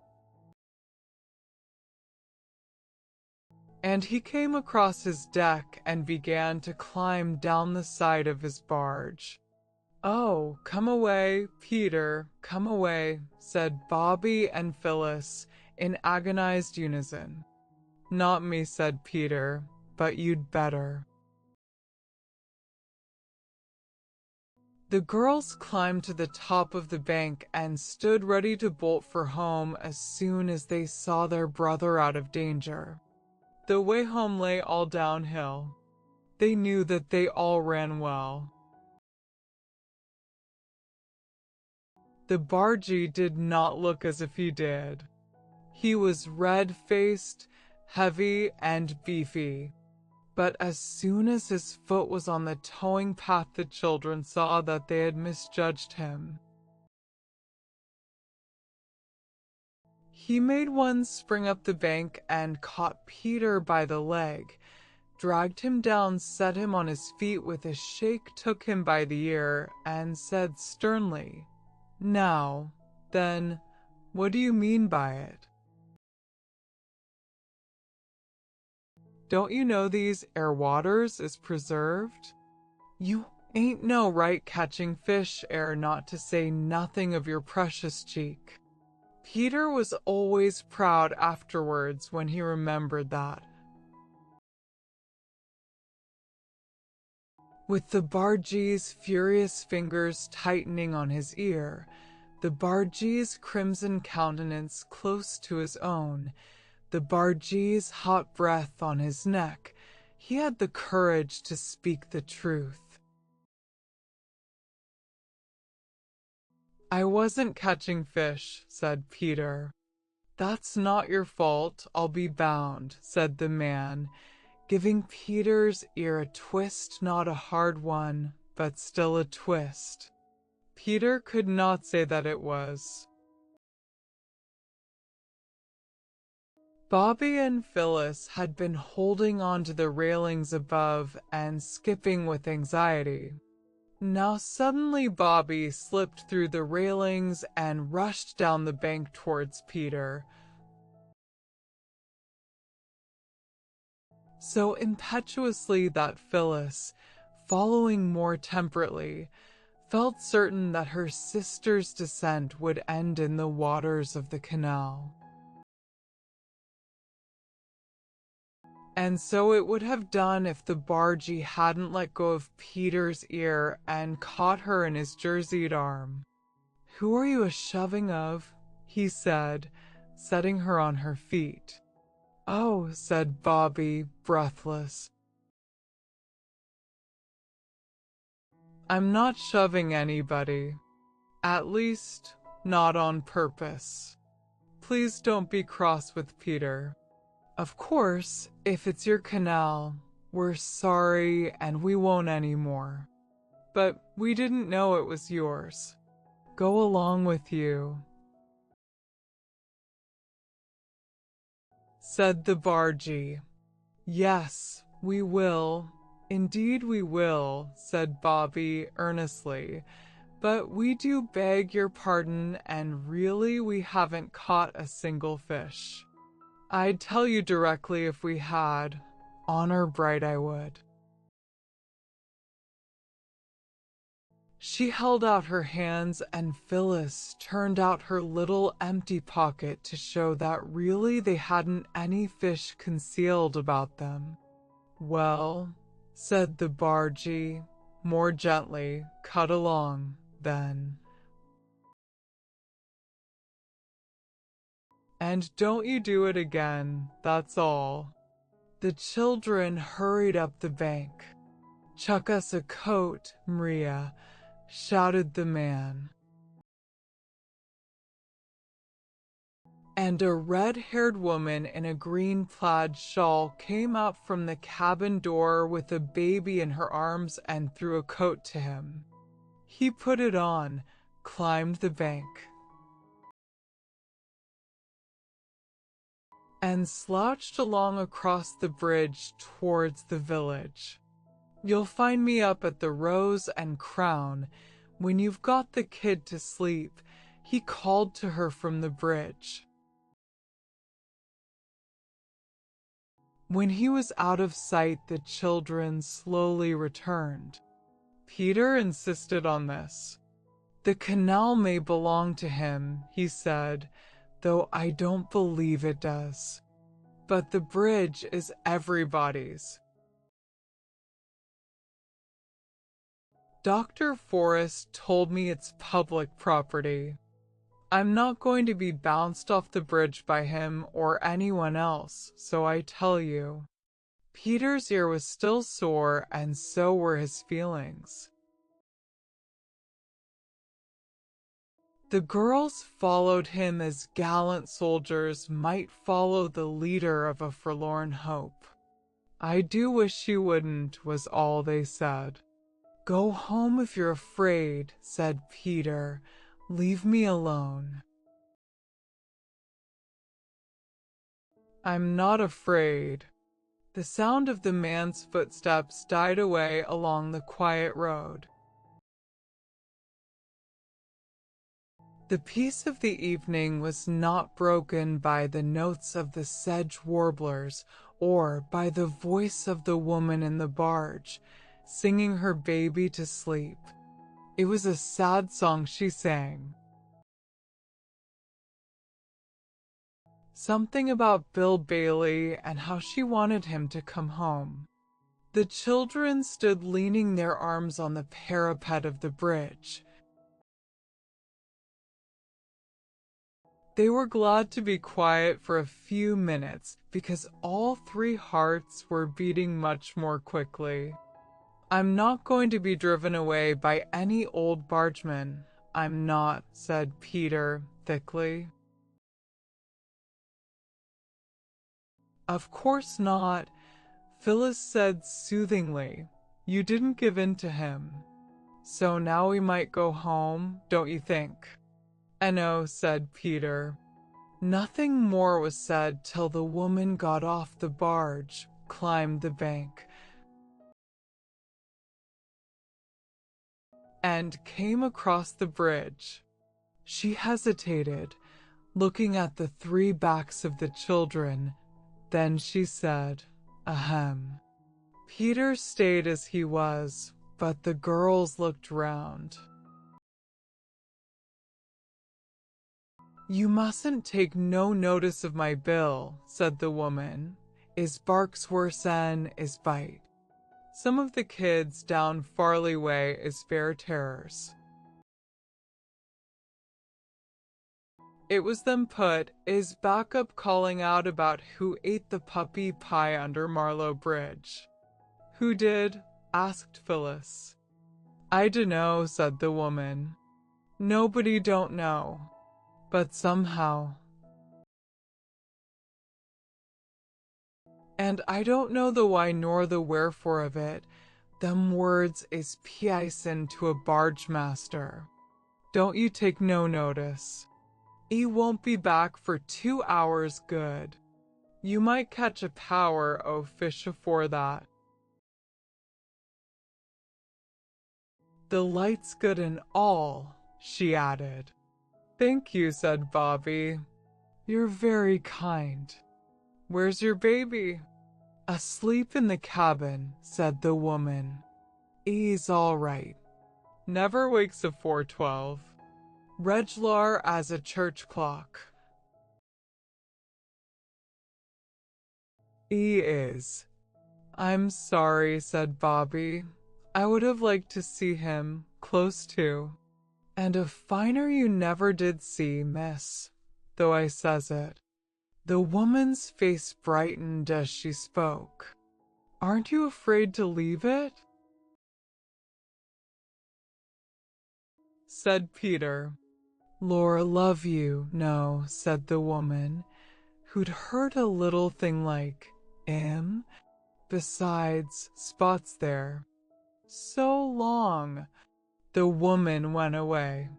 "Shall we go home?" said Phyllis. "You can. I'm going to fish," said Peter briefly.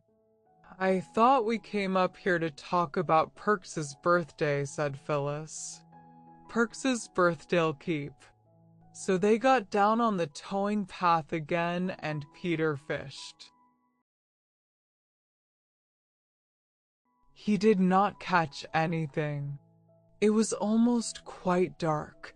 The girls were getting tired, and as Bobby said, it was past bedtime, when suddenly Phyllis cried, "What's that?" And she pointed to the canal boat. Smoke was coming from the chimney of the cabin. Had indeed been curling softly into the soft evening air all the time, but now other wreaths of smoke were rising, and these were from the cabin door. "It's on fire, that's all," said Peter calmly. "Serve him right." "Oh, how san you!" cried Phyllis. "Think of the poor dear dog." "The baby," screamed Bobby. In an instant all three made for the barge. Her mooring ropes were slack, and the little breeze, hardly strong enough to be felt, had yet been strong enough to drift her stern against the bank. Bobby was first, then came Peter. And it was Peter who slipped and fell. He went into the canal up to his neck, and his feet could not feel the bottom, but his arm was on the edge of the barge. Phyllis caught at his hair. It hurt, but it helped him to get out. Next minute he had leaped onto the barge, Phyllis following. "Not you," he shouted to Bobby. "Me. because I'm wet. He caught up with Bobby at the cabin door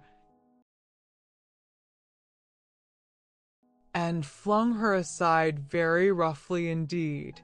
If they had been playing, such roughness would have made Bobby weep with tears of rage and pain. Now, though he flung her on to the edge of the hold, so that her knee and her elbow were grazed and bruised, she only cried, "No, not you, me," and struggled up again, but not quickly enough. Peter had already gone down 2 of the cabin steps into the cloud of thick smoke.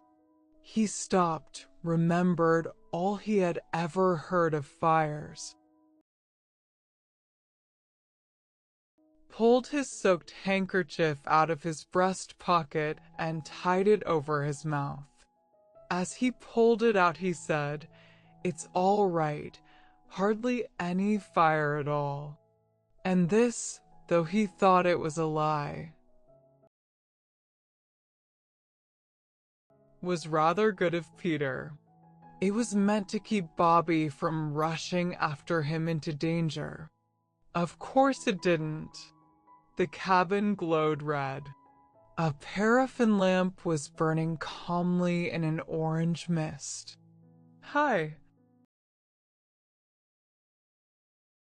said Peter, lifting the handkerchief from his mouth for a moment.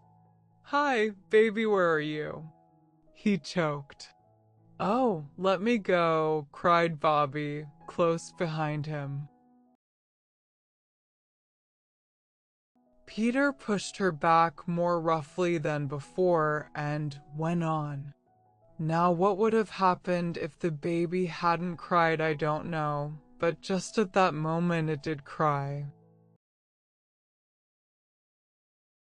Peter felt his way through the dark smoke, found something small and soft and warm and alive, picked it up and backed out, nearly tumbling over Bobby, who was close behind.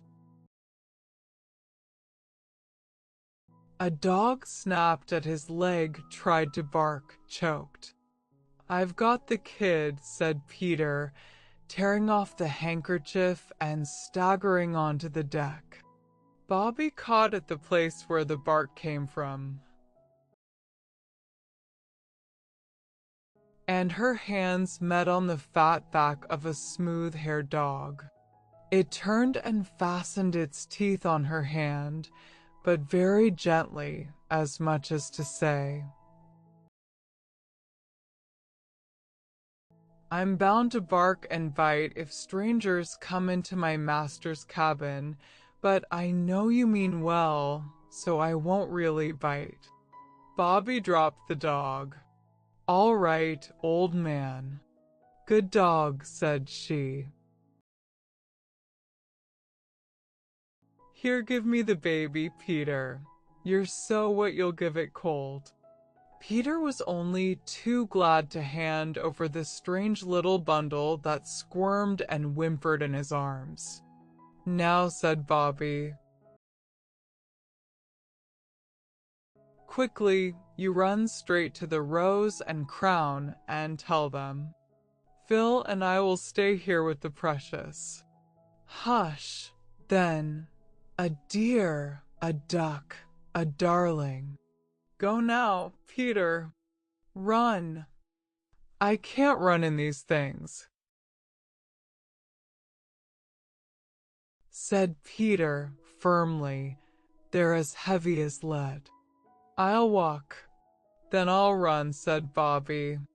"Get on the bank, Phil, and I'll hand you the deer." The baby was carefully handed. Phyllis sat down on the bank and tried to hush the baby. Peter wrung the water from his sleeves and knickerbocker legs as well as he could. And it was Bobby who ran like the wind across the bridge and up the long, white, quiet twilight road towards the Rose and Crown. There is a nice old-fashioned room at the Rose and Crown, where barges and their wives sit of an evening drinking their supper beer, and toasting their supper cheese at a glowing basketful of coals that sticks out into the room under a great hooded chimney and is warmer and prettier and more comforting than any other fireplace I ever saw. There was a pleasant party of barge people round the fire. You might not have thought it pleasant, but they did, for they were all friends or acquaintances. And they liked the same sort of things and talked the same sort of talk. This is the real secret of pleasant society. The bargee Bill, whom the children had found so disagreeable, was considered excellent company by his mates. He was telling a tale of his own wrongs, always a thrilling subject. It was his barge he was speaking about. And he sent down word, paint her inside hout, not mean no color, d'ye see? So I gets a lauter green paint, and I paints her stem to stern, and I tell you she looked A1. Then E comes along and E says, "What do you paint or all one color for?" E says, and I says I, 'cause I thought she'd look fust rate, says I, and I think so still. And he says, "DW year? Then you can just pay for the bloomin' paint yourself," says he. And I had to too. A murmur of sympathy ran round the room. Breaking noisily, and on it came Bobby. She burst open the swing door crying breathlessly, "Bill! I want Bill the bargeman." There was a stupefied silence. Pots of beer were held in midair. Paralyzed on their way to thirsty mouths. "Oh," said Bobby, seeing the bargewoman and making for her. "Your barge cabin's on fire. Go quickly." The woman started to her feet and put a big red hand to her waist on the left side, where your heart seems to be when you are frightened or miserable. "Reginald Horace," she cried in a terrible voice, "my Reginald Horace." "All right," said Bobby, "if you mean the baby. Got him out safe. Dog, too." She had no breath for more, except, "Go on, it's all alight." Then she sank on the alehouse bench and tried to get that breath of relief after running which people call the second wind. But she felt as though she would never breathe again. Bill the bargee rose slowly and heavily, but his wife was 100 yards up the road before he had quite understood what was the matter. Phyllis, shivering by the canal side, had hardly heard the quick approaching feet before the woman had flung herself on the railing, rolled down the bank, and snatched the baby from her. "Don't," said Phyllis reproachfully. "I just got him to sleep." Bill came up later talking in a language with which the children were wholly unfamiliar. He leaped onto the barge and dipped up pails of water. Peter helped him and they put out the fire. Phyllis, the barred woman, and the baby and presently Bobby, two cuddled together in a heap on the bank. Lord help me. If it was me left anything as could catch a light, said the woman again and again. But it wasn't she. It was Bill the bargeman,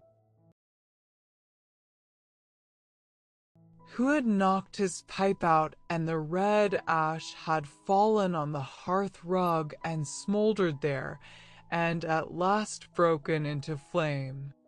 Though a stern man, he was just. He did not blame his wife for what was his own fault, as many bargemen and other men, too, would have done. Mother was half wild with anxiety when at last the three children turned up at Three Chimneys, all very wet by now, for Peter seemed to have come off on the others. But when she had disentangled the truth of what had happened from their mixed and incoherent narrative, she owned that they had done quite right, and could not possibly have done otherwise. Nor did she put any obstacles in the way of their accepting the cordial invitation with which the bargeman had parted from them. "Ye be here at 7 tomorrow," he had said, "and I'll take you the entire trip to Farley and back, so I will, and not a penny to pay." 19 locks. They did not know what locks were. But they were at the bridge at 7, with bread and cheese and half a soda cake and quite a quarter of a leg of mutton in a basket. It was a glorious day. The old white horse strained at the ropes. The barge glided smoothly and steadily through the still water. The sky was blue overhead. Mr. Bill was as nice as anyone could possibly be. No one would have thought that he could be the same man who had held Peter by the ear. As for Mrs. Bill, she had always been nice, as Bobby said, and so had the baby and even Spot, who might have bitten them quite badly if he had liked. "It was simply ripping, Mother," said Peter, when they reached home very happy, very tired, and very dirty. "Right over that glorious aqueduct. And locks you don't know what they're like. You sink into the ground and then, when you feel you're never going to stop going down,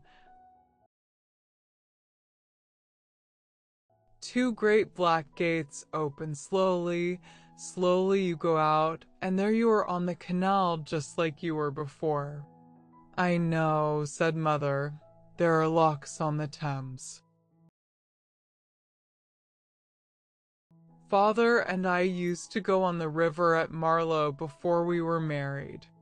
"And the dear, darling, ducky baby," said Bobby. "It let me nurse it for ages and ages, and it was so good. Mother, I wish we had a baby to play with." "And everybody was so nice to us," said Phyllis. "Everybody we met. And they say we may fish whenever we like. And Bill is going to show us the way next time he's in these parts. He says we don't know really. He said you didn't know, said Peter. But, Mother,